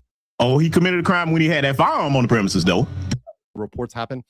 We also have claims from Chud's side that Joshua Fox actually punched first. And if you combine this with, once again, reports of him being the stalker, of him following him, etc., then he might say, okay, this is the person who provoked this, the person who started Exactly, this. But that's not where the analysis ends. And you do have to look at the other elements, such as proportionality and reasonableness. And I think this is where you might have some trouble. Now, another factor is to argue the anti-Chud side, the arrest warrant, where we actually have the facts. And mind you, there were over 100 witnesses there that day. So there were many, many people watching this, observing this, and they were looking at this and saying, okay, what happened here? And getting that into the police report. So looking at what was actually written down, it states that he escalated. The belated stance and reaching for the gun, that's going to be escalation under a stand your ground self-defense analysis. So that's not going to look good. Also, it generally does not look good when you have non-deadly force, a punch, versus deadly force of multiple shots. Now, before anybody gets out there and goes crazy, yes, punches can sometimes be something you respond to deadly force with. For example, if someone's punching you in the head, that can be treated as deadly force, and you can respond accordingly. However, in general, for example, if you're just getting body punched or just a regular punch, typically a regular punch is something that you don't respond with a gun, and that's proportionality, right? So if your response is above the level where it should be, that's going to be failing a self-defense analysis. If someone punches you, typically you'd punch them back. That's a fist fight. You get in a fist fight. You're not drawing a knife or a gun or something else in that scenario. Now, the other thing is the bystanders. The bullets were ricocheting and going around, and that goes to the reasonableness of him pulling out his gun and firing multiple shots at Joshua Fox, because they're going to look at that and they're going to say, is that a reasonable use of force? Did he use more force than was necessary in this scenario? The other factor, which I think is massive, and I do think plays into the overall analysis, particularly reasonableness, is the fact that he was live streaming and that he had a documented history of confrontations. So he... Oh, yes, we know his documented history of confrontations because we reported on his tweets and all the things where he was saying the grand finale is going to be a dead chimp on the ground. This is what he said. Oh, no, there's no way around that. There's no way to make an excuse to let him off, okay? Now, yes, we live in a system of white supremacy. We know what they like to do, but just based off the evidence that's being admitted, according to the judges so far, yeah, look like he going to have to eat them football numbers. Okay, we gonna see, you know what I'm saying? We don't celebrate anything before there's an actual conviction, but it ain't looking good for him and his supporters. And they've been crashing out, all the lying. And look, I got a question for his supporters. Why are you chimping out? That's what you're doing. You ice chimping out. That's what you stop chimping out. This is the greatest justice system in the world, according to you. What you worried about? If it was freedom of speech and self-defense and all that, you should just let the justice system take its course, right? Oh, and family, y'all have seen how he been struggling. His bail bond situation, this dude got to have at least 10 bail bondsmen to agree to put up $100,000 each for him to post bail. And then they've been trying to get illegal funding to get him out from this casino that's not legal now. I mean, they're just wiggling and squirming and scrambling, trying to get this anti-black racist back on the streets. First of all, his punk ass shouldn't have no bond in the first place. No black person would have had done what he did. Okay, not to mention all the other stuff. He was already out on bond for the other shit that you heard the charges read for right here in this broadcast. But again, the completion for the protection. Anyway, want y'all to hear the rest of this. He was live streaming to get the rage bait. That's why he exists on the internet. That's what he does. That's how he makes his money, is by getting people to rage. And because of that, you can see that when combined with the history, combined with other things he's done, as showing, hey, this guy was trying to provoke this, and this was the natural, in fact, even reasonable, expected outcome was. Don't forget that plane ticket that he had to Turkey. Also, he's got to throw that part in there, but I didn't. For this, and these are some psychopaths. Here's my judgment.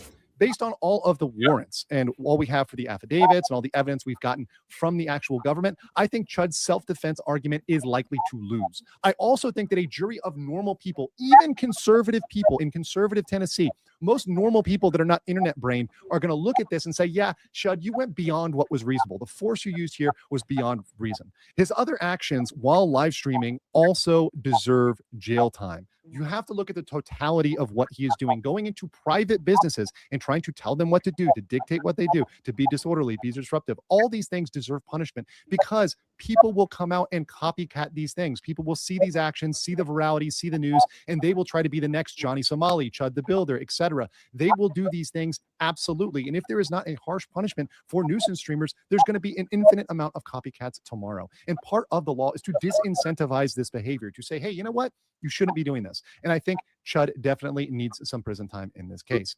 The other factor I'll point in at the end here is his bail was set at 1.25 million, and he did have a absolute hilarious reaction to that. So bail's gonna, we're gonna have a bail. I'm gonna set just a bond right now. After we have our bail hearing, then I'll let you make all the arguments. We can go through all the factors in the statute and see if that gets amended up or down. Okay. Yes, sir. I'm going to set initial bond at 1.25 million. 1.25 million. You see the big oof there for Chud. Now, a lot of people are saying, oh, that's crazy. Oh, this is two-tiered. Oh, this is insane. Well, there's a lot of factors you have to consider here. First of all, he was already out on bond for the Nashville charges. People are forgetting about that factor. The other thing is, and this is a massive factor, is that he's live streaming, profiting on this. So one of the thoughts of the judge is, hey, you're going to go out here and you're going to end up live streaming and getting into this again. You're going to be funded by your community. And seeing the Gibson go pumped up to 200K, that is a very good reason to say he might be funded, get out there and be engaging in this and endangering the community once again. So making it a barrier to prevent him from going out there and engaging in further nuisance streaming. So while some people may think this is... Yep, and there you have it on the legal end of things. And I reiterate, he shouldn't have had a bond in the first place, because like my good brother Project Leroy said in the chat room, it wouldn't be any copycats of Chud the Builder if you had white supremacists prosecuted him and the perpetrators and gave them all the jail time instead of that slap on the wrist nonsense. Exactly.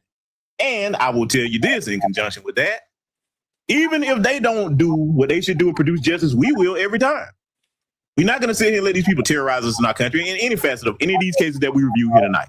But all of them can be used to get us an anti-Black hate crime bill, and they should be cited in the legislation that is drafted, okay? So that is what we're going to do. We're not going to sit up here and be terrorized. Defend yourselves and protect yourselves at all times. I know I'm a staunch advocate of the Second Amendment and other deterrents.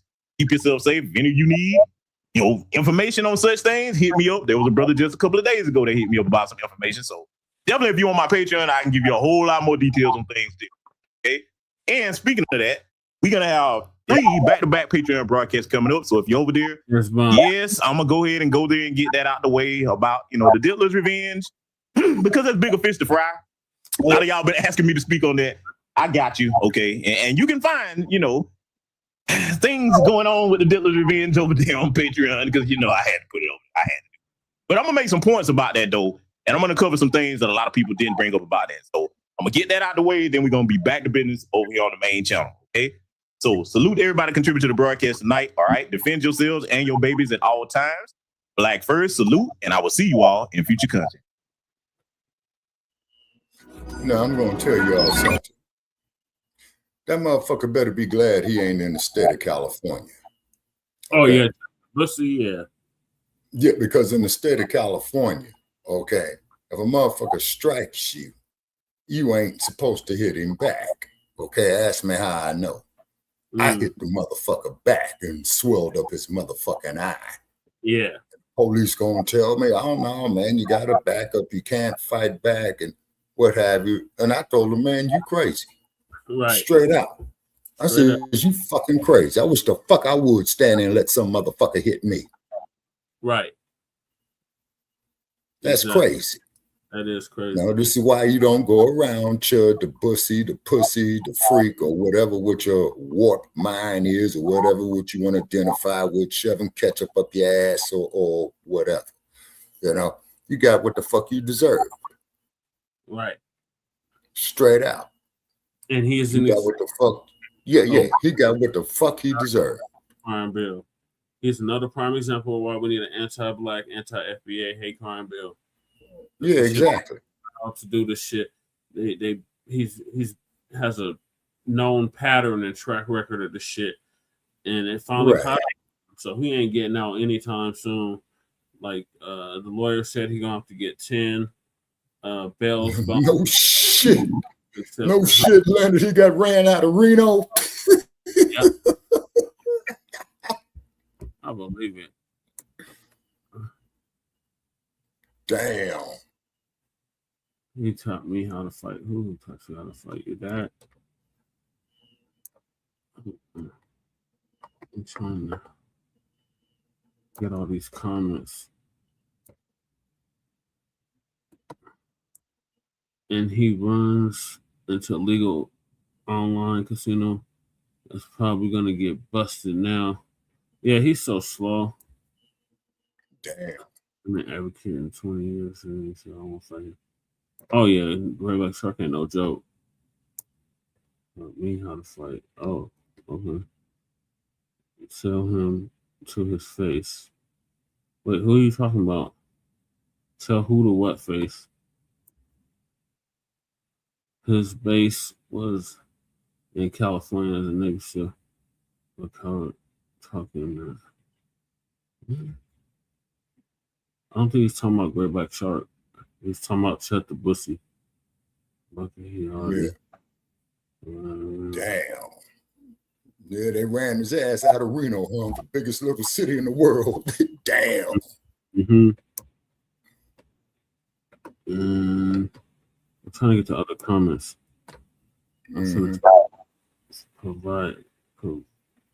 Providing to folk out here. All these dudes used to live in Sparks. Oh, they used to live in Sparks, Nevada? Yeah, which is about 12 miles 12 miles east of Reno. Yep. I've been there, Shabaki. I'm a big boy. It's off the 80. Shot. Yep. All right, y'all. So I skipped a video I was gonna play from Professor Black Truth, so I'm gonna play it now. And it's about the Asian businesses again. And are we boycotting Asian businesses or racist businesses? So the good professor is gonna give us an update on that. Let me share my screen on that side. Okay. Now, certain businesses have been openly hostile to and even openly violent supremacy. If you're not already subscribed to this YouTube channel, go ahead and hit the subscribe button now, along with the bell icon, so you can be notified whenever a new video is posted. And if you're already subscribed, check and make sure that YouTube hasn't unsubscribed you. And of course, be sure to give the video a like as well as share it on your social media. The white supremacists hate that. And now, the Sunday address.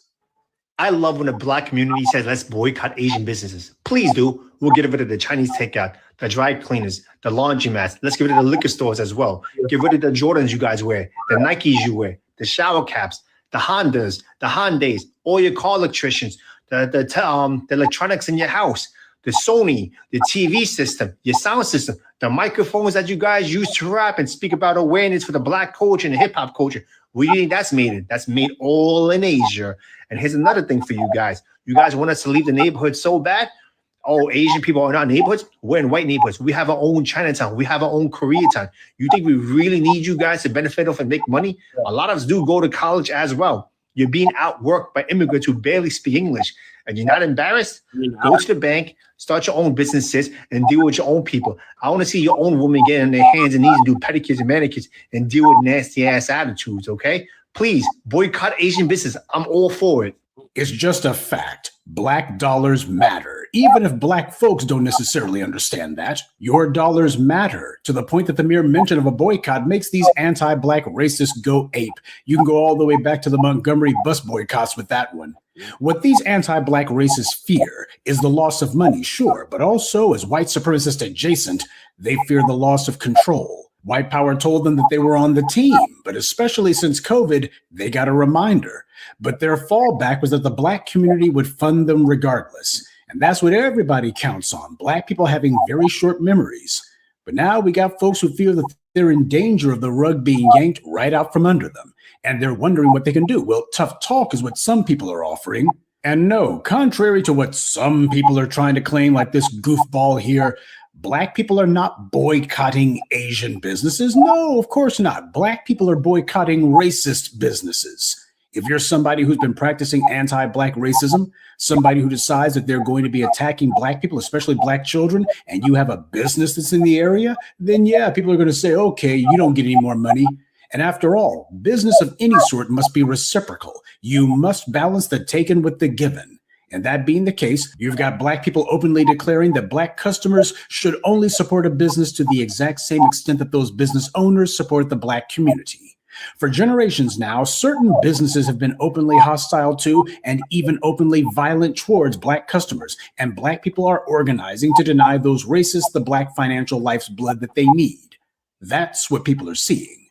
The same way that this creep claimed that he doesn't live in the Black community, but he clearly wants to get money from that Black community, then the Black community can and should decide that their dollars must remain in the community that it came from, just like these other groups do. See, they're trying to make it sound like Black people are targeting Asians or singling Asians out. Not at all. Black people are defunding racists in their neighborhoods and in their communities. That's what's happening. You've heard of defund the police? Well, this is defund anti-Black racist, plain and simple. And if you're somebody who that makes you nervous, well, maybe that's because you're part of the problem. Now, does this mean that we can defund 100% of the racist businesses? Of course not. And nobody said that we can defund 100% of them, at least not at this stage. But just because we can't pull the plug on 100% of them is no excuse not to pull the plug on the ones we can. We have the ability to make anti-Black racism very costly to the people who practice it. And what they're terrified of is that Black people are going to start doing that on a regular basis. The operative phrase there being on a regular basis. Now, this is going to be a difficult conversation because it also deals with issues of dysfunction within the Black community, people who have been conditioned to offer excuses for inappropriate behavior, especially as it relates to their own personal buying habits. And this conversation also is difficult because it deals with issues of self-hate that a majority of Black people, truth be told, suffer from. We tolerate behavior from other groups that we would never tolerate from a Black person. And why is that? Because these other groups can see this dysfunction. They can see that we take the hard line with other Black people, but all too often we let everybody else just walk all over us. And what I'm talking about is more than just Black people who have talked themselves into believing that doing business with anti-Black racists is some sort of victimless crime. We're also talking about the way that far too many Black customers treat Black businesses. When you demand that a Black business let you twerk on the tables, when you demand that they sell the same goods to you at a lower price, when you make demands of them that you don't and would never make from anyone else, you're practicing internalized racism. Racists, like the sawed-off pie-faced punk at the beginning of this video, they will drive clear across town to buy things from another Asian. Doesn't matter if it costs them more money, they're practicing economic warfare. Black people patronize their business. Good, shout out to them. I hope they did put his punk ass on blast. Mm-hmm. Yeah, they got his ass. But they make it a point to never do business with Black people. See, there is a racial boycott of businesses going on, but it's not Asian businesses that are being boycotted. It's Black businesses. Everybody does it, and they do so openly. And platforms, including YouTube, Google, and Facebook, they try to protect this practice by censoring anyone who calls it out. And just as all politics is local, so is all business. What you do in your local economy matters, whether you want to acknowledge it or not. Black people have been schizophrenic on this front. We do the right thing, but we don't do it consistently. Yeah. And racist punks like this see the fact that we are a decent people as being a weakness on our part. People like this will engage in any amount of racism against Black people, skullduggery and treachery and lying his butt off and feel not a pang of remorse. To degenerates like this, decency is a weakness because that's what they practiced against each other back in the home country. Well, let me tell you something. Our decency is not a weakness. In fact, it's a strength. We are a moral and principled people, but our inconsistency is definitely a weakness, one that these anti-Black racists have seen and have exploited successfully. We are to be respected, but we have to stand on business about that. And you don't stand on business every once in a while, or only when it's convenient, or only when the latest Black teenager has been murdered by some gun-wielding punk who just happened to set up shop in our neighborhood. Of a necessity, respect requires a strong element of assertiveness, if not outright confrontation.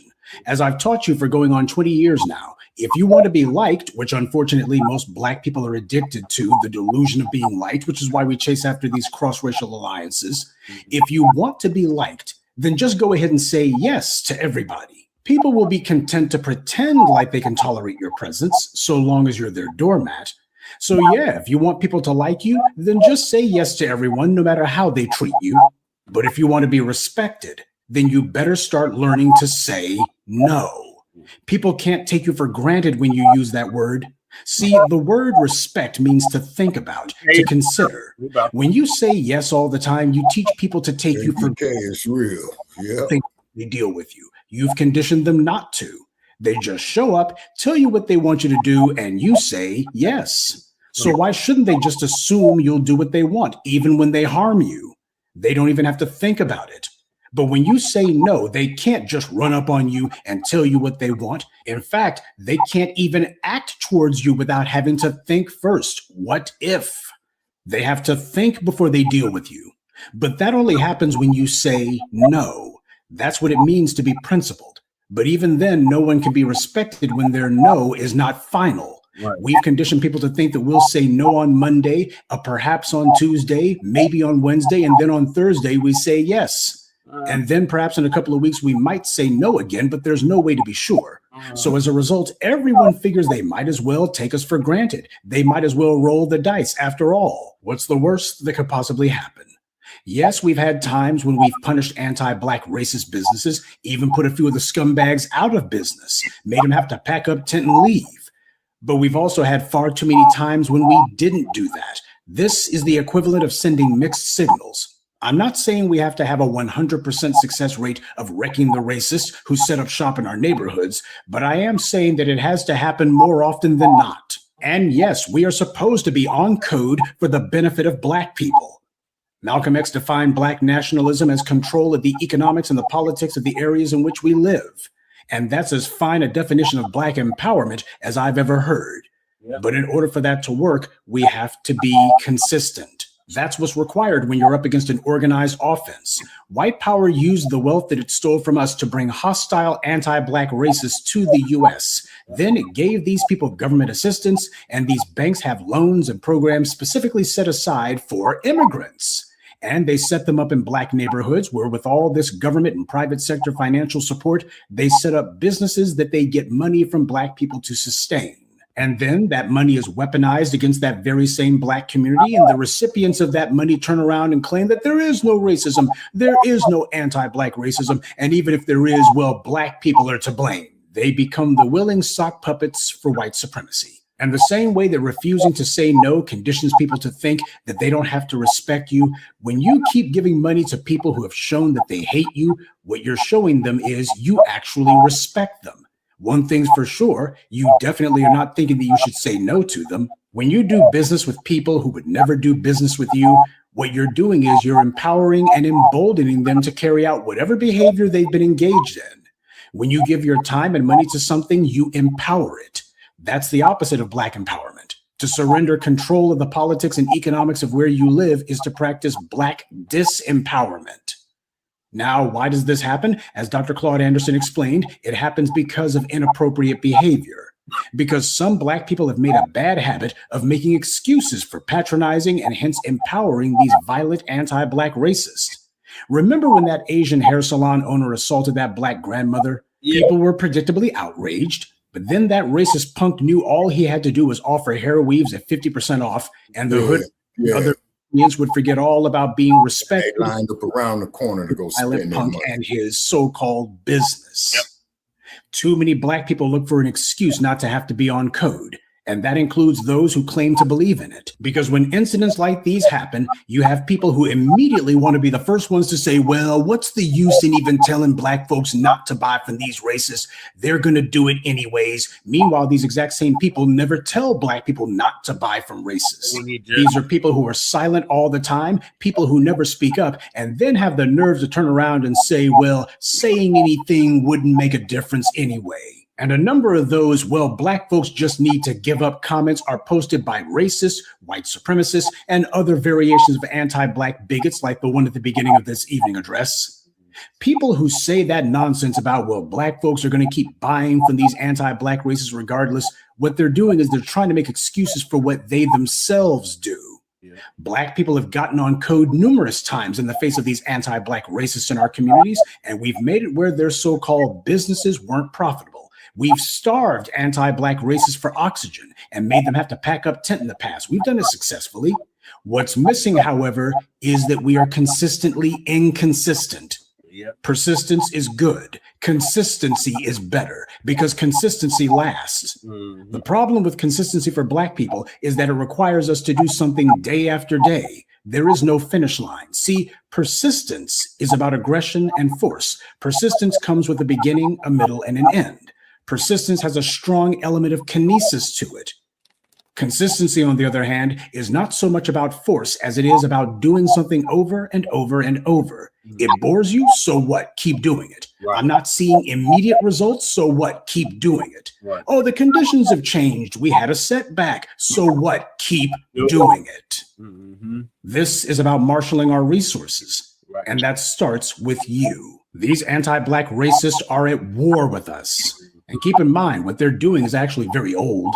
In his book, The Art of War, Sun Tzu said that when an army goes into an enemy's land, what you do is you bring a certain number of supplies with you from the home country, but after that, you start to make sure that you live off of the enemy. You live off the enemy by basically hopefully defeating them in battle and taking whatever supplies that they have. And of course, you plunder the countryside of their people, so you go ahead and rip them off too. This is the kind of anti-Black racism that's being practiced against Black people. This is what white supremacy and its adjacents have been doing. The white supremacists set up certain elements with all of this funding, all of this support, and then afterwards, to make sure that they remain afloat, they get the money from the enemy. They see Black people as being the enemy. And this is the reason why we stopped playing the people of color game. Because you got people of color from other groups who come from places that practice violent anti-Black racism, especially in places like Asia. So when they come to the US, they want to audition for a place in the dominant society. So they go overboard to prove that they hate Black people more than the white supremacists do. This is the reason why the murderer Peter Liang had all of that support that he had from a certain community. Killing a Black person with no legal consequence is the evidence that they've got the same racial privileges as the dominant society does. So when Peter Liang was indicted, as they saw it, their honorary oppressor class status was endangered. And in war, you don't settle for a partial victory. Injustices like the murder of Cyrus Belton must not and should not demoralize you. That's what the enemy wants. We have agents, ops, and cowards who infest the comment sections and elsewhere who don't want us to prevail over the anti-Black racists and who themselves know that they're a huge part of the problem and they don't want to ever stop their inappropriate behavior. To say nothing of the outright white supremacists and anti-Black racists using sock puppet accounts. They want you to stop focusing on defunding these racists. So yes, we need to defund these anti-Black bigots, and we need to take the hard line on it. Defund their restaurants, defund their hair salons, defund their laundromats, defund their janky shoes. Black people oversample on trivialities because too many Black people remain silent when it comes time to call this stuff out and say there's something wrong with trying to be fresh to death, especially when you're buying your fresh clothes and your kicks and such from people who hate you. Hell, even the white supremacists know better than that. As a famous slave owner once said, avoid all foreign entanglements. And as for the punk at the beginning of the video, this is tough talk coming from somebody who's trying to put up a brave front, but the truth of the matter is he's not sure what will happen because the same people who are talking tough today will be changing their tune tomorrow if the economic pain actually sets in. Yes, this racist is running his mouth now, but he's also betting that Black people will continue to be consistently inconsistent. Dr. King talked about that, about how the white supremacists in his day felt that basically the riots and the uprisings were just the Negroes needing to blow off some steam. See, the white supremacists already factored in Black discontent into their calculus a long time ago. Occasionally, those things are going to happen. That's just the unfortunate excesses of the dirty business of anti-Black racism. Now, there have been times when we put our foot down and made it count. We have put pain on the anti-Black racist, but the problem is that we haven't been consistent about it. So over the course of decades, this inconsistency has conditioned the anti-Black racists to feel that they can roll the dice. Maybe we'll squash them like bugs, or maybe there will be just enough silly Negroes who'll go back to picking the cotton anyway. The thinking Black people know what time it is. But as the Black media has told you for a generation now, the greatest enemy to Black empowerment is the enemy within. The low mentality Negro who always makes up an excuse or invents a lie to justify engaging in the same inappropriate behavior that harms us. We have to be honest that a majority of Black people fall into this category. Well, I'm not on a rescue mission and you better not be either. At this late date, every Black person knows what the score is. The problem is that too many of us are comfortable being at the bottom and being oppressed. I guess it's like that old song goes, I've been down so long, it feels like up to me. Well, there's no honor in somebody who can't tell up from down, because I certainly can. See, there's Black people who don't want to win because being under white supremacy seems easier to them. Well, there's nothing easier than laying down and dying. And that might be good enough for these Amos and Andy Negroes, but that's not good enough for me. And it better not be good enough for you. That's the bad news. Now, here's the good news. We don't need the majority of us to be on code. If there's anything that the outgrowth influence of the Black grassroots proves, it's that we only need a critical mass. After all, in every movement, it's not the masses who get things done. It is the few who get off their butts. It is the people who actually get things done, like you. And by the way, I don't believe in boycotts. I believe in a status quo. A boycott is reacting to a business that's been racist. The status quo should be that we don't fund anti-Black racists to begin with. If somebody makes it where I have to boycott them, then the problem is that I need a business that isn't a bunch of racists. That business shouldn't be around. Right. Now, white power propped up and pushes these anti-Black bigots. Everything from the State Department greasing the skids to bring them to the U.S., to banks engaging in open, blatant, preferential racial treatment with loans and financial programs set aside for immigrants, and they make sure that there's certain immigrants who they are going to prefer over others. This is a truth that the Africans and the Caribbean still haven't figured out yet. Right. This is done so that these people who practice anti-Black racism are able to leapfrog over foundational Black Americans, and it's done on the government and corporate America's dime. Dr. King talked about that in the 1960s, talking about how these banks and the government make sure that they give all of this aid to white farmers while making sure that they have a huge boycott against Black farmers. What's happening now is a much needed reminder of what the reality is. As Maya Angelou said, when people tell you who they are, believe them. Defund the anti-Black racist in your midst. I'm not talking about taking down the big corporations. I'm talking about making it where these racists who have been setting up shop and propped up in your neighborhood to harm Black people and drain local resources are no longer able to profit from you. You remember that Tui family? They were the Mississippi family who claimed that they had been so kind to the football player Michael O'Hare. Hollywood even made a fictional fantasy movie very loosely based on the Tui's telling of the events. But the Black grassroots and the Black media were on that fraud from the beginning. The Tui's could not stand Black people. That was the reality. Michael O'Hare has publicly excoriated and repudiated them, and the movie studio that lied about him. The Tui's made their money off of their little restaurants where they took money from the Black customers, but they didn't live in those areas, and they put no money into those areas. They only took money out. They put nothing into it. What do you call someone who only takes and never gives anything? The Tui's fast food shacks were nothing more than an economic eyesore in those Black communities and an economic drain on them. And we see the same thing with racists like that Chow scumbag and the fool at the beginning of this video. The Tui's got exposed and called out. This is good. This is necessary. But it's only the first step. Punishment is what must come next, and that comes in the form of defunding and the community taking concrete steps to protect itself from the Ricc Chows of this world. When racist trash are running around murdering Black people, especially Black children, the community must take steps to protect itself and stop the violence before they strike again. As vile as the punk at the beginning of the video is, there is one thing that's beneficial about his little racist tirade. As Malcolm said, I have more respect for a man who lets me know where he stands than one who tries to walk up like an angel and is nothing but the devil. Black people should remember this is who they give their money to. Harsh lessons make for long memories, and we've become a people who like to forget. Next time you get ready to make an excuse for why it's okay to patronize the Ricc Chows of this world or his fellow travelers, hopefully some of you will remember this, and you'll act appropriately. Not just today, not just when the next Black teenager is murdered in cold blood, but consistently. Good evening, and be one. I'd like to take a moment to mention some of our contributors: Burkett Cochrane, Andrew Lewis, Prince Ahmed, Tyrone Leak, and Black RU Etheridge. Salute to them and thank you to everyone for listening, liking, and sharing this message. Black empowerment only exists because of you. All right, Shabaka, what are your thoughts on what the professor just laid out for us? He said it was correct once again, and then on top of it is up to us to build up our own infrastructures. Dr. King had said that he had led our people into a burning house with integration. This here proves it. And then on top of it is, well, too, we got to come together, Black families, because see, it's up to us to save us, man. We the only ones who can do it.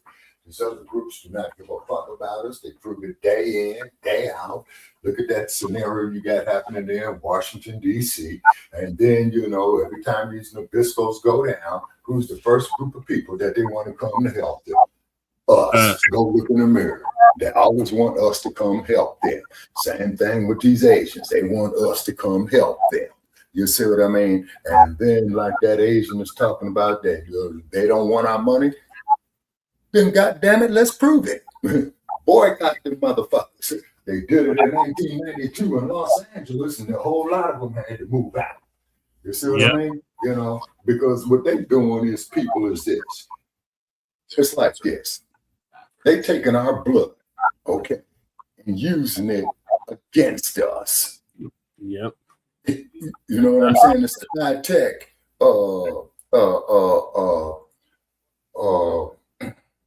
Tuskegee experiment.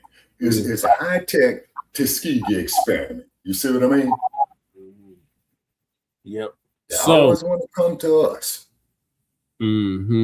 So as a result of the nature, meaning nature, hearing our cries, and it issued out an earthquake, which caused a tsunami in Asia. So I'm gonna play news. He's in Nabisco, but he be dropping the weather news and the earthquake news. Okay, what was the earthquake number? It was a 7.8. That is serious. After a major earthquake off the coast of the Philippines, where I've seen people, USGS ranks it at 7.8 magnitude or 8.2 magnitude. Internet people are saying it's a 9. Exactly, Sister Val. We can't. A tsunami has been detected off of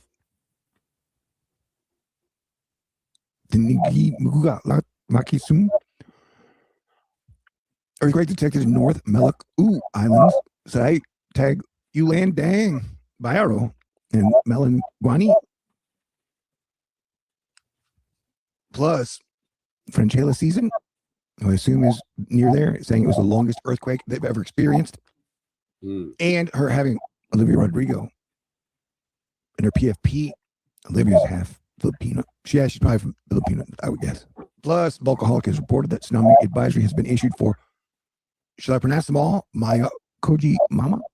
Yay, Yama region, Amami Islands, and Tokata Islands, and Okinawa main island region, Daito Islands, Ogasawa Wara Islands, Tame Yashima, and Yukushima region, southern It's Me Prefecture, Wakayama Prefecture, Kochi Prefecture, Miyazaki Prefecture, eastern Kagoshima Prefecture, Kuju Kuwari, and the outer Boso Coast, the Chiba Prefecture, the Izu Island, Shizuoka Prefecture, and the offshore Chat Prefecture. So yeah, serious situation. There are videos of buildings collapsing. I think that's what the broken house is showing. And so your earthquake happened just south of the Philippines. And tsunamis are bad. This is not a picture of this one, but just saying that they create a wall of water, and this is reported to have caused a 1 to 3 meter tsunami, which is like 1 to 10 feet. It only takes like a foot of water to sweep you off your feet. It was 35 kilometers deep, which is actually pretty shallow, but not the shallowest. But yeah, tsunami waves reaching 1 to 3 meters above the tide level are possible along some coasts of the Philippines and Indonesia and Malaysia. And we have had quite a bit of solar activity lately. So smoke them if you got them, and stay cool, stay alert, play defense, stay cool. What? Now my Twitter's not working. Yeah, one crazy summer. Yeah. Reminder, Mother Nature's super powerful. So a lot of shit's been exploding lately. Yeah, it is. Okay. At war with each other. And this was in a ring of fire. Yeah, That's exactly what the fuck happens in a quake right there, people.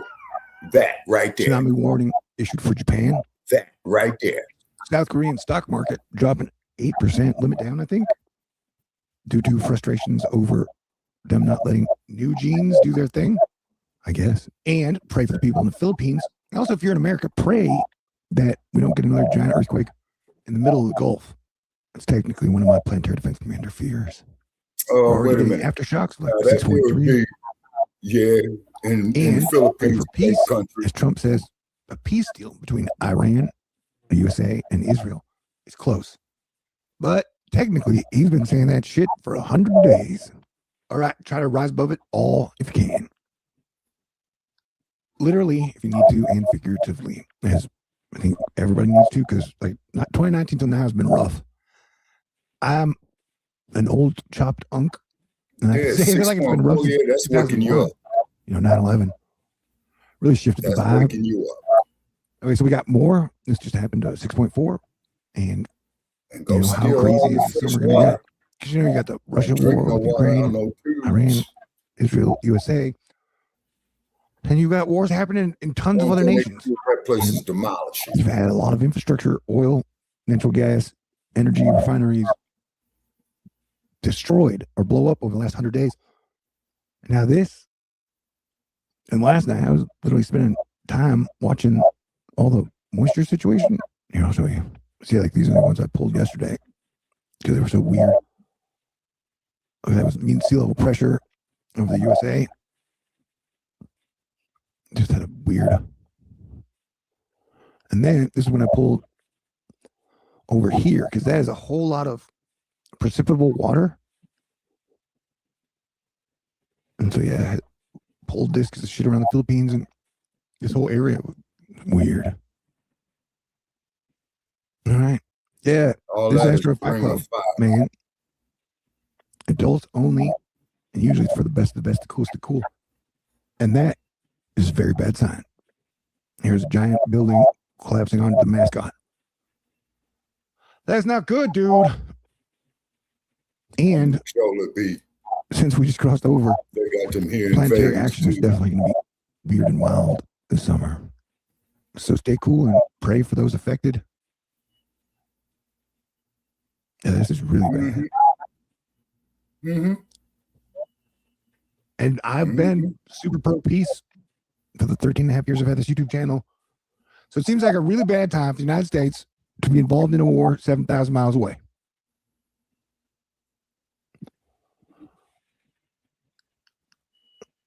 All right. I'll keep everybody posted. God bless everyone. Stay cool. Man, you better get your ass up from up under them buildings. Shit. Right. Quickly. Because see, now the cold part about that's that ABK, that's that the anti-black karma coming back to them. Mm-hmm. Yes, sir. You know what I'm saying? That's exactly what it is. You see? And so my advice, and for those of you who've never been in a quake of that size right there, okay, that's a big one right there. Now, the thing that's going to happen to you afterwards, after the quake, after you settle down, your stomach is going to get very, very, very queasy, okay? The reason being is because you're in a state of shock, okay? Subconsciously, you're in a state of shock, okay? So then you're going to have your fear level. You got to get your fear level to drop. And the ones who most definitely should be need to be sought out for is people with special needs and the elderly. You see what I'm saying? Because they could be trapped. You know, their breathing apparatuses might break down or what have you. And you're on your own is because all of the ambulance, fire departments, all that, they're going to be responding to the quake. You see what I mean? Yeah. Okay. And always prepare for the quake. Have your bug out bag. You see what I'm saying? The main thing you need is water. Trade for it, buy it, steal it by any means necessary. You see? Okay. All right. Thanks for that. I got to move on to and I'm talking about what I've lived through from 71 and 94. You know what I mean? Yeah. Yep.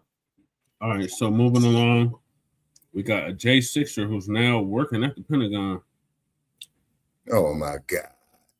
So Torian Rain Reloaded gonna give us an update on that. Shout out to Torian. Officials are defending their hiring of a York County man who took part in the January 6th Capitol riots. Elias Azari, who was convicted and later pardoned, is now serving on a counterterrorism role. Chief political correspondent Andy Weber takes a look at his convictions and the Defense Department's response. Well, detailed court filings accuse Azari of taking part in the January 6th riots, including encouraging and directing those storming the Capitol. The Pentagon is standing by their hire. The Washington Post was first to report that this man, Elias Azari, was recently hired to work in a Pentagon office that oversees sensitive special operations and irregular warfare matters, essentially a role focusing on counterterrorism. But just 5 years ago, he drove with two friends from South Carolina to D.C. to take part in a massive riot that looked to interrupt the certification of the 2020 election. Press and surveillance photos from that day show Azari armed with a metal pole directing fellow rioters toward the Capitol before climbing through a broken window. After wandering through the rotunda and posing with statues for nearly half an hour, Azari exited the Capitol. He stayed on Capitol grounds until dusk. The Washington Post reports that during his sentencing, Azari showed remorse, saying January 6 represented something truly horrible. Azari, who at the time was a freshman at the Citadel, pleaded guilty to entering and remaining in a restricted building and spent 14 days in jail. He was included in President Trump's mass pardoning of January 6 defendants in January 2025. They were protesting a crooked election. I mean, people understand that also. And they were treated very badly. Nobody's been treated like that. So I'd be open to it, certainly. In a statement on X, acting Pentagon Press Secretary Joel Valdez wrote, Azari is a qualified, patriotic young professional, and we are proud to have him as a political appointee at the Department of War. Reporting in York County, I'm Andy Weber, Queen City News. So it looks like we got another Operation Protect the White Boy in the books, and it is this individual by the name of Elias Azari. I can honestly say I never heard of him. I guess he was one of the other underlings that was involved with January 6th because there was so many of them out there. And isn't it nice to say that I can get a job after committing a domestic terroristic act, or at least for engaging in one? And I find it interesting that the usual suspects who claim that white privilege isn't a thing aren't talking about this, considering this is the legit definition of white privilege. Like this dude right here, all he had to do was go to DC, engage in this act, get pardoned by Trump, be deemed a patriot, and now he's getting hired to work at the Pentagon in a relatively good position, a position that he doesn't even qualify for. One that if he was probably a little bit more tan, say, I don't know, black, they would have said that he was a DEI hire, even if he was indeed qualified and not even there the day of January 6th. I have told people over and over again that the usual suspects, the men anyway, don't like DEI, or at least the version of it that they have concocted, because they don't benefit from it like they claim everyone else does. I've said over and over again, and I'm staying 10 toes down on this. If DEI, the way that they portray it, went the way that they wanted it to, then they would never get online and bitch and complain all the damn time about Black people getting all the benefits and stuff like that, even though we don't receive it. But, you know, they got to go after the low-hanging fruit. I want to see if they're going to talk about this. Now, this is a pretty fresh story. This is stories, I don't even think even a week old. I actually got tagged in this on Facebook and said, okay, I will definitely add it into the repertoire. And here we are. So, again, this dude ends up working in the Pentagon, and I was able to pull like what his position is or whatever it is that he's going to be doing. So he's going to be working in the irregular warfare and counterterrorism section, and it's a part of that so-called Department of War. Man, when this administration is over, whoever gets in, I'm gonna need them to change that back to the Department of Defense. And it says that it's a highly specialized 40-person Pentagon policy team operating under the Assistant Secretary of Defense for special operations and low-intensity conflict. It develops policy strategies and plans for unconventional warfare, personnel recovery, hostage rescue, and combating terrorism. I find it interesting that it says counterterrorism and combating terrorism, considering what those individuals, including the one who just got this job, committed what I would deem to be a domestic terroristic act. Of course, they would never call it that. I mean, they still refer to it as them going to, it was a tour. I mean, the mental gymnastics, many of them play in the gall, the unmitigated gall to try to do the whole, I guess you could say, what is it? The insulting of my intelligence, which I know is one of my biggest pet peeves. Talking about they was going on a tour. That's not what a tour looks like. Not any tour I've ever seen or been on. I can honestly tell you that. But this is the job right here. And the crazy part about it is, if you remember and listen to the clip, the Pentagon, the officials over there actually are defending him getting this job. Like, which means there are people out there that are pushing back against why does this man get this job? Like, all he did was what he did on January 6th, and boom, out of nowhere, he ends up getting a job. So, like, it's that easy. Well, for them, apparently. And the thing is, he never said, oh, I don't qualify for this job. You know, give it to someone who meets the qualifications, which, by the way, What are his qualifications? They never asked that. They never asked what his qualifications were. They just said, okay, we'll just give him a job. And they never questioned it. They just gave him the job and they're defending him getting the job.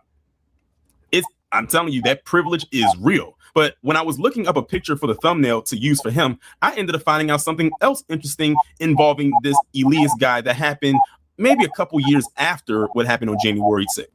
Apparently, Elias was trying to throw his hat into the political ring because don't they all? And I guess he thought because he was a good patriot and doing what he did on January 6th, that somehow Trump was going to come and endorse him. But of course, that turned out to be wrong, because look what it says here. A state candidate went to prison for his January 6th actions. Trump is endorsing his opponent. And it was posted June 4th, 2024. So you're talking over 2 years ago, when shortly just hit the 2-year mark, as a matter of fact, almost exactly. And he was running against this guy. Now, of course, we all know what the outcome was. He ended up losing. So he was trying to throw his hat into the political ring, which, again, he was probably running for a position that he wasn't qualified for, that people didn't know who he was, or maybe they did know who he was and didn't like what he did and said, oh, hell no, we're not, in fight for him. But what's crazy is this guy, his opponent, got endorsed by Trump, the same man that he ran up into the Capitol for. And meanwhile, his opponent most likely didn't have to do any of that. And he got the endorsement and the win. So you did all of that for absolutely nothing. You did all of that for a man that ended up going against you anyway. And people have been trying to tell people that Trump will turn on you in the drop of a hat. But they'll keep doing it. And like I say, gluttons for punishment. I had a light bulb moment when I was still going through this story. And I said to myself, are there any other people that was involved with January 6th that got a high-ranking position just because? So when I typed that into Google, only 2 names came up. Of course, Elias, who we are talking about now, but also this other individual by the name of Jared Wise. It said that he was appointed to the Department of Justice. They said he was a former FBI agent who was filmed urging rioters to kill police officers on January 6th, and he was hired to work as a senior advisor to the department's pardon attorney before eventually resigning. So even though he's not there anymore, he was still able to get a job. And mind you, they said he was a former FBI agent. So that means he worked for the DOJ already, but it's under as an agent. And then he went out there and did what he did. And he said he was urging rioters to kill police officers. And he still managed to get a job. Meanwhile, there's some people who can't get a decent job interview because of a weed fragment. Especially back then anyway. But this guy can go out and do what he did, and he still get a job. Man, I'm telling you, that privilege must be amazing. It has got to be. It is next level. And for them to sit up there and try to tell us otherwise, it's some bullshit. Yep, so there it is. Another day, another opportunity for PC to show their ass. And then after they do it, they might still get whatever it is that they want, even if it's not what they wanted. Like I said, I highly doubt he's qualified for the job that he got. But because of what he did, and they see him as a quote unquote patriot, I swear that's like a rallying call. Call somebody a patriot and automatically you get some kind of benefit. And the crazy part about it is, remember, Trump was trying to implement that slush fund, that anti-weaponization act fund that was like $1.76 billion, where everybody who was involved with January 6th, at least a lot of the ones that got pardoned, such as him, could probably get about $1 million a piece. I don't know where that's sitting at right now, but let's hypothetically say it was to go through, which would be ridiculous. He would stand to get $1 million right off rip. So not only would he get $1 million, if it hypothetically it happens, but he will also have this job that he doesn't qualify for. And he didn't turn it down. He accepted it. And the people who gave him the job are defending it. So when people try to tell you that white privilege ain't real, point them to this video right here, or just point them towards the playlist. It is all right there.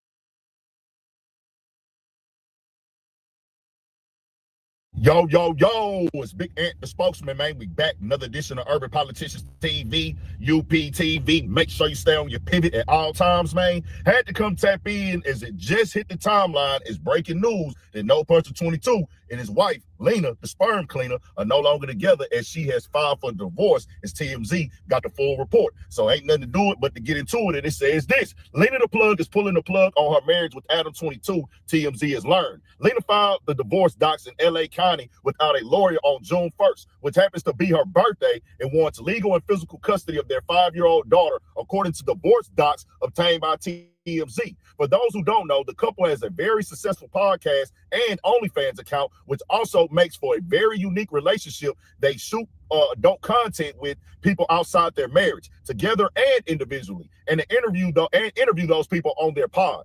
Adam also hosts his popular No Jumper podcast without her. With that being said, in the docs, Lena says she does not have a job and her only income is $3,000 monthly spousal support from Adam. Of course, she's a very successful creator on OnlyFans, but in the docs, she makes it sound like she has no control over that revenue, saying, I have no access to any financial resources in this marriage or actual financial information. So all amounts entered are estimates. She also says they have $1.1 million entertainment studio, and she wants half of that in the divorce. They got married back in 2023, and in the docs, she lists their date of separation as April 15th, tax day. We've reached out to Lena and Adam, but no word backstory developed. I don't know for sure if this right here is a play for clout or to gain attention on the algorithm, but either way, this is eventually going to happen one day when Lena the sperm cleaner decides to go ahead and divorce No Puncher 22 for the simple fact she don't love him, bro. When a woman will go out here and sleep with this many men after married you already, y'all wasn't doing that before y'all got together that we know of. Y'all had a daughter and all this. Then she said, well, I'm gonna go sleep out here with another guy. And then they do it one time, that she's been doing it nonstop ever since, that I ended up finding out like last week. But when I do hear this write-up, it makes me question, because she filed the divorce on her birthday. Then it was the tax day, the 15th, when they supposed to be separated. And then she's saying she don't make no money. She ain't got control over none of her paper. I don't know what's going inside their home, but this is TMZ. They get access to legal docs because people who work at these buildings, people who work at these offices, and leak them to them for a little check and things. Or sometimes somebody on the publicist man put it out there. She could have sent it. Hey, let's go ahead and announce it, make it public. Me and him officially separated. But with their minds, how twisted they is, how they got that dedication to go viral or die trying anything for clout. You just never know with them two right there. This could be a play for them to run out there and say, well, man, we want to just try to save some money. We need to file bankruptcy or something. I don't know for sure, because I seen No Puncher 22 had tweeted out.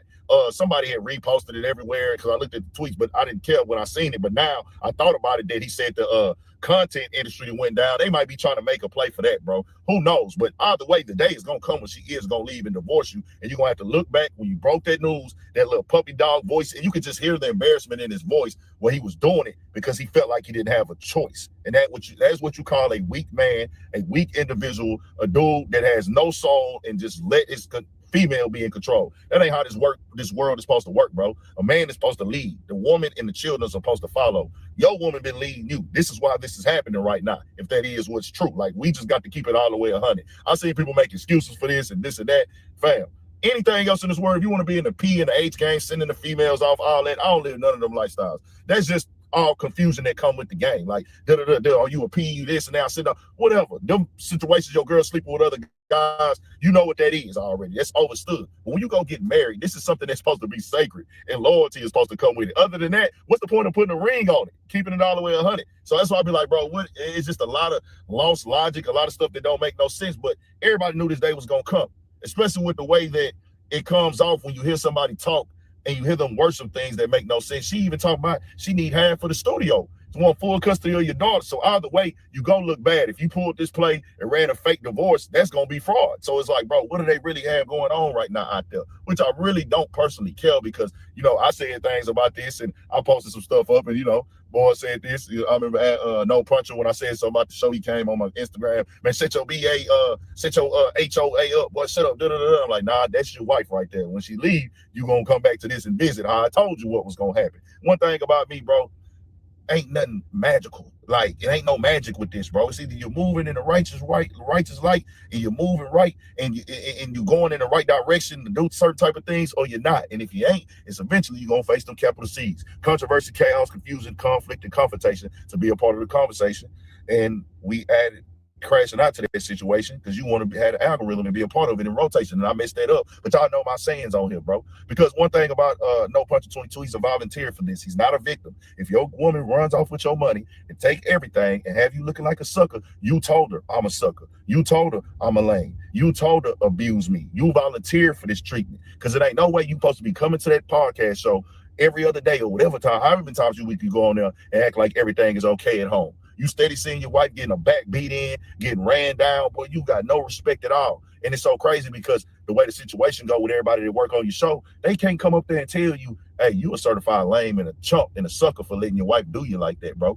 Like, bro, I just seen your wife doing this and that. Everybody up there just using you for the check. They ain't your real partners. They ain't your real friends, because I would never have a real friend or a real partner or somebody close to me who is married. We talking about marriage, y'all. Got married, got a family, then you go, hey, man, my wife gonna start smashing other dudes now. I'm gonna say, hey, bro, you done lost your mind? That makes no sense at all, bro. Like, what you really got going on? But I wouldn't have to worry about that with none of my partners, because they would never do nothing like that. That's how you know with these type of shows, their goals and everything that they got going on, bro. They'll do anything for $1. They want you to think they winning. They want you to think money is everything. They want you to think that clout is everything. But in the end, it comes back to the roots, to the soil, to the bottom, to the level of, hey, I never had respect out the gate. And now you on your show and trying to instigate all this gangbanging activity. I was gonna make a video when I seen them disrespecting black people again, talking about the chimp and I. And man, if I'm saying it for this, it don't mean that, bro. What you think chimping coming from, dog? What is we talking about here? But he wanted to play with that. But hey, that's the latest update. We'll get y'all more with some more information when it come in. Stay on your pivot, more videos, all that. Lock into the Patreon, Urban Politicians TV, on the website or the app. I'm most definitely gonna tap into this some more for sure on there. We got some stuff coming. Lock in.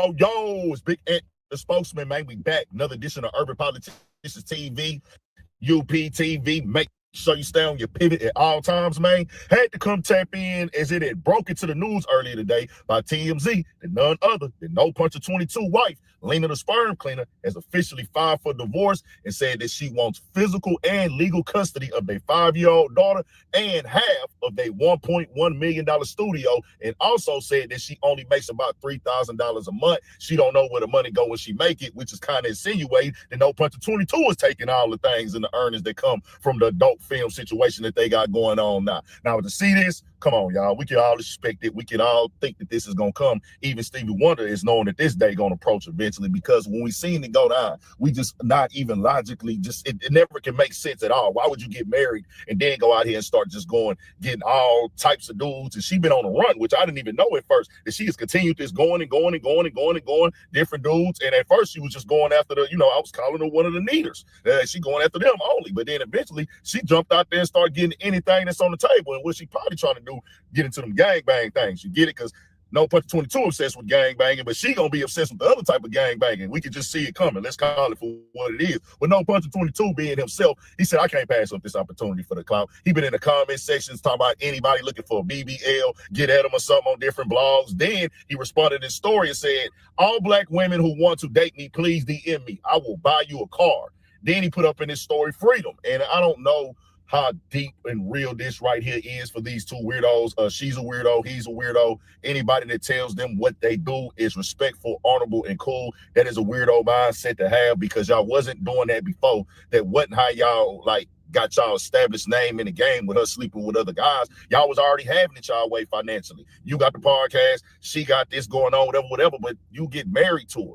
Like, you're not a P. You're not sending her off. You're not telling her to go do this. Y'all not in an open relationship. Y'all got married after y'all had a kid and went and did this nonsense. And Adam's back. Like, everyone just makes these little backstories because it is all of their fears in their relationships. I think it also really pissed them off that I'm in this relationship with Adam, and Adam allowed me to go do this thing, because they think in some way that I'm going to influence their wife or their girlfriend to request the same thing, or I'm sort of normalizing it when I'm not really normalizing it. I'm a sex worker. So it's wow, but nah, let me tell No Puncher 22, keep black women out of your jokes and things right now, bro. Just go through it with your wife. She is white. Y'all go do y'all white people thing. Now I know it's black women in that business that y'all in, and they gonna look at you like a lick. You won't ever be loved again. Nobody's gonna ever respect you. You want to know why? Because you don't respect yourself. That's the first thing. They saw how you got played right there.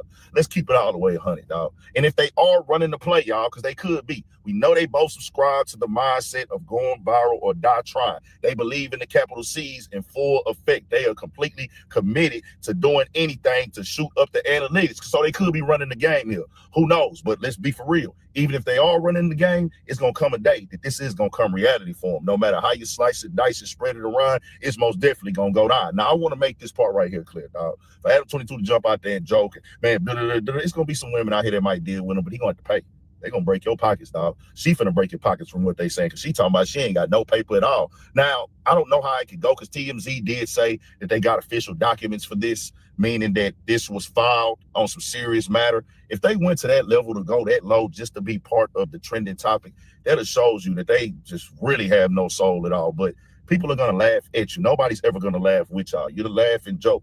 And it's the thing about it is, bro, when you get to a certain status in your life as a man, if you don't respect yourself, bro, nobody else is gonna respect you. And one thing about this, when people don't respect you, they tend to not just come tell you when you got things that could be beneficial to them. He has something that could be beneficial to a lot of people. You got a platform, you got the subscribers, you got the following, you got the funding. So they are saying, well, you know what, bro, we'll come around you and not tell you looking like a dummy. It just is what it is. The day she set you down and talked you down through that, and it's so crazy because it's just all the clips coming up on Twitter. Like, she just set them down afterwards and talked about how much pain she was in. Hard to come back to. Was in a lot of pain for a few days. So having sex was, you know. It was reupholstered. You were a little traumatized by me being like, ouch, hold on.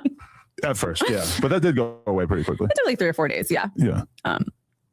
You feel like it snapped back? Well, you never had the natural birth that you were planning on. I don't believe that a vagina stretches from having sex once for 40 minutes with a bigger dick. If for her to come back after this and go get down with all these other dudes, bro, she had made her mind up a long time, bro. One thing about women, they make their mind up and they already moving towards what they think, and they don't tell you about it, bro. They just sit on it, sit on it, sit on it. They sit on it with it on the back of their brain and things. And while you outside focused on all the nonsense you got going on, she doing all these scenes with all these different guys. Some of them probably, you know, she probably ain't tell none of them the problem. She probably got a dude on the side. He know everything that's going on right there. And see, I want to make this clear here, right?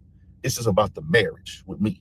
When you get married, if this was just your girlfriend, who would care? If y'all didn't have a dog, even if y'all got a kid and y'all ain't married, who would care? But when you decide to go get married, you gave up the business. You put her in this. You said, hey, don't respect me because you just married me. I'll put a ring on your finger, meaning I'm choosing you. You the one. I want this to be exclusive. Well, she tell you right after you put the ring on the finger, I don't want to be exclusive. I want other dudes to get some of this. I want to try all these other meats, and we going to go down through there. Matter of fact, she brought you in and had you sit there and act like she had all this respect for you, had you smash the dude with her. I mean, they had one thing that I seen on Twitter is, and I think I seen that on Instagram when they did the little TV show a couple years ago. Y'all brought another dude in there with y'all together. I'm like, bro, what is really going down? This is real loud disgusting. What are y'all really running right here? But you got to know, bro, people don't tell you the real. The people, if let me tell you like this, no puncher, you think you got real friends. You don't. If nobody never came and told you, fam, I would never do nothing like that, bro. Hey, that is not what's up at all. And it's going to come back to bite you in the behind. If they didn't tell you that and you consider them a friend, they not your real friend, bro. They not your real friend. Just look around, man. We'll see what happens with it. But hey, this is why I say out here, you got to make sure you stay on your pivot. Adam can try to troll and laugh it off. Yeah, you might get some females on the show for a while, but you're going to have to break bread, man. They going to look at you like a lick. Everybody already look at y'all like a lick. And it's just added to it, man. Hey, if he a lick, go on hit him up. Hey, for the ladies that's selling it, he really in the pay now because that's his only way. We'll see what happens. This might be a troll. This might be a finesse. Either way, we'll come back and update on it. Tell me what y'all think. We got more coming. Tap into the Urban Politics TV Patreon on the website or the app. We got more on there, 1,000.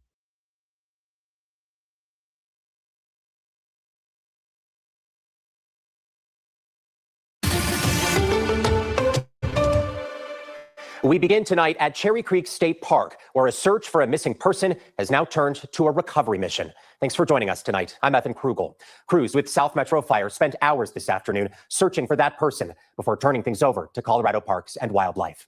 9 News reporter Colton Chavez has been at that swim beach all afternoon. He joins us now with the latest. Hey, Colton.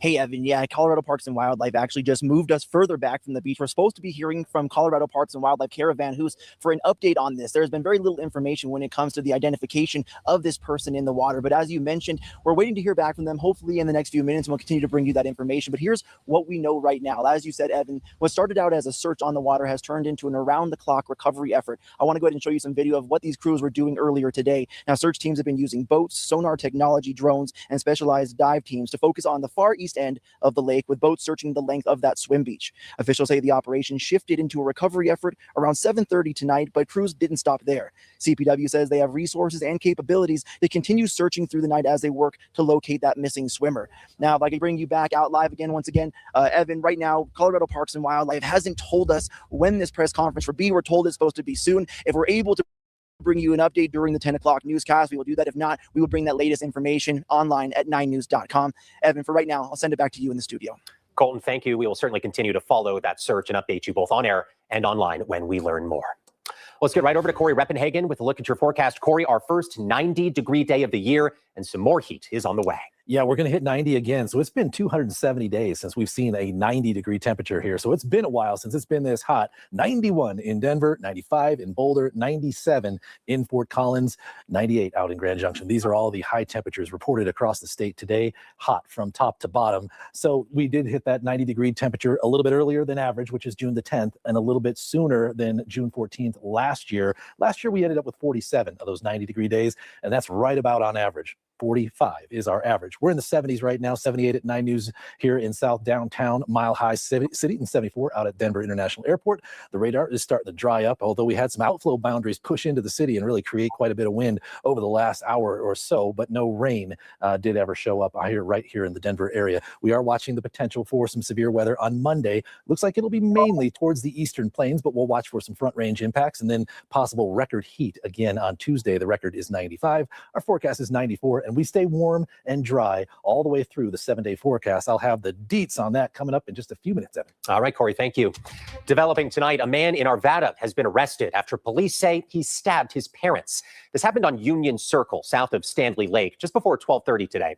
We're told police were in that area for hours, clearing out eventually just before 5 o'clock this evening. Details are limited, but police tell us 2 victims were transported to the hospital. Both are expected to survive. Officials say the suspect is the adult son of those 2 victims. Arvada police say he fled the area but didn't get far. Officers tracked him down on Highway 128 just west of McCaslin and took him into custody with help from Jefferson and Boulder County Sheriff's deputies. We will continue to follow this story and update you as we learn more. Law enforcement officials in Douglas County say they have an e-bike problem, and they're warning parents they could be charged if it continues. The sheriff's office posted that on Friday alone, they responded to dozens of calls about e-bikes and e-motorcycles in neighborhoods. They say the riders were 12 to 14-year-old kids, both girls and boys. They were issued written warnings, and parents were contacted to come and load up the bikes and take the kids home. But the sheriff's office says if this continues, parents could face criminal charges for contributing to delinquency of a minor. Now, this warning comes just as officials, including those down in Douglas County, are sharing videos like this one of 2 major e-bike crashes, something that's becoming more and more common.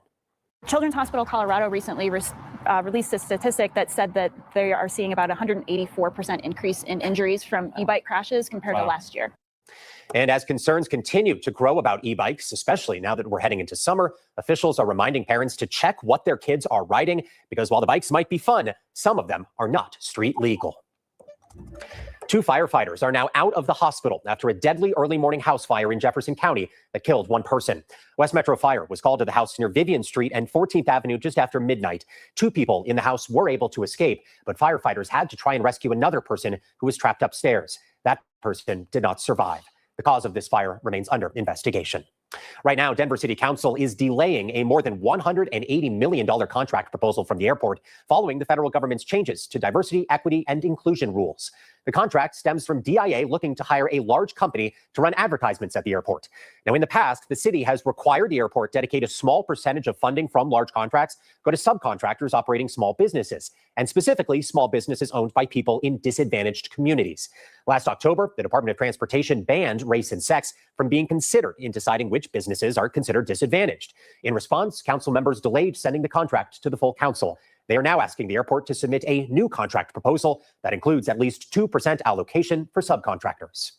The Denver City Council is spending $4.5 million in voter-approved bond money to buy an old office building. It's meant to become affordable housing, but it turns out the city doesn't have a firm plan for that conversion. The purchase is the first expenditure from the $45 million voters set aside for affordable housing in last year's vibrant Denver bond. Councilwoman Flora Alvarez was the only no vote, citing concerns about a lack of planning for how much work it will need and how long it could take. If the city was my client, if the residents were my client, and I was their real estate agent, I would never let them buy a house without an inspection, and that's what we're doing. The city says it hopes to close on the purchase by the end of the month before it seeks developer bids.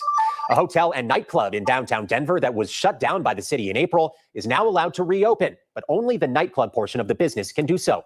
Earlier this week, the city's Licensing and Consumer Protection Department lifted restrictions on the cabaret license for Native Hotel and Gatsby's Social.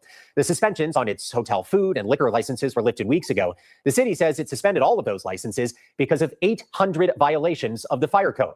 Now, even though those suspensions were lifted after the business made changes, the trouble isn't over just yet. The city issued Native a new show cause order that requires them to appear in a hearing at the end of next month to explain why they should keep their licenses. The University of Colorado's Board of Regents has officially approved its $6.8 billion budget for the 26-27 school year. While the new budget is only a small increase compared to last year, it will spread throughout the different campuses. About $360 million will go to the Colorado Springs campus, $407 million will go to the Denver campus, $2.5 billion to the Boulder campus, and just over $3 billion will go to the Anschutz Medical Campus in Aurora. The budget includes increases for tuition rates, housing and dining fees, and campus financial aid. But it decreases overall research funding across all 4 campuses. It also reduces stipends and work hours for employees.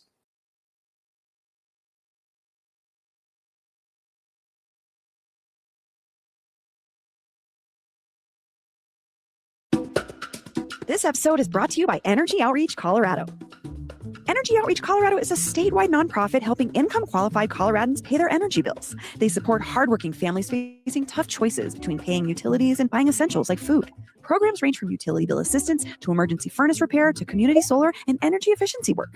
Learn how Energy Outreach Colorado is creating affordable energy solutions for Coloradans at energyoutreach.org. That's energyoutreach.org. This episode is brought to you by the Denver Art Museum. Immerse yourself in the stars we do not see, Australian Indigenous art, the largest display of Australian Indigenous art ever presented in North America, now on view at the Denver Art Museum. This exhibition offers a captivating multi-layered experience featuring 130 works by 132 artists drawn exclusively from the National Gallery of Victoria's world-leading collection. These works will introduce you to the art, resilience, and depth of the world's oldest continuous living culture, on view now through July 26th. Visit denverartmuseum.org to purchase tickets. That's denverartmuseum.org. This is Your City Could Be Better, because it could be.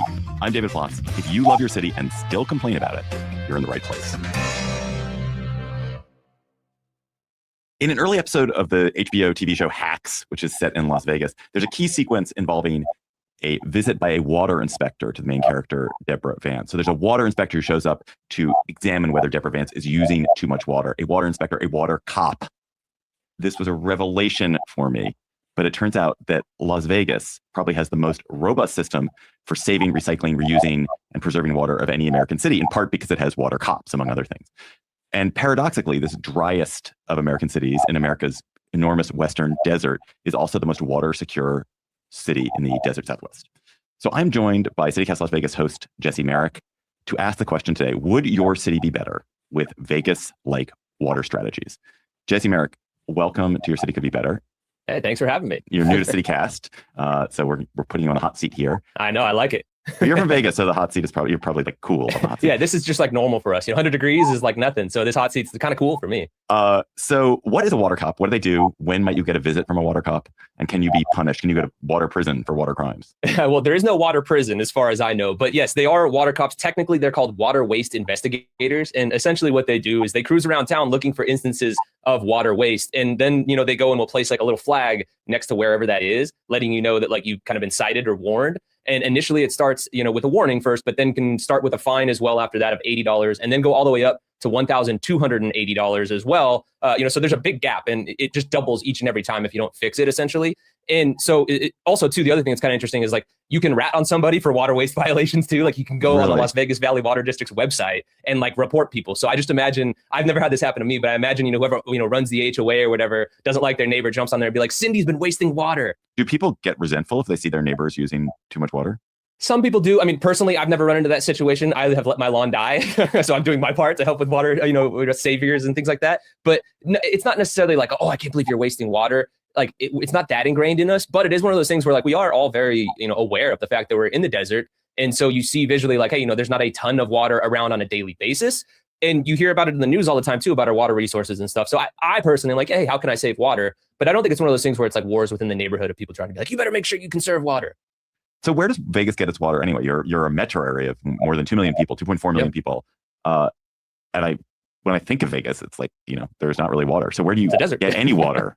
Yeah. So surprisingly, we actually get 90% of our water from the Colorado River via Lake Mead. And many people don't know this. I didn't even realize it until I started researching for a lot of this, was that Lake Mead is actually the largest reservoir in the US. So we've got this massive body of water I would say probably about 20 miles or so from like the center of our city. And that's where we get most of it from. The other 10% comes from like groundwater resources, that we have in an aquifer beneath Las Vegas. So the reason we want to do this episode is this incredible stat, which is that basically all indoor water in Las Vegas is recycled and reused. So what does that mean practically? Does that mean like if I'm coming to Las Vegas that I'm basically drinking what used to be toilet water? Is that what it means?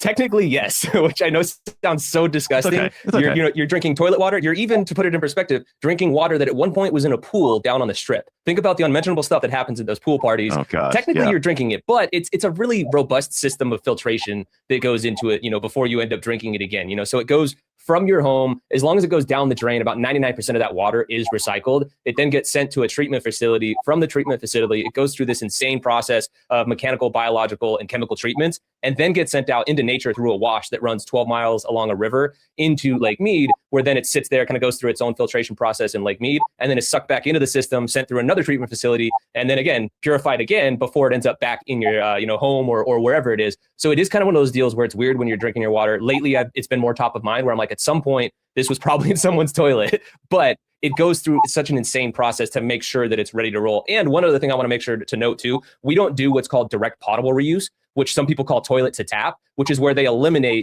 our environmental buffer that we have that is the Las Vegas wash where that water runs through. So we are going through an extra step where nature is also cleaning our water too. That's interesting. So let's talk about some of the things that you all are doing, that Vegas is doing to preserve and to save water, and to encourage you, Jesse, and your neighbors to preserve and save water. So they're different categories. So I want to talk about things that you can do at your home. So what are the things that Las Vegas encourages, demands, nudges you to do at your home to save water? Yeah, so to get into that, I'll first start with kind of what they don't do, which is one of those things that was hard for me to wrap my head around at first, is that like indoors, there's not really much of a worry of like quote unquote water waste, because as long as it goes down a drain, it's being recycled. So the thing that the Southern Nevada Water Authority loves to throw out there is that if they were to turn on every faucet and flush every toilet down on the strip and do that every single day, 365 days a year, there would be no, difference in terms of the water that, we're taking out of Lake Mead or bringing in, just because it gets recycled, which I think is just fascinating when you sit there and think about that. Yeah. I did not think of it in those terms. It's okay. crazy. So basically indoor, you do whatever, you take an hour-long shower, no worries. Okay. Yeah. So outdoors is the big thing. That's really what they concentrate on. And the number one thing that is like attacked as far as like water waste or water usage is landscaping. That's the top thing that they really go after. And what does that mean? No grass? Yeah. So essentially, like they have this war on grass kind of, or at least non-functional grass, where they're going after people's front lawns. Your backyard isn't something they attack, but they try and incentivize people to get rid of their front lawns just because lawns use so much water. So they're encouraging like xeriscaping or even, turf installation and stuff like that. And in order to do that, they're giving people money to rip out their grass, which I think is kind of cool. They're paying anywhere from $5 to $7 per square foot to have people remove their grass. And the reason why they're going after grass is because it actually does demand a lot of water. When you look at it, for every square foot of grass that you have, it requires 73 gallons of water a year, which, to put that kind of into a visual for you, if you imagined a column of water that was 10 feet tall in each square foot, that's a basketball hoop size column of water that each square foot of grass requires over the course of a year to water. Conversely, like drip irrigated trees or, water smart landscaping as a whole only uses 18 gallons of water, which is a 3 foot tall column. So it's a massive difference over the course of a year, especially when you add it up, throughout, the whole time of all the different places around town where they get rid of that non-functional grass. Okay. What about things like you washing your car or a pool? Yeah, so the car one's interesting. This one to me was kind of funny because, initially they were like, okay, you're not allowed to wash your car outside, because that water goes out into the street and doesn't go down a gutter or a drain or anything like that to where it can be recycled. So it's lost to evaporation. But a lot of people that have like classic cars and things like that, kind of said, and we're like, hey, no, this is something we enjoy doing. We want to be able to wash our cars at home. So they were like, okay, you can now wash your car, or at least each car, one time per week, as long as you have like a shutoff nozzle on your hose. So that's one of the requirements. But we talked about the incentive program that they have for people ripping out the grass. They also give out coupons for people to go to like a commercial car wash, because what happens when you go to a commercial car wash? That water all goes down a drain. And as we talked about before, that water gets recycled. So guess what? Now you're drinking recycled car wash water as well. Yeah. What about a pool? Yeah, with the pools, it's interesting. So that's the thing is like in the in the times when you're not using the pool the most, the non-summer months, they say go ahead and throw like a pool cover over it. That's one of the big things because that'll help with, evaporation and things like that. In the summer months, there's not a whole lot you can do because obviously they said that even throwing a pool cover over it in the summer months when we hit like 100+ degrees, that's actually going to make it even hotter. So it'll evaporate even faster. But like, let's say you're, emptying out your pool, doing the maintenance on it and stuff like that. they want you to make sure that that gets drained into, again, another drain that'll go back into the system and be recycled. And at many of the homes here, even my home, it was built in 1960. I have like a water port that you could go into. I don't have a pool, but if I did have a pool, I could drain it into that water port so that then it does get recycled. So it does. So you still lose whatever you lose to evaporation, but when you are emptying it, at least that stays. Yeah. And evaporation is a thing that they just understand. Like, there's nothing we can do about it. Because again, like, we are in the desert. One of the crazy things that I found in the research was that over at Lake Mead, just in terms of evaporation alone, they lose 600,000 acre feet per year to evaporation, which is a crazy number to wrap your head around. I cannot let this pass without talking about the Bellagio and also about golf courses. So the notable experience that one has when you go to Vegas is there are a lot of pools where people are hanging out and drinking. There is a Bellagio fountain, which is just like spraying water in 112-degree heat. And then there are golf courses. So how do those fit in this quite tight-fisted water ecosystem? So we'll start with the Bellagio, because that is the easy one to wonder. I've oftentimes been like, what the heck's going on? But the interesting thing about the Bellagio is they don't use any water from the Colorado River or from Lake Mead. They actually have their own private well underneath the property. And a lot of casinos actually do have them on the Strip. If they were built before 1971, they all have their private well water that they can access. Well, now, they're just pumping out the aquifer then. Yes, which is also an issue. Like, we can't ignore that for sure. But the thing is like, they're at least not using our quote unquote water for the fountain, because that's going to get evaporated, you know? And I think the way that the Southern Nevada Water Authority approaches the Strip and pools and things like that, as you've noted, because look, that many pools that they have down there, like, evaporation is going to be a big issue. But the way they go about discussing that is kind of saying, well, okay, look at the pools on the Strip and how many people they service. We get 38 to 40 million visitors every year, versus the pools in your backyard. What are you going to have 50 people over in a year that use it? And also too, taking into account like what the Strip generates for us. You know, think of a world of hurt that we would be in if you got rid of all the pools on the Strip. Nobody's going to come here, you know, except for the degenerate gamblers only. And then we'd be in trouble. For that, they're willing to kind of overlook some of those things. But in terms of the golf courses that you asked about before, they're on what's called a water budget. So they kind of can pick and choose when they increase or decrease their usage, as long as they're within that budget. And they too have stepped in and gotten a lot of the non-essential turf, you know, when it's not on the fairways and things like that, they'll put in, you know, the different grass turf and things like that. So they've taken a lot of grass off as well.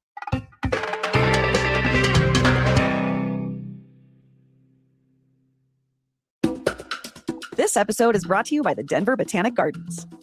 Check out Jaume Plensa, a new humanism, at Denver Botanic Gardens, on view now through September 7th. Based in Barcelona, Spain, artist Jaume Plensa is best known for Crown Fountain, the immense portrait fountains in Chicago's Millennium Park. And now you can experience Jaume's work right here in the heart of the Mile High City. Over the course of his 40-year career, he has explored the human experience through figurative sculptures using materials such as steel, bronze, resin, graphite, and ink. Jaume Plensa, A New Humanism, is the first retrospective of the internationally acclaimed artist's work in the United States and explores his career-long engagement with themes of personal introspection and collective harmony. Plensa's towering sculptures are on view in the gardens, along with seated figures, portrait busts, and more in the galleries. Exhibit is included with admission to the gardens. For tickets and more information, visit botanicgardens.org. That's botanicgardens.org. This episode is brought to you by the Vail Wine Classic. Featuring international wines and spirits, as well as Colorado's home favorites like Carboy Winery, Outer Range Brewing, and Woody Creek Distillers, the Vail Wine Classic is where it's at. While being wine-centric, there's something for everyone at this amazing weekend in the heart of the Rocky Mountains. At the Grand Tasting, drink lovers can enjoy unlimited samplings of over 300 wines, spirits, and brews, spanning everything from West Coast vineyards to Argentinian makers and gourmet local food. The Vail Wine Classic, happening August 6th through the 8th, includes programming such as sommelier-led wine hikes, paired lunches and dinners at Vail's top restaurants, and an exclusive sunset showcase called Best of Fests, featuring 90-plus rated wines overlooking the Gore Range. Ticket prices go up as it gets closer to the big event, but you can save money by buying sooner. Just use code CITYCAST at checkout for $10 off. For tickets and a full schedule, visit vailwineclassic.com. And don't forget to use code CITYCAST for $10 off. You guys have a water authority. They're always advertising with CityCast. The water authority is clearly like a big government agency in the way it isn't in most cities. What do they do in terms of policy, in terms of messaging, and then in terms of actual billing to discourage water use or control water use? Yeah, so the big one are those water cops. But one thing I remember, I moved to Las Vegas in 2019, and it was so funny to me, and because I'll never forget this. You know, sit at home watching TV, and there's a commercial from the Southern Nevada Water Authority, and Ryan Reeves, who used to be kind of like the enforcer for the Golden Knights, he's in these commercials delivering what they called reality checks. Yeah, and he's literally, it's like videos of like people at home watering their lawn, or their sprinklers are running when they shouldn't be, and he comes flying in and checks them into the side of the building or through a glass window or whatever, and he screams, "Reality check! Make sure you set your water clocks and stuff." And so that's kind of what he's doing. And what the water clock thing is that like they set limits on when and for how long you can water your lawns here if you do have lawns. And so like in the summer, you're allotted 6 days. You can never water on Sundays. That's a year-round thing. And it can't be between, I think, 11 a.m. and 7 p.m. because that's when, evaporation is going to be at its highest. And then in the spring and fall, it turns down to 3 days a week that you can water. And then in the winter, 1 day per week. So that's kind of like the policies that they put in place on it. Okay, that makes sense. But do they then charge very high water bills? Because you've said earlier, like actually your indoor water use, they don't care really. They care. I mean, they don't. Presumably they care a little bit, but if that water's getting wasted, do they charge you a lot of money for your indoor water use? Do they meter your outdoor water use? Are your water bills higher than my water bills? I don't believe so. That's not something I have noticed since I've moved here from anywhere else that I've lived. And that's something that they say they don't necessarily impose like higher, per use things. Like here in Southern Nevada, there's something going on with our electric company, that is, where they're looking at, high usage rates and how that would multiply and things like that. With the water authority, they don't do anything like that. But again, that's where the water fines come into play, and the water cops making sure that you're not using it, in a wasteful way. Have you ever been water fined? I haven't. And it's funny because I actually had a really gnarly leak. Like I said, my home was built in 1960. I had a leak in the front yard that I didn't know about for quite a while. And they'll like text you or email you. But I got the text and I was like, I don't see any water. Like there's nothing. So I ignored it. And then I ignored it again for another week. And then all of a sudden water starts bubbling up in the front yard. And it was crazy too, because I just quit my job to go start a media company of my own. And then I get hit with this like couple $1,000 water bill. And I was like, good God. But luckily, is that why you took a job with us? You took a job with us. That's why I joined City. Oh my God, I cannot pay my water bill. Yeah. But the cool thing is they work with you. Like they have programs in place too, because they know like it's expensive for plumbing work. Plumbers are making crazy money, almost like lawyer type money per hour, especially here in Las Vegas. And so they have programs that'll like cut your water bill in half if you fix the leak, in a timely manner. And then also too, they'll cover a part of your bill as well for the plumbers too. So I think that's kind of a cool thing they do to incentivize people to fix it, so that again, that water doesn't get lost to evaporation. Okay, final area where you guys are doing stuff. Is there clever technology or some innovations that you all have in Las Vegas and in Southern Nevada that allows you to save water better than we do? I think the big thing, honestly, that I've noticed is that a lot of people just aren't recycling at the rate that we are. Now, we're lucky because we're at a stage where like really our population exploded from the 90s on. So we were able to develop around this whole system. But like in the 50s and 60s, we didn't have this recycling system. And so back then they had the foresight to realize like, hey, we're in the desert, water's a limited resource. So we really need to kick up our conservation efforts. And so they really built things up with, the wash in particular that would allow that to add another filtration process into it. So you need to have space if you're going to be able to do something like that. I think it was like tens of millions of dollars that went into creating this wash that had already dried up. And now it's this really awesome, set of trail systems built around this stream that is part of our whole water system.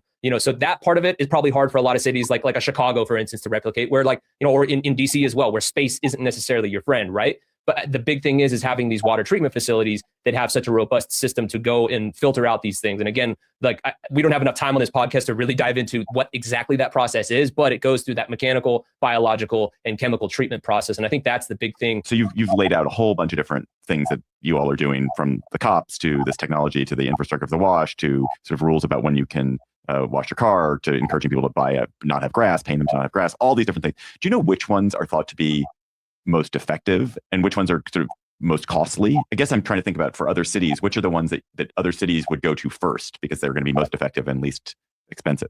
Yeah, the most effective one is the war on grass and eliminating that. I mean, they've been able to save billions upon billions of gallons of water per year by eliminating as much grass as they have here in Las Vegas. And so that's something that I think other people can learn from. And a lot of people are really hesitant to give up their lawns. It's kind of funny. It almost seems like that's part of the American dream, white picket fence and, a lush green lawn. But the funny thing, David, is that lawns aren't even an American concept. We brought it over from Great Britain because it was the sprawling estates where the uber wealthy Brits had, luscious lawns and stuff like that. So we copied it from grass them. over there. Yeah, beautiful it's grass. They have much grass different courts at climate Wimbledon though too. Yeah, and that's the thing, is like it's a different climate. It's much wetter there versus here in Las Vegas. But I think around the U.S., people can employ more xeriscaping and turf and things like that in the non-essential areas. Again, we're not telling you get rid of your backyard, because kids play on that. Grass is different than turf. I'm not arguing that. The Southern Nevada Water Authority isn't arguing that. Few people are. But in the areas where the only people that are walking on that grass are the people mowing it, is it really useful? Cover it with something else, some other greenery, again, the xeriscaping, or with turf that looks just the same, but doesn't eat up as much water as the other stuff does. Number 2 on the list, and this is kind of irrelevant just with data centers popping up, is evaporative cooling, because that's something a lot of them do. We here in Southern Nevada have banned any new evaporative cooling systems for these data centers as they come along. I know that's a big thing in Virginia. I think it's the hub. So they cool their computers by evaporating water off of them. Essentially, yeah. So making, I would say for citizens, voting to make sure it gets passed to where they can't use those, because that is such a big waste of water. Again, number 2 on the list, right behind landscaping and things like that. So I would say use your power as a voter to be hey, these data centers need to get rid of evaporative cooling in order to help save more water. And I think if you attack your grass, and you do that as well with the evaporative cooling, like that's going to make a massive difference. Have other desert cities followed Vegas's lead? Or is They have. Phoenix and you know, are they doing things? Not to the extent that we have. There's a study from UCLA that analyzed like water recycling and stuff like that. So like here in Las Vegas, according to this study, we're able to recycle a total of 85% of our water, whereas in other places like Arizona, it's 52% of their water that's recycled. So a pretty big gap from us to Arizona. They're number 2 on the list. Then it really starts shrinking a ton. We talked about those other states, you know, that are in the kind of Colorado River Pact there that use it. California only recycles 22% of their water. New Mexico, 18%. Colorado, 3.6%. Wyoming, 3.4%. It's crazy, but it gets worse. Wait till we get to Utah. Utah recycles less than 1% of their water. And I've been through parts of Utah that are just as deserty as we are here in Nevada. So they need to get on board. And because we're part of the lower basin with Arizona and California, we've been working with them a lot more, and they've been willing to adopt more of these things. Down in Southern California, again, they're exploring desalination, which would be another way to kind of reinsert some more water into the system. And on top of that, we're also helping Southern California invest in similar water recycling plants as well. I think the number that I saw thrown out there was that we're helping invest about $750 million into a similar type of thing that will allow them to recycle more water, which again helps everyone involved. So I was reading somewhere, I think that the Colorado River is having maybe its worst year ever for runoff. You had such a low snowpack, so little snow. Is Vegas in trouble if the Colorado continues to suffer from the drought? We could be, but the cool thing is like, so I talked about the allocation of like how much water we're allowed. We used to be allowed 300,000 acre feet. Now it's being dropped down because of recent cuts from the federal government to 270,000 acre feet. Last year, for some perspective, we only used 198,000 acre feet. So we're still way under the allotment that's afforded to us. So we're doing really good in that regard. Like we've been able to squeeze more out of less. So it's not this like dire situation, but to your point of the snowpack and everything like that, the worst year on record, I think was 2002, if memory serves me right. And we're getting close to a lot of those. Like this is going to be some of the lowest water levels we've seen in Lake Mead since they built it and filled it up initially. So that alone is kind of jarring. But the good thing is we do have enough resources built up and saved in terms of water that's banked and everything like that, to where I'm told from representatives over at the SNWA that we would be okay for about 10 years without having access to Lake Mead. So we've got like a decade-long buffer to figure it out. So last question on the main segment here, Jesse. What can Your City Could Be Better listeners who don't live in Vegas do to make their city better by learning from Vegas?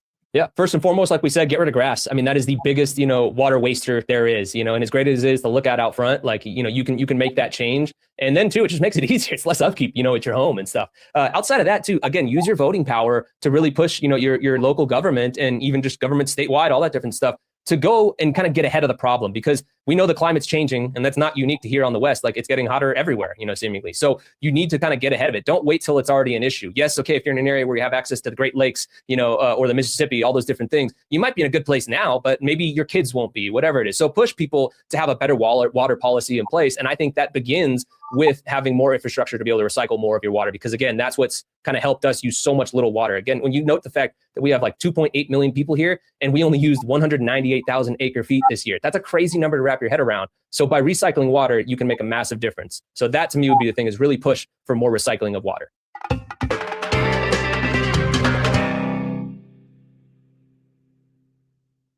That was a super fun topic, but we're gonna have even another fun topic, our word on the street, our word on the strip segment. So I live in DC, and the tourist business of DC is museums. And as a result, I end up going to a lot of museums because A, whenever anyone comes to visit, you take them to a museum, and B, it's just like an activity that exists in DC that DC does really well. There are lots of amazing free museums I can go to. Everyone goes to museums. In Nashville, if you go to Nashville, people listen to a lot of live music because there's so much live music. In Denver, people actually go out and hike more because there's all this hiking that is accessible. So in fact, like the cliche of your town is sometimes in fact the thing that people do. So what I wonder is, for you, how much pressure in Vegas is there to go to casinos and gamble? That's the city's business. Like in the way that a museum is DC's business or the theater is New York business. Do you meet people for a drink and let's play some blackjack?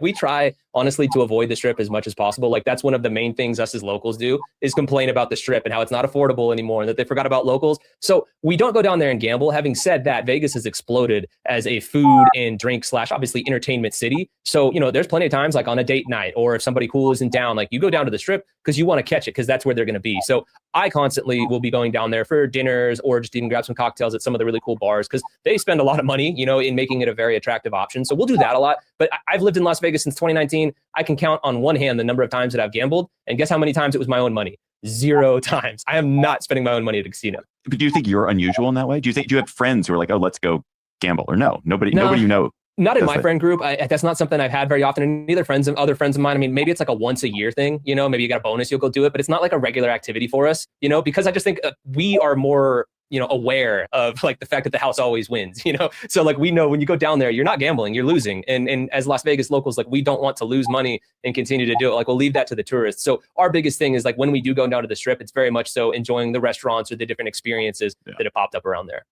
Yeah. Jesse Merrick, host of CityCast Las Vegas. Thanks for coming on Your City Could Be Better. You should listen to Jesse every weekday on CityCast Las Vegas. Yeah, thanks, David. This was a lot of fun.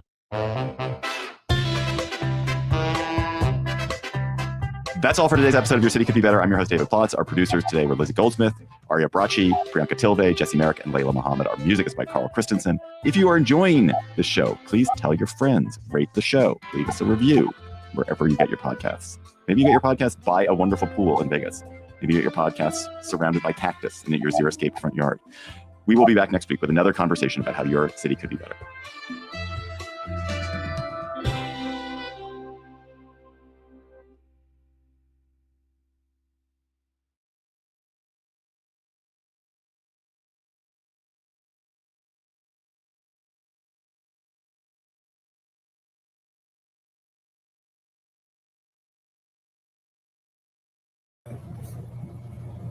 Shabbat Shalom, family. Good to see you all here. Hope you're doing well.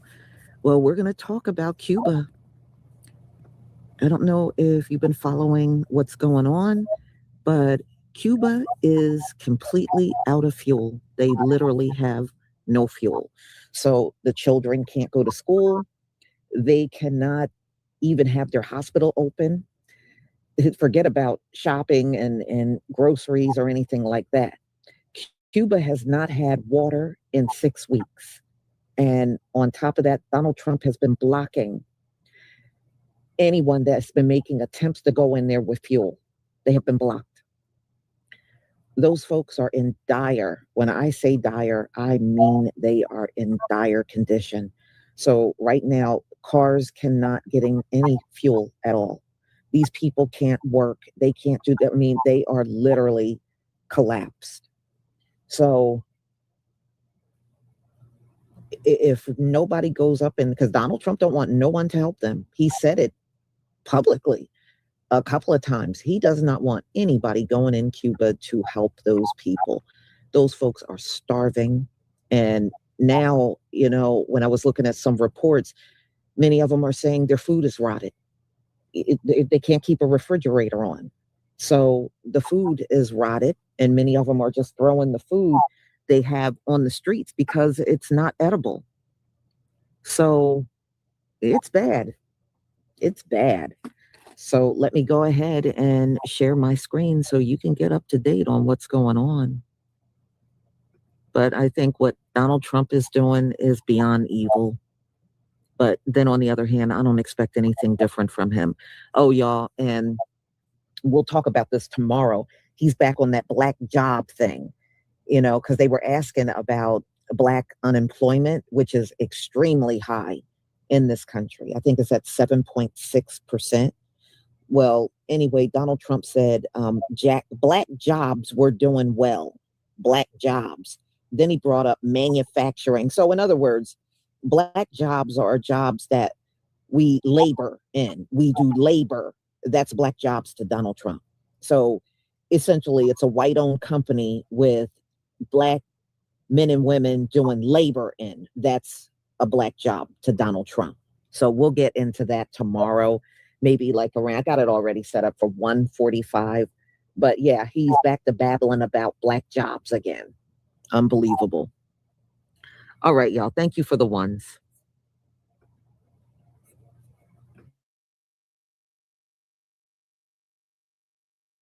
Trump has been pressuring Cuba on many different fronts. He's slapped new sanctions on Cuban officials and entities. He's gone after Cuba's fuel supply. He's threatened tariffs on countries that sell oil to the island. And Cuba now says it's run out of diesel and fuel oil. What does it actually mean for people's daily lives? It's crippled the country. No country in the modern world can function without fuel. Cuba doesn't have or has very, very little fuel of its own. It's begun in the last year and a half to try to produce solar energy, but you can imagine how much that's a very small percentage. It means that there's practically no public transportation. People cannot get to work. They can't get to the hospital if they're sick. The nurses, the doctors can't get to the hospitals. When you get to the hospitals, there's no fuel in their power plants anymore. So you have to operate somebody in the dark, almost blind.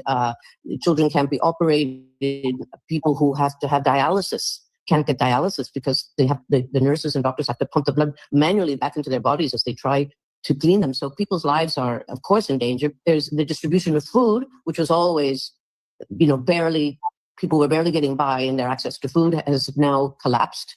You can't get to the vegetables and the few things that are produced in the country to the markets because there's no transportation. They can't cut the sugar cane because there's no fuel for their tractors. You can just imagine a world where you're put on a planet where there's no fuel, and that's more or less what they had. We're seeing reports of people using charcoal on makeshift kitchens to cook meals in the streets, also sleeping on rooftops in order to deal with the impending summer happening on the Caribbean island. Now, the situation, though, which has been described as being the biggest humanitarian crisis that Cuba has dealt with in decades, set to get worse as two of the world's largest shipping companies, this is CMA, CGM, and Hapag-Lloyd, suspending all bookings to and from Cuba until further notice. They both cited a U.S. executive order that was issued on May 1st. Now, this order, very vague and broad terms here, describing sanctionable activity as any foreign person that operates in energy, defense, metals, mining, financial sector, also that provided financial, material, or tech support, or goods or services. I think it's that part right there, or goods or services in support of the government of Cuba or any of the sanctioned people there. Now, this could affect up to 60% of shipping traffic into and out of Cuba. This is, of course, already a country dealing with empty shelves, including grocery store shelves. Now, in 2024, the top imports into Cuba, well, first it was food, poultry meat, followed by beer, then cars, rice, telephones, and the top importers who may be affected, according to 2024 stats, were Spain at the top, followed by China, the United States, Brazil, and Italy. So this is very, very, very important. As of yesterday, Cuba is out of oil completely. 10 million people have no fuel for their car.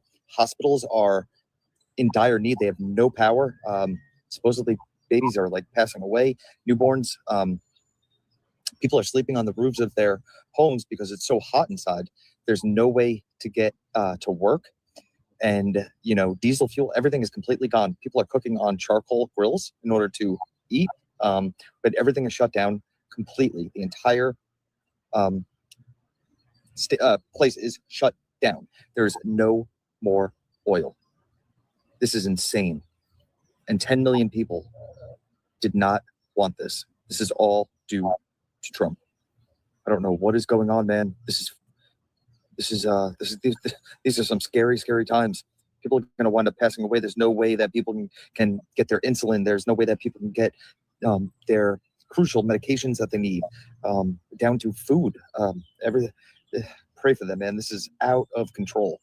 I've never, ever in my entire 42 years of living heard of something like this happening. Man, this is getting wild times now. Cuba has run out of oil and diesel. That's according to the country's energy minister. Cuba is grappling with a worsening US-led energy blockade.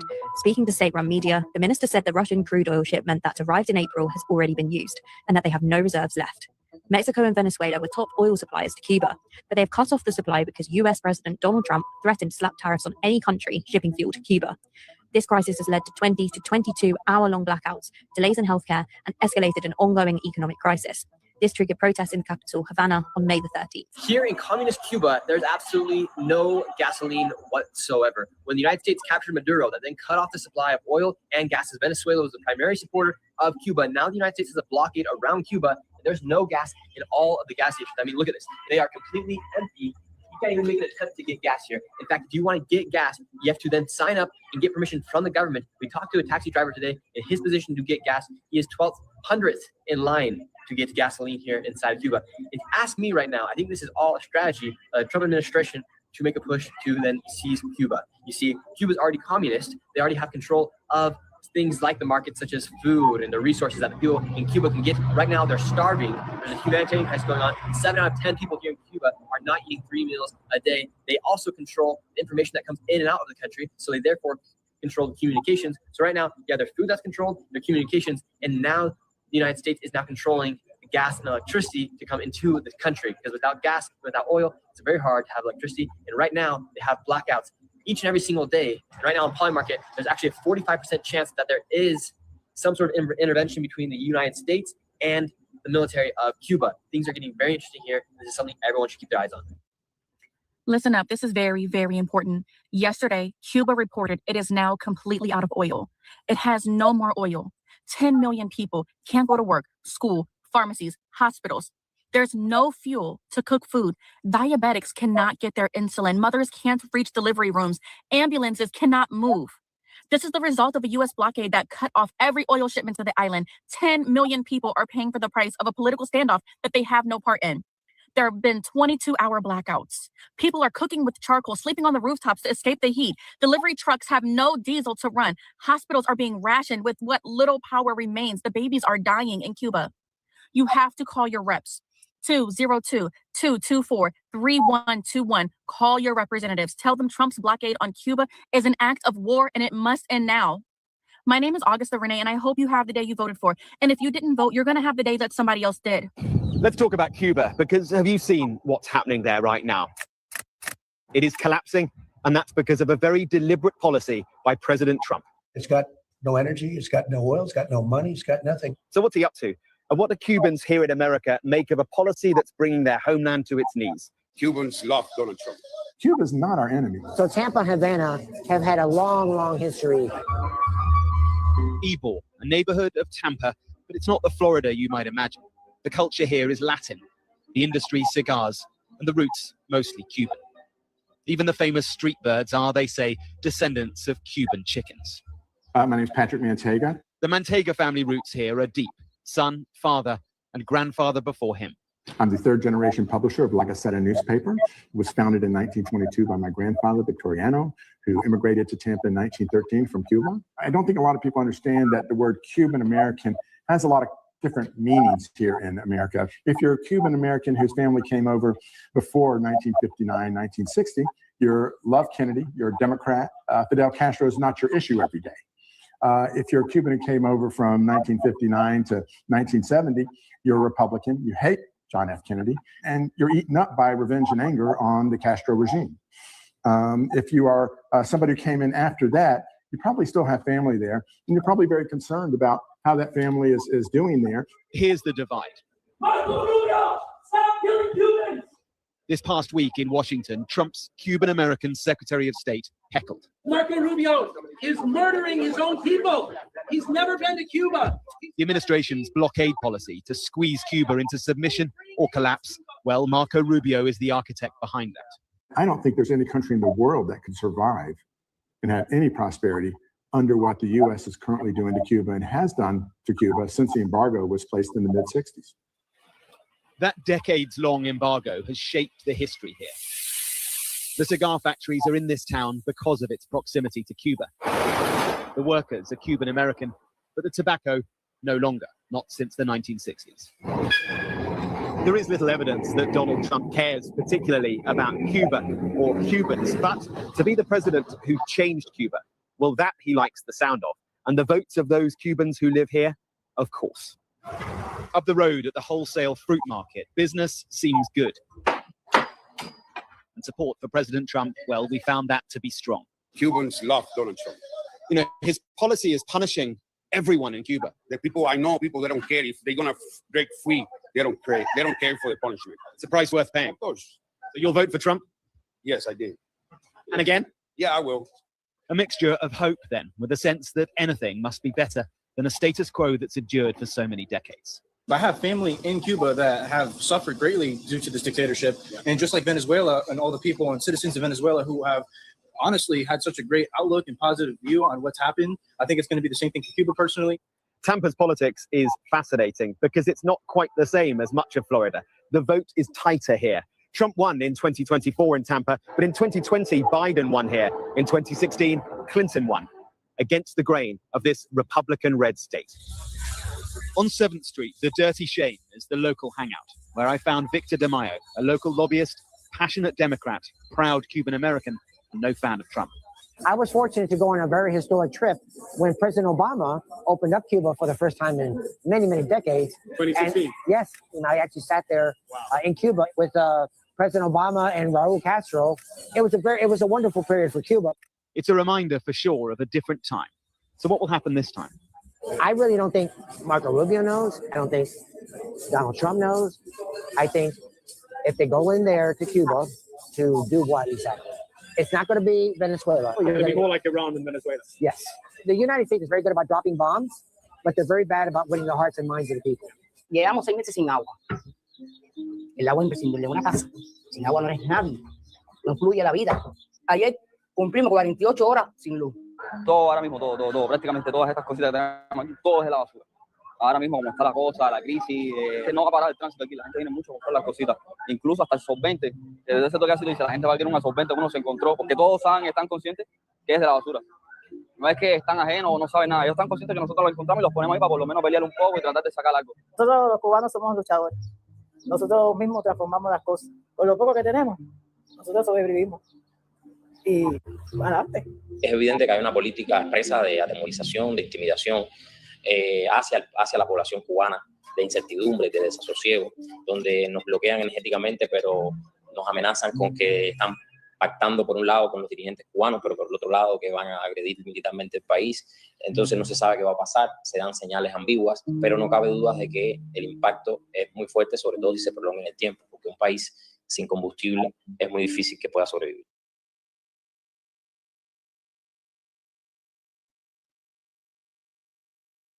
Okay, that older melanated woman with the gray hair, she was saying she hasn't had flowing water from her faucet in 6 weeks. So you got to look at no electricity, no water, no fuel. And yeah, these people are not going to make it. Many of them are probably already fled the island, because I heard that months ago that people were leaving in droves, and I don't blame them. And how do you survive under those conditions? And yeah, I mean, that's terrible. And Donald Trump, he don't care. He don't care. And I just look at this because, you know, America, a lot of the gas stations are out of fuel. And I'm thinking to myself, if you don't care about all the suffering these people are doing, how is he going to care about the people here? And he's already showed us he don't care. He said he don't care about Americans' financial situation. He cares only about Iran being able to obtain nuclear weapons. So as Americans have a hard time with gas prices and diesel running out on the West Coast, we got somebody that's just not going to care. He's not going to care. It's not quite as bad here as it is in Cuba, but it will get there. It will get there. And I think this place will explode. And Donald Trump, he's not going to be able to handle the people coming down on him, because, you know, it's coming. It's coming. So y'all, I'm going to go ahead and conclude. Please let me know what you think, of course, in the comment section, and stay prayed up. This is all the more reason why we must stay prayed up and lean on our Heavenly Father, because tougher times are ahead for America. It's no doubt about it. It's unavoidable. So have a wonderful, wonderful evening, and be on the lookout for my upcoming videos. Shabbat Shalom, family.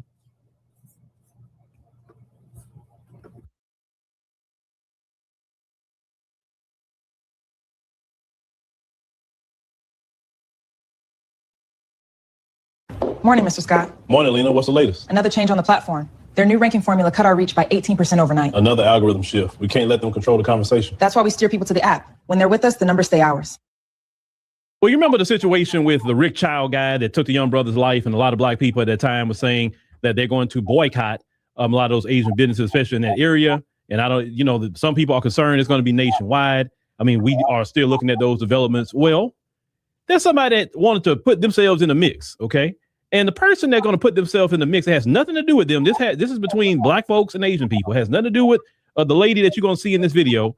Go ahead and check this out. On today's episode of Chimps Be Chippin', apparently there's a boycott that's in place where basically a bunch of people of a certain demographic have decided that they're not going to do business at businesses anymore, like nail care supply stores, hair care supply stores, beauty supply. They're not going to go to any type of salons. They're not going to go to any gas stations or liquor stores. Pretty much anywhere where the owner or employees even remotely look Oriental, which I find to be so weird because this is the same demographic of people that come on social media and complain about oppression, complain about racism, complain about stereotyping is wrong, and all this stuff is wrong, and people shouldn't be profiled, blah, blah, blah, blah, blah. But now all of a sudden, because they're mad that somebody got found not guilty, suddenly they're going to boycott every single business in this country that is run by people who happen to look a certain way, even though they're completely innocent and had nothing to do with the situation. Well, they come on social media and jump up and down, hoot and holler like animals, wondering why nobody gives a shit about the problems in their community anymore.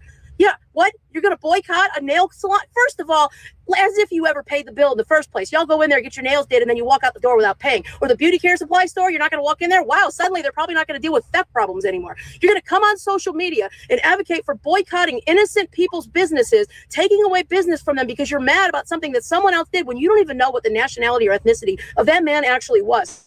Okay. Listen, Mr. Ma'am. First of all, before I really get into the merit of what you're saying, pick a struggle. You can't be a stud and an anti-black racist. Pick one. You can't be the aggressor and the victim at the same time. And I'm gonna give you a little secret, Mr. Ma'am. The white supremacists, they don't like people like you because they feel that you're not producing for the white community due to your lifestyle. So yeah, you need to pick a struggle.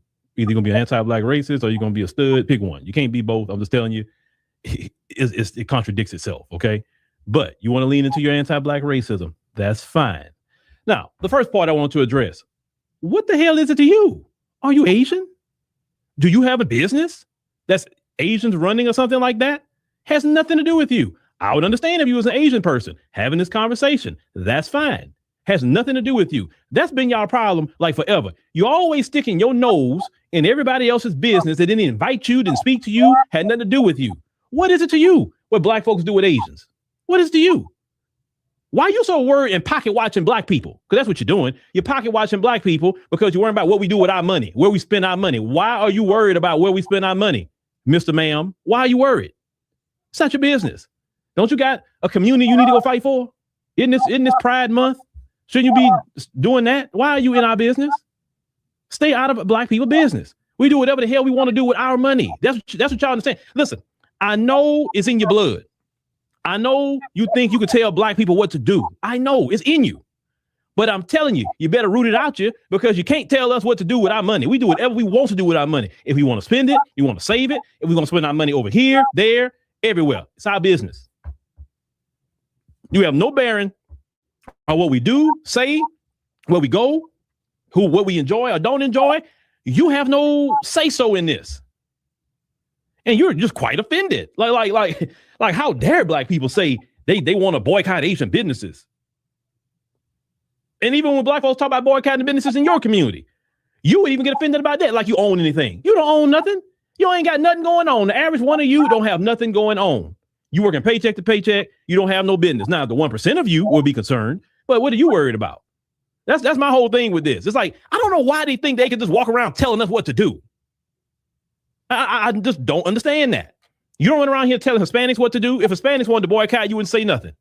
If Asians wanted to boycott, you wouldn't say nothing. Everybody can do whatever they want to do. I want y'all to pay attention to that. Asians, Hispanics, and everybody else can vote the way they want to vote, spend their money the way they want to spend their money. They can do whatever they want to do. Nobody says a word.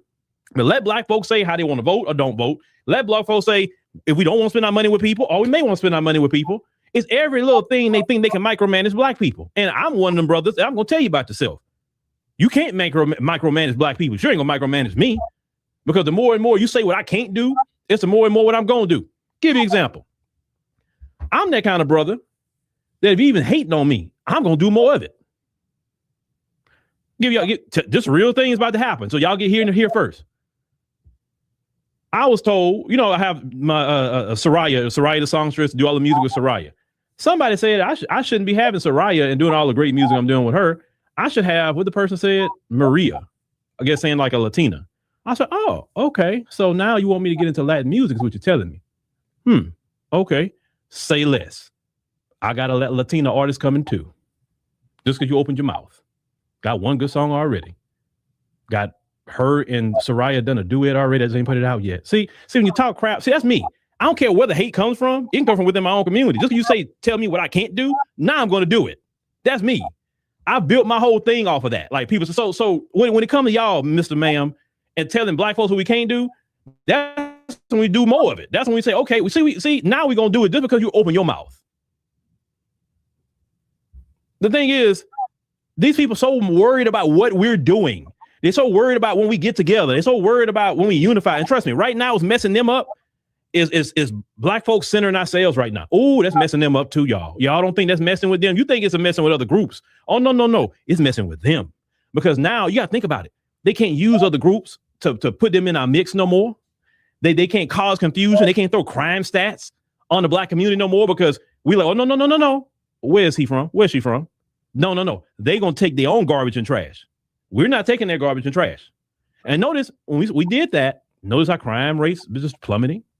Notice how we start centering ourselves and loving ourselves more and working out our issues and problems. Do we got a lot of more issues and problems to work out? Yes, we do. We sure do. But now we're in a position to work them out. In a healthy black community, we're talking about healthy all the way around. Healthy physically, emotionally, mentally, healthy financially. Just healthy all over is a prosperous and better community. And that strikes fear in people like Mr. Ma'am over there on that video. They don't want black people healthy and whole because a lot of people benefit off of our dysfunction and fragmentation. And what we're saying now is the fragmentation days and the dysfunction days are over. And all we got to do is center ourselves. We don't have to worry about nobody else. Whatever we choose to do with our money is our business. We spend it, don't spend it, whatever. Preferably, we have a good amount of money to ourselves, have a good amount of money for our future, apply that money to things in the community, build businesses and hire each other. They'll be definitely a good position to be in. Create our own schools. That way our kids don't have to go to school with Mr. Ma'am's people. Because we know how that turns out with the education level. But one thing about us as black people, anything we say, they worried about. Other groups talk all the time what they gonna do. They don't care. They always worry about what black people doing, what black people say. Are they gonna do this? Are they gonna do that? Why are they doing this? Why are they doing that? Why are they wearing that? Why are they eating that? Why are they going over there? Why they put their hair that way? Why they fix their face that way? What is all the little hand gestures they're doing? Why are they doing it? Who came up with it? Like, y'all are obsessed with us. We don't care what y'all do, say. We don't care where you go. We ain't even thinking about you.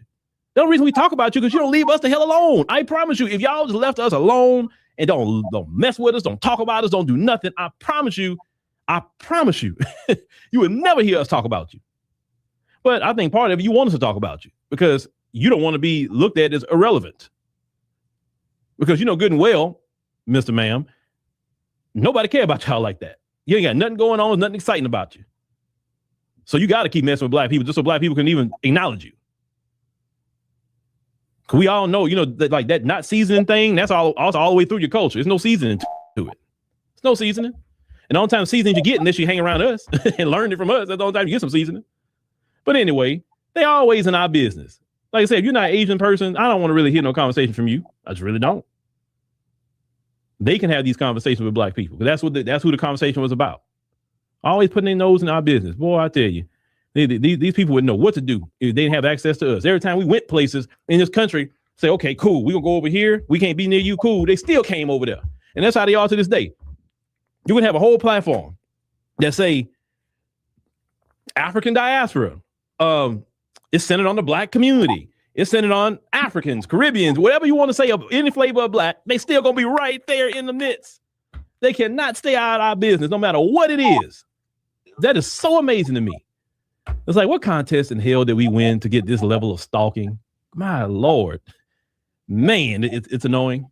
Right. It's annoying. All right, y'all. I think I'm done. I'm done. So appreciate y'all tapping in. Ooh, I should do this one. I said I put some part 3.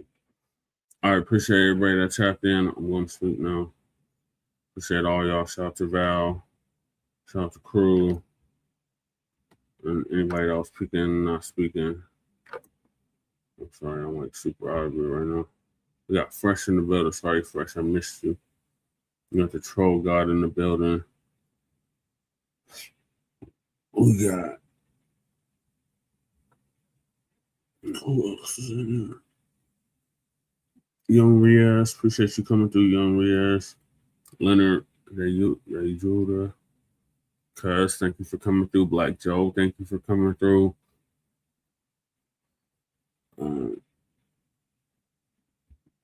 else is in here? Antithesis, thank you for coming through. Shout out to all of y'all.